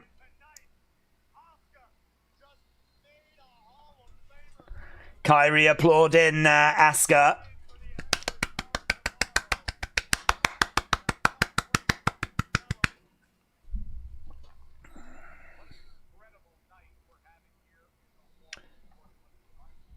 I'm just watching Kairi.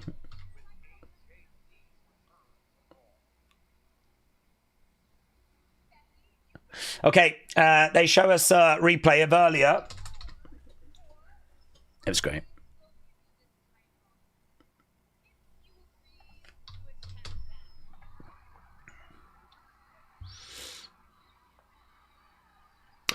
So they're just showing us a replay of that AJ segment from an hour ago.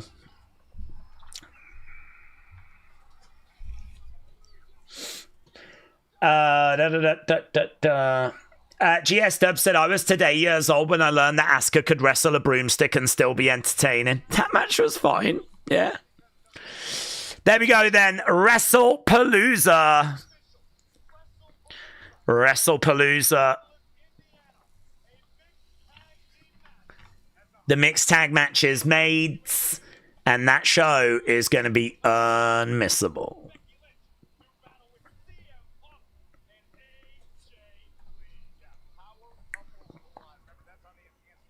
Okay, Raw next Monday starts at a earlier start time, as we said.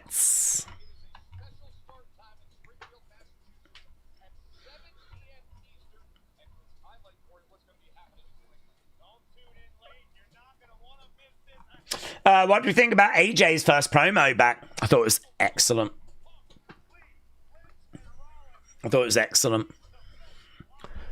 I thought she had some really nice lines in there. I love that I'm your favorite wrestler's favorite wrestler line. I think that's great. I love the fact that she spoke about struggling with mental health and needing to sort of go to therapy and, fix a few things. I think that kind of plays into her character. I mean, she was known as like the crazy chick. The only thing I would say is, what does that mean for the AJ character in 2025? I mean, what? I don't know. This is a different AJ because she's married and she's settled down and she's had therapy, and I don't know. Doesn't mean it's going to be a less entertaining AJ, but it might just be a different, more mature, obviously different phase of life AJ. Okay, here's Judgment Day.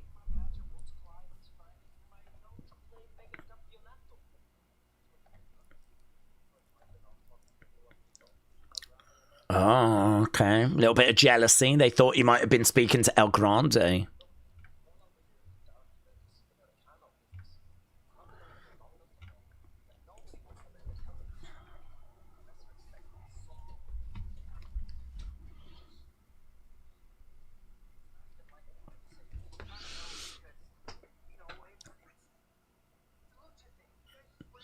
It's a lucha thing. You guys wouldn't understand.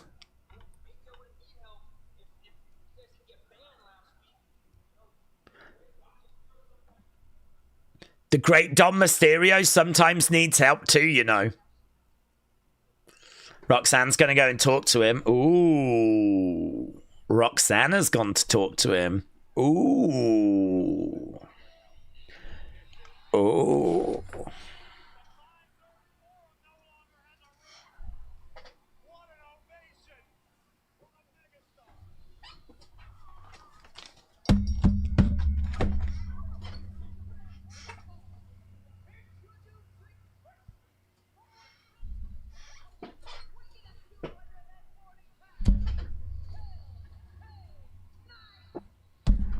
Here's LA Knight. LA Knight, yeah! Okay. LA Knight versus Bronson is our main event. Don't boom, boom. LA Knight, Bronson coming up next. How does Dom do it? Said Excellent of Execution. Listen, when you've got it, aren't you? When you've got it, you've got it. And some of us have just got it. I mean, not me. I'm talking about some of us in the community, not me. Daze, how do we feel about LA Knight promos? They're okay. They're okay. I think his promos are okay. I don't know what it is about LA Knight. I don't find myself like really connected with him. I cannot answer why. I wish I could tell you why. I don't know why. I just don't find myself connected with him. I'm not sat here desperate for him to be a world champion or anything. I know there's people that are. And if he becomes a world champion, I won't be down on it. But I don't know. I suppose that he is like a Sammy for some other people, you know? I think Sammy is someone that not everyone gets. And I suppose LA Knight is someone that not everyone gets. They're kind of both upper mid-carders trying to get to that main title. Yeah. I mean, he has some nice lines. I don't know. King Yeti said, perhaps it's because you're a hater. I don't feel like a hater. But maybe I am. Maybe I am. Okay, here's Bronson. Coming down with his lovely furry jacket.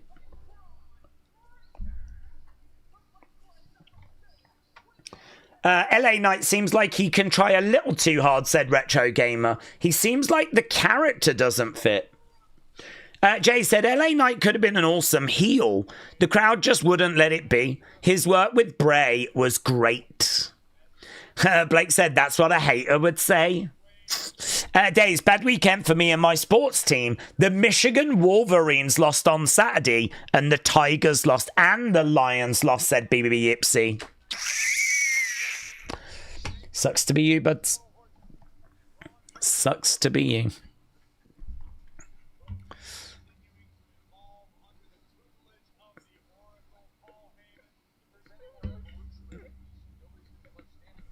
Okay, so Bron Breakker just having a word with Bronson Reed. I don't know if they've got a strategy or a plan.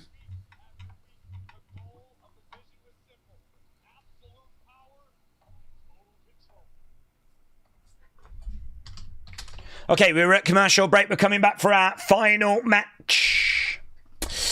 I can't wait for the match, said Dean.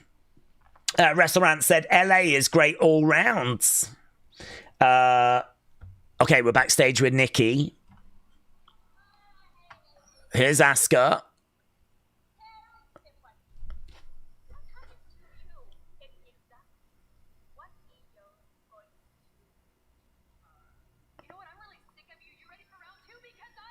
Are you ready for round two?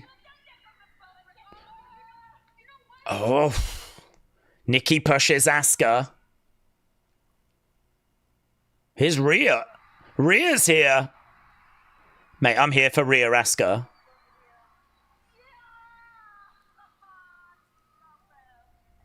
Two problems. You and you. Give me Rhea Asuka. Give me Rhea Asuka. I'm definitely here for this. Look at Kyrie in the background. I'm Asuka.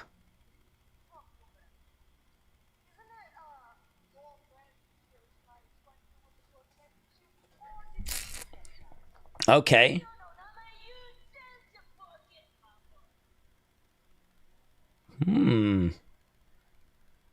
Don't know what she said there. There's Kyrie. Awkward.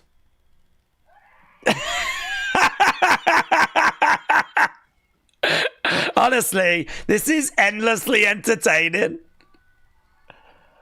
I'm definitely here for this. I'm definitely here for this. Okay, we go back to the ring. Right, Asuka is standing on bit. I like this Asuka that's taking no nonsense. The only problem is if she's going to end up losing all the time, that would be the problem. If she's going to go up against Rhea and lose, like, I suppose she should really, because Rhea is the bigger star, but I don't know. I'd love Asuka to have another good run, you know? I don't think we should give up on Asuka. She's not that old.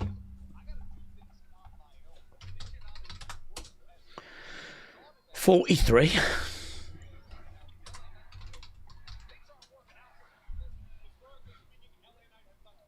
She's 43. Punk's 46. Shots coming in there by LA. LA Knight, yeah. When you deal with the Vision, you gotta have backup.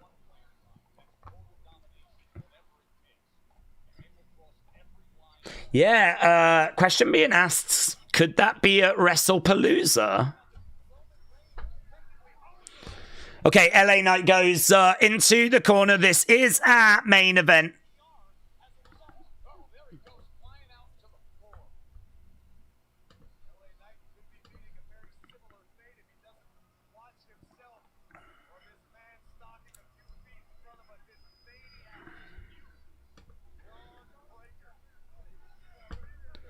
Okay, Bron Breakker comes over to LA Knight. Bronson grabs him by the hair.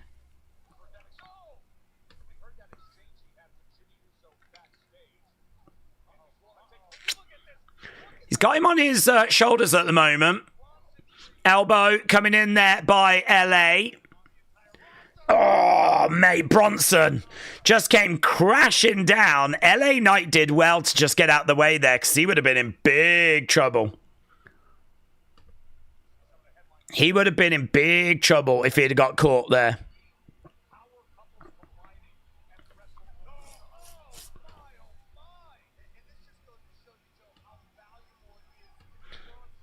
Bronson, middle of the ring.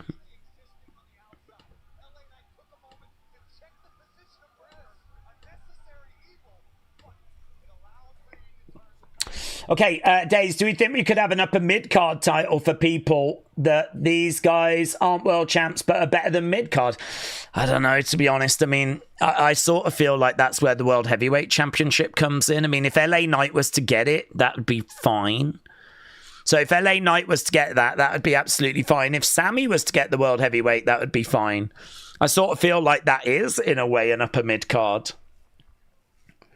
I know it shouldn't be seen that way. I know it is a world title, but, you know, I don't feel like that belt is the same level as the WWE Championship.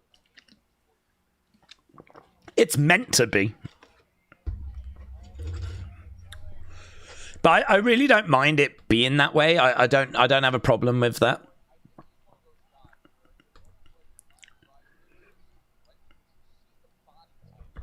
LA needs a world title, said Jeremy.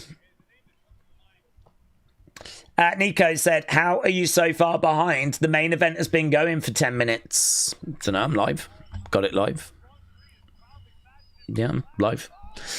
Through the ropes, Bronson goes against the commentary table. LA Knight with Bronson. Bron Breakker coming round. He is barking in his face. Into the ring post goes Bronson. Into the ring steps goes Bronson.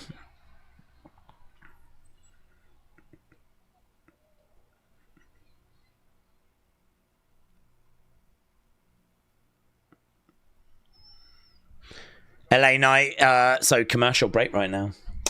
Is this the main event, said Scottish Nightmare? Sadly, it is. I agree, it's a little bit flat, this, but to be honest, this is a match that you could get for the World Heavyweight Championship. I wouldn't be shocked if we did this for the World Heavyweight title at some point. I've kind of lost the sequence, but I have it right. We still don't have a women's title winner. I feel like I'm living in multiple dimensions, says Liam. Big Time said, I'm a firm believer that if Raw does not have a quality main event, then you just go 2 hours and call it a day. Last several weeks been very flat. Is the main event scene just bleak? Said Big Time. Well, I suppose it's difficult, isn't it? Because, you know, Braun and Bronson are trying to be used as big deals. I don't know how you feel about LA Knight. I mean, a lot of people wanting to have opportunity, and this is them giving people opportunity. So, I don't know. It's one of those where we could have Seth wrestle here. We could have Punk wrestle here. But instead, they've gone with Bronson, who they're trying to build as part of the vision. And LA Knight, they've been giving a push to recently. He's been getting featured a lot.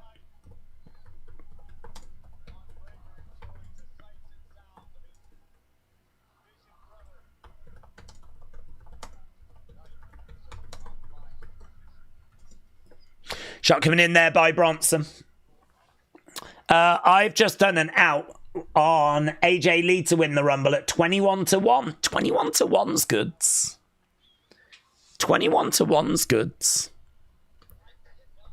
I think she's got a chance, definitely. 21-1, that's a good bet. BB Yipsy said, other news, my Medicare kicked in this month and Social Security. That is how old I am.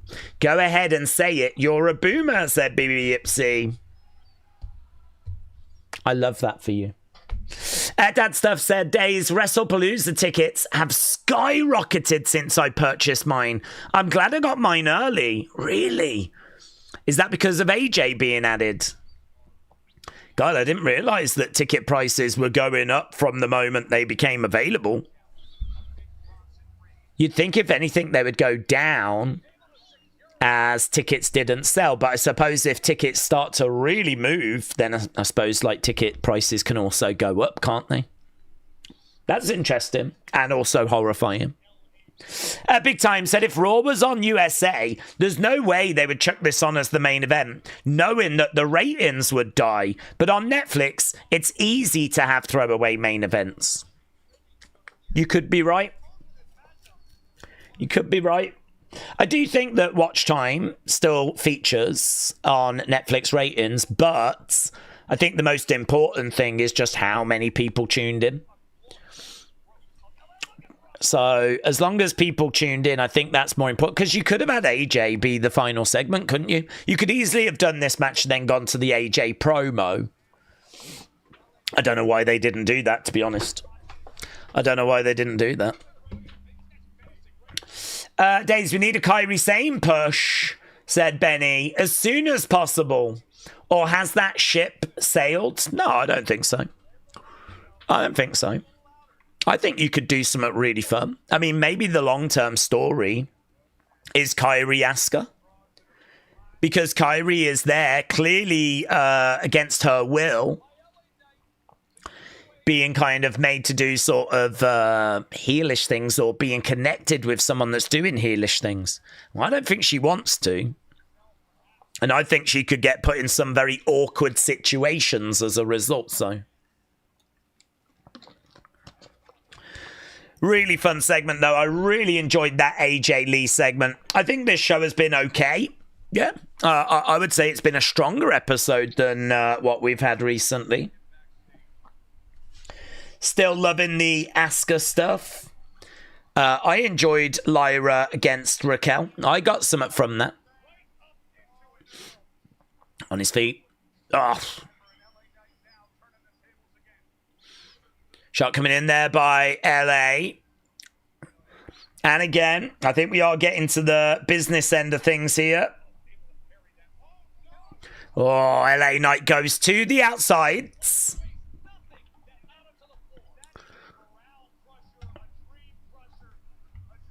Bron Breakker. It's kind of interesting how there's no Seth with these guys. He's obviously got his hands full with something else, but still interesting that he's not here with these guys. These guys just seem to be operating on their own. Bronson goes into the timekeeper's area. LA Knight is on that commentary table. LA Knight charging over. Did that work? He kind of ran, jumped, and then kind of jumped down. It wasn't like a big crossbody or anything.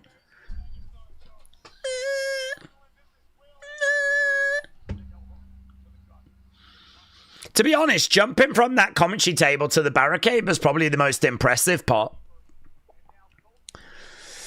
LA Knight collides into Bronson. LA Knight again coming in with a clothesline. Bronson against the ropes.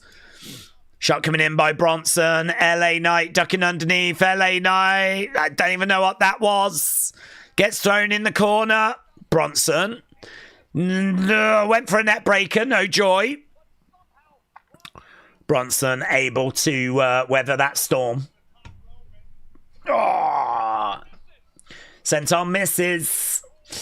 LA hasn't taken a week off in months. Apparently most matches this year is LA, said Johnny. LA Knight in the corner. Oh, big elbow there by LA Knight. 2. No joy.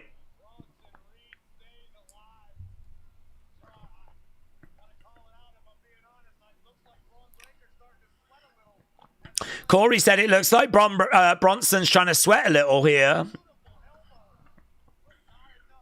LA Knight is getting Bronson up. Looking for the BFT. No joy. Bron Breaker up.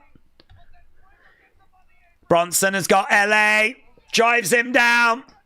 1, 2, 3. Bronson wins. Bronson wins.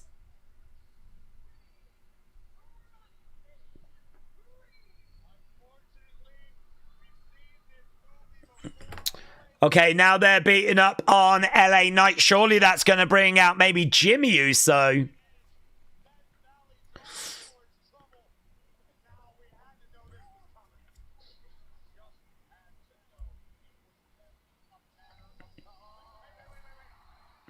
Oh yeah, here's Jimmy. Jimmy coming out. Big Jim. Comes down. Big Jim doing the right thing, says Joe. Spear there by Bron. Spear by Bron. Is that going to bring out Jay? Yeah, I mean, he's come down to try and make the save, and he's absolutely botched it. Jimmy has absolutely botched this. He's come down trying to make the save. Right now, we've got Jimmy down. LA Knight's being thrown to the outsides. Sent on there by Bronson. Here comes Jay. King Yeti said, Daze, you were talking about a push. Push for who, buds? A push for who? There we go, Jay. Throwing in some shots. Oh. Boom! Big shot there by Jay. Super kick there by Jay. Charging over another spear. Jesus. Everyone's getting murked. Bron Breaker is laying out everybody. Jimmy down. LA Knight down. Jay down. Jay is going to come out. The Usos will stand tall. It's not really going that way at the moment. It's not really going that way at the moment. LA Knight with a chair. The great equalizer. The great equalizer. Bron Breaker goes to the outsides.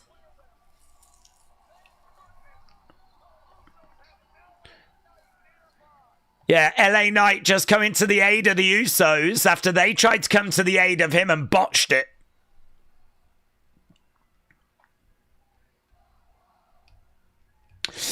Richard said, Daze, it's Richard. Hi, Richard. I'm an Arsenal fan, but I'm not happy with second again and not winning the league. It's just not an option. My rugby players that support other clubs keep picking on me because we finished second for the last 3 years. I know, mate. I know. You really do need to win that league this year. It's going to be hard with Liverpool, though, isn't it? And oh! Jay hits a spear on LA. Damn! Where did that come from? Damn! Look, and Jimmy's like, dudes, we're good now, said Jay. We're good now. Hey, I'm here for heel Jay. I'm here for heel Jay if that's where we're going. I'm here for heel Jay. I'm here for heel Jay. Mate, he just hit a spear out of absolute nowhere. Loved it. Loved it. We're good now. So yeah, get your votes in for that match and what you thought about it. Sean Rossap said, you're going to tell me that the main event of Raw had outside interference and you expect me to believe that? Week after week after week after week. That's what she said. Shout out to you. The Chaos Druid, thank you, my friends. Leanne with a plan with a couple of gifted memberships. Same as that's what she said. Firing in a gifted membership. Appreciate it, buds. Nico said, I'm still new as a member, but it has been fun. Yeah, well, 3 more member streams this week. Plenty of stuff on the way. So, Nico, shout out to you. Corey said 14 months with Daze feeding granny ducks. Yes, don't give ducks bread. That is the big message from this community. If you're going to take at least just one message away, don't give ducks bread. It's not terrible for them, but it does not give them the nutrients that they need. Tony is hyped. I don't know if we're doing a yes or getting our hands in the air, but Tony, thank you, my friend. It's the most exercise I've done in flipping forever. Sonny said, I've got pizza and garlic bread to celebrate AJ Lee. And you know what? That's what she would want. She would want you to eat pizza and garlic bread. Jeremy said, the faux Americanos aren't even Americans. The irony. And that's what she said. Thank you, my friends. Firing in a membership. Jay said, I thought Raw was all right, to be fair. Usually unwatchable. But these days, this was good. The fact I watched this was good. Days Roman has been telling Jay to start calling his own shots and do whatever is necessary to get that title back. It seems like Jay is listening. Jimmy told Jay he sounded like Roman earlier, says Brony. JJ Khan said a lot of ladies got airtime tonight. Nice. Right, we've got match scores as well for that main event. Boom, boom, boom, and boom. So that's good. 96 for the main event. Good 96. Okay. No Bailey promo or anything, says Ricky. Brandon said, Knight getting pinned again and Jay hitting him with a spear. LA is going to be peeved next week. Opolis said, don't spread misinformation. Bread is okay for ducks. Looks like someone wasn't with us when we discovered that that is just not true. Apparently, bread fills ducks up, but there's no nutrients, which means that they're not getting the nutrients they need. And if you keep feeding ducks, they're never going to get the nutrients. That is not good for ducks. It's just not. I'm not making this up.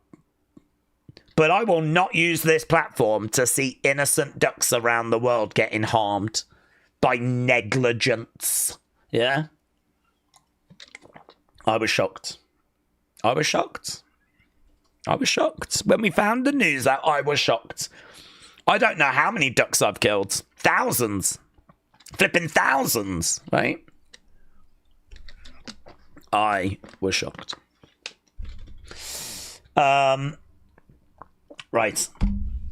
Jay being heel would be interesting, said Jacob. Yes. Mayor Pete said, I had duck and bacon for dinner tonight. You're welcome. Big Time said, Days, I thought Raw was better than recent weeks. I'm thinking this is about 7. Nico said, it's been fun. Thank you, and I'll see you tomorrow. Yeah, actually, I don't think there was loads here to have fun with. It didn't feel like it was necessarily a fun episode of Raw. The Asuka stuff was entertaining. I think we had some fun with the AJ segment. I don't know, man. The Usos stuff, it's interesting. I think the Jay turning heel is interesting. Outside of that, I don't know. That's not a main event that tickled my taint. So, yeah, there's clearly still work to be done. But yeah, overall, a better episode than usual, I would say. Days during COVID, not many people could feed ducks, says Maggie, and they put up a sign saying, feed the ducks, they're starving. Okay, well, maybe bread was better than having no food at that time, right? But we're not, this isn't COVID now, yeah? This isn't COVID now. Let's Google, what should you feed ducks? I don't know why we have to revisit this. Okay? I don't know why we have to revisit this. I don't know why we've got a lot of haters that just for some reason don't believe me when I say things. Right? What can you feed ducks instead of bread? Sweet corn, lettuce, frozen peas, oats, seeds, rice. Here, yeah, defrost the peas, right? You can do cracked corn, bird seeds. Avoid feeding ducks bread. I don't know why we have to do this again. It's not even the flipping first. I don't know any other streams that have sent this message out once, let alone twice. Twice! We have to repeat ourselves. Flipping haters. Avoid feeding ducks breads. Yeah? Not my message. Flipping artificial intelligence. It's AI that's saying it. And AI knows everything. So, defrost peas, corn, lettuce, oats, rice. Yeah? Avoid feeding ducks bread, chips, crackers, or other junk food. It's poor nutrition. Remember earlier when I said it doesn't have the nutrients that the ducks need? Do you think I just make this up? Do you think I sit here and go, oh, what shall I just make up today? Oh, I'll make up that if you give ducks bread, it's actually bad for. I'll just make that up, shall I? Jesus Christ, if I was going to lie, it wouldn't be about that. If I was going to sit here and just tell tales, it wouldn't be about feeding ducks bread, would it? Ah! Ah!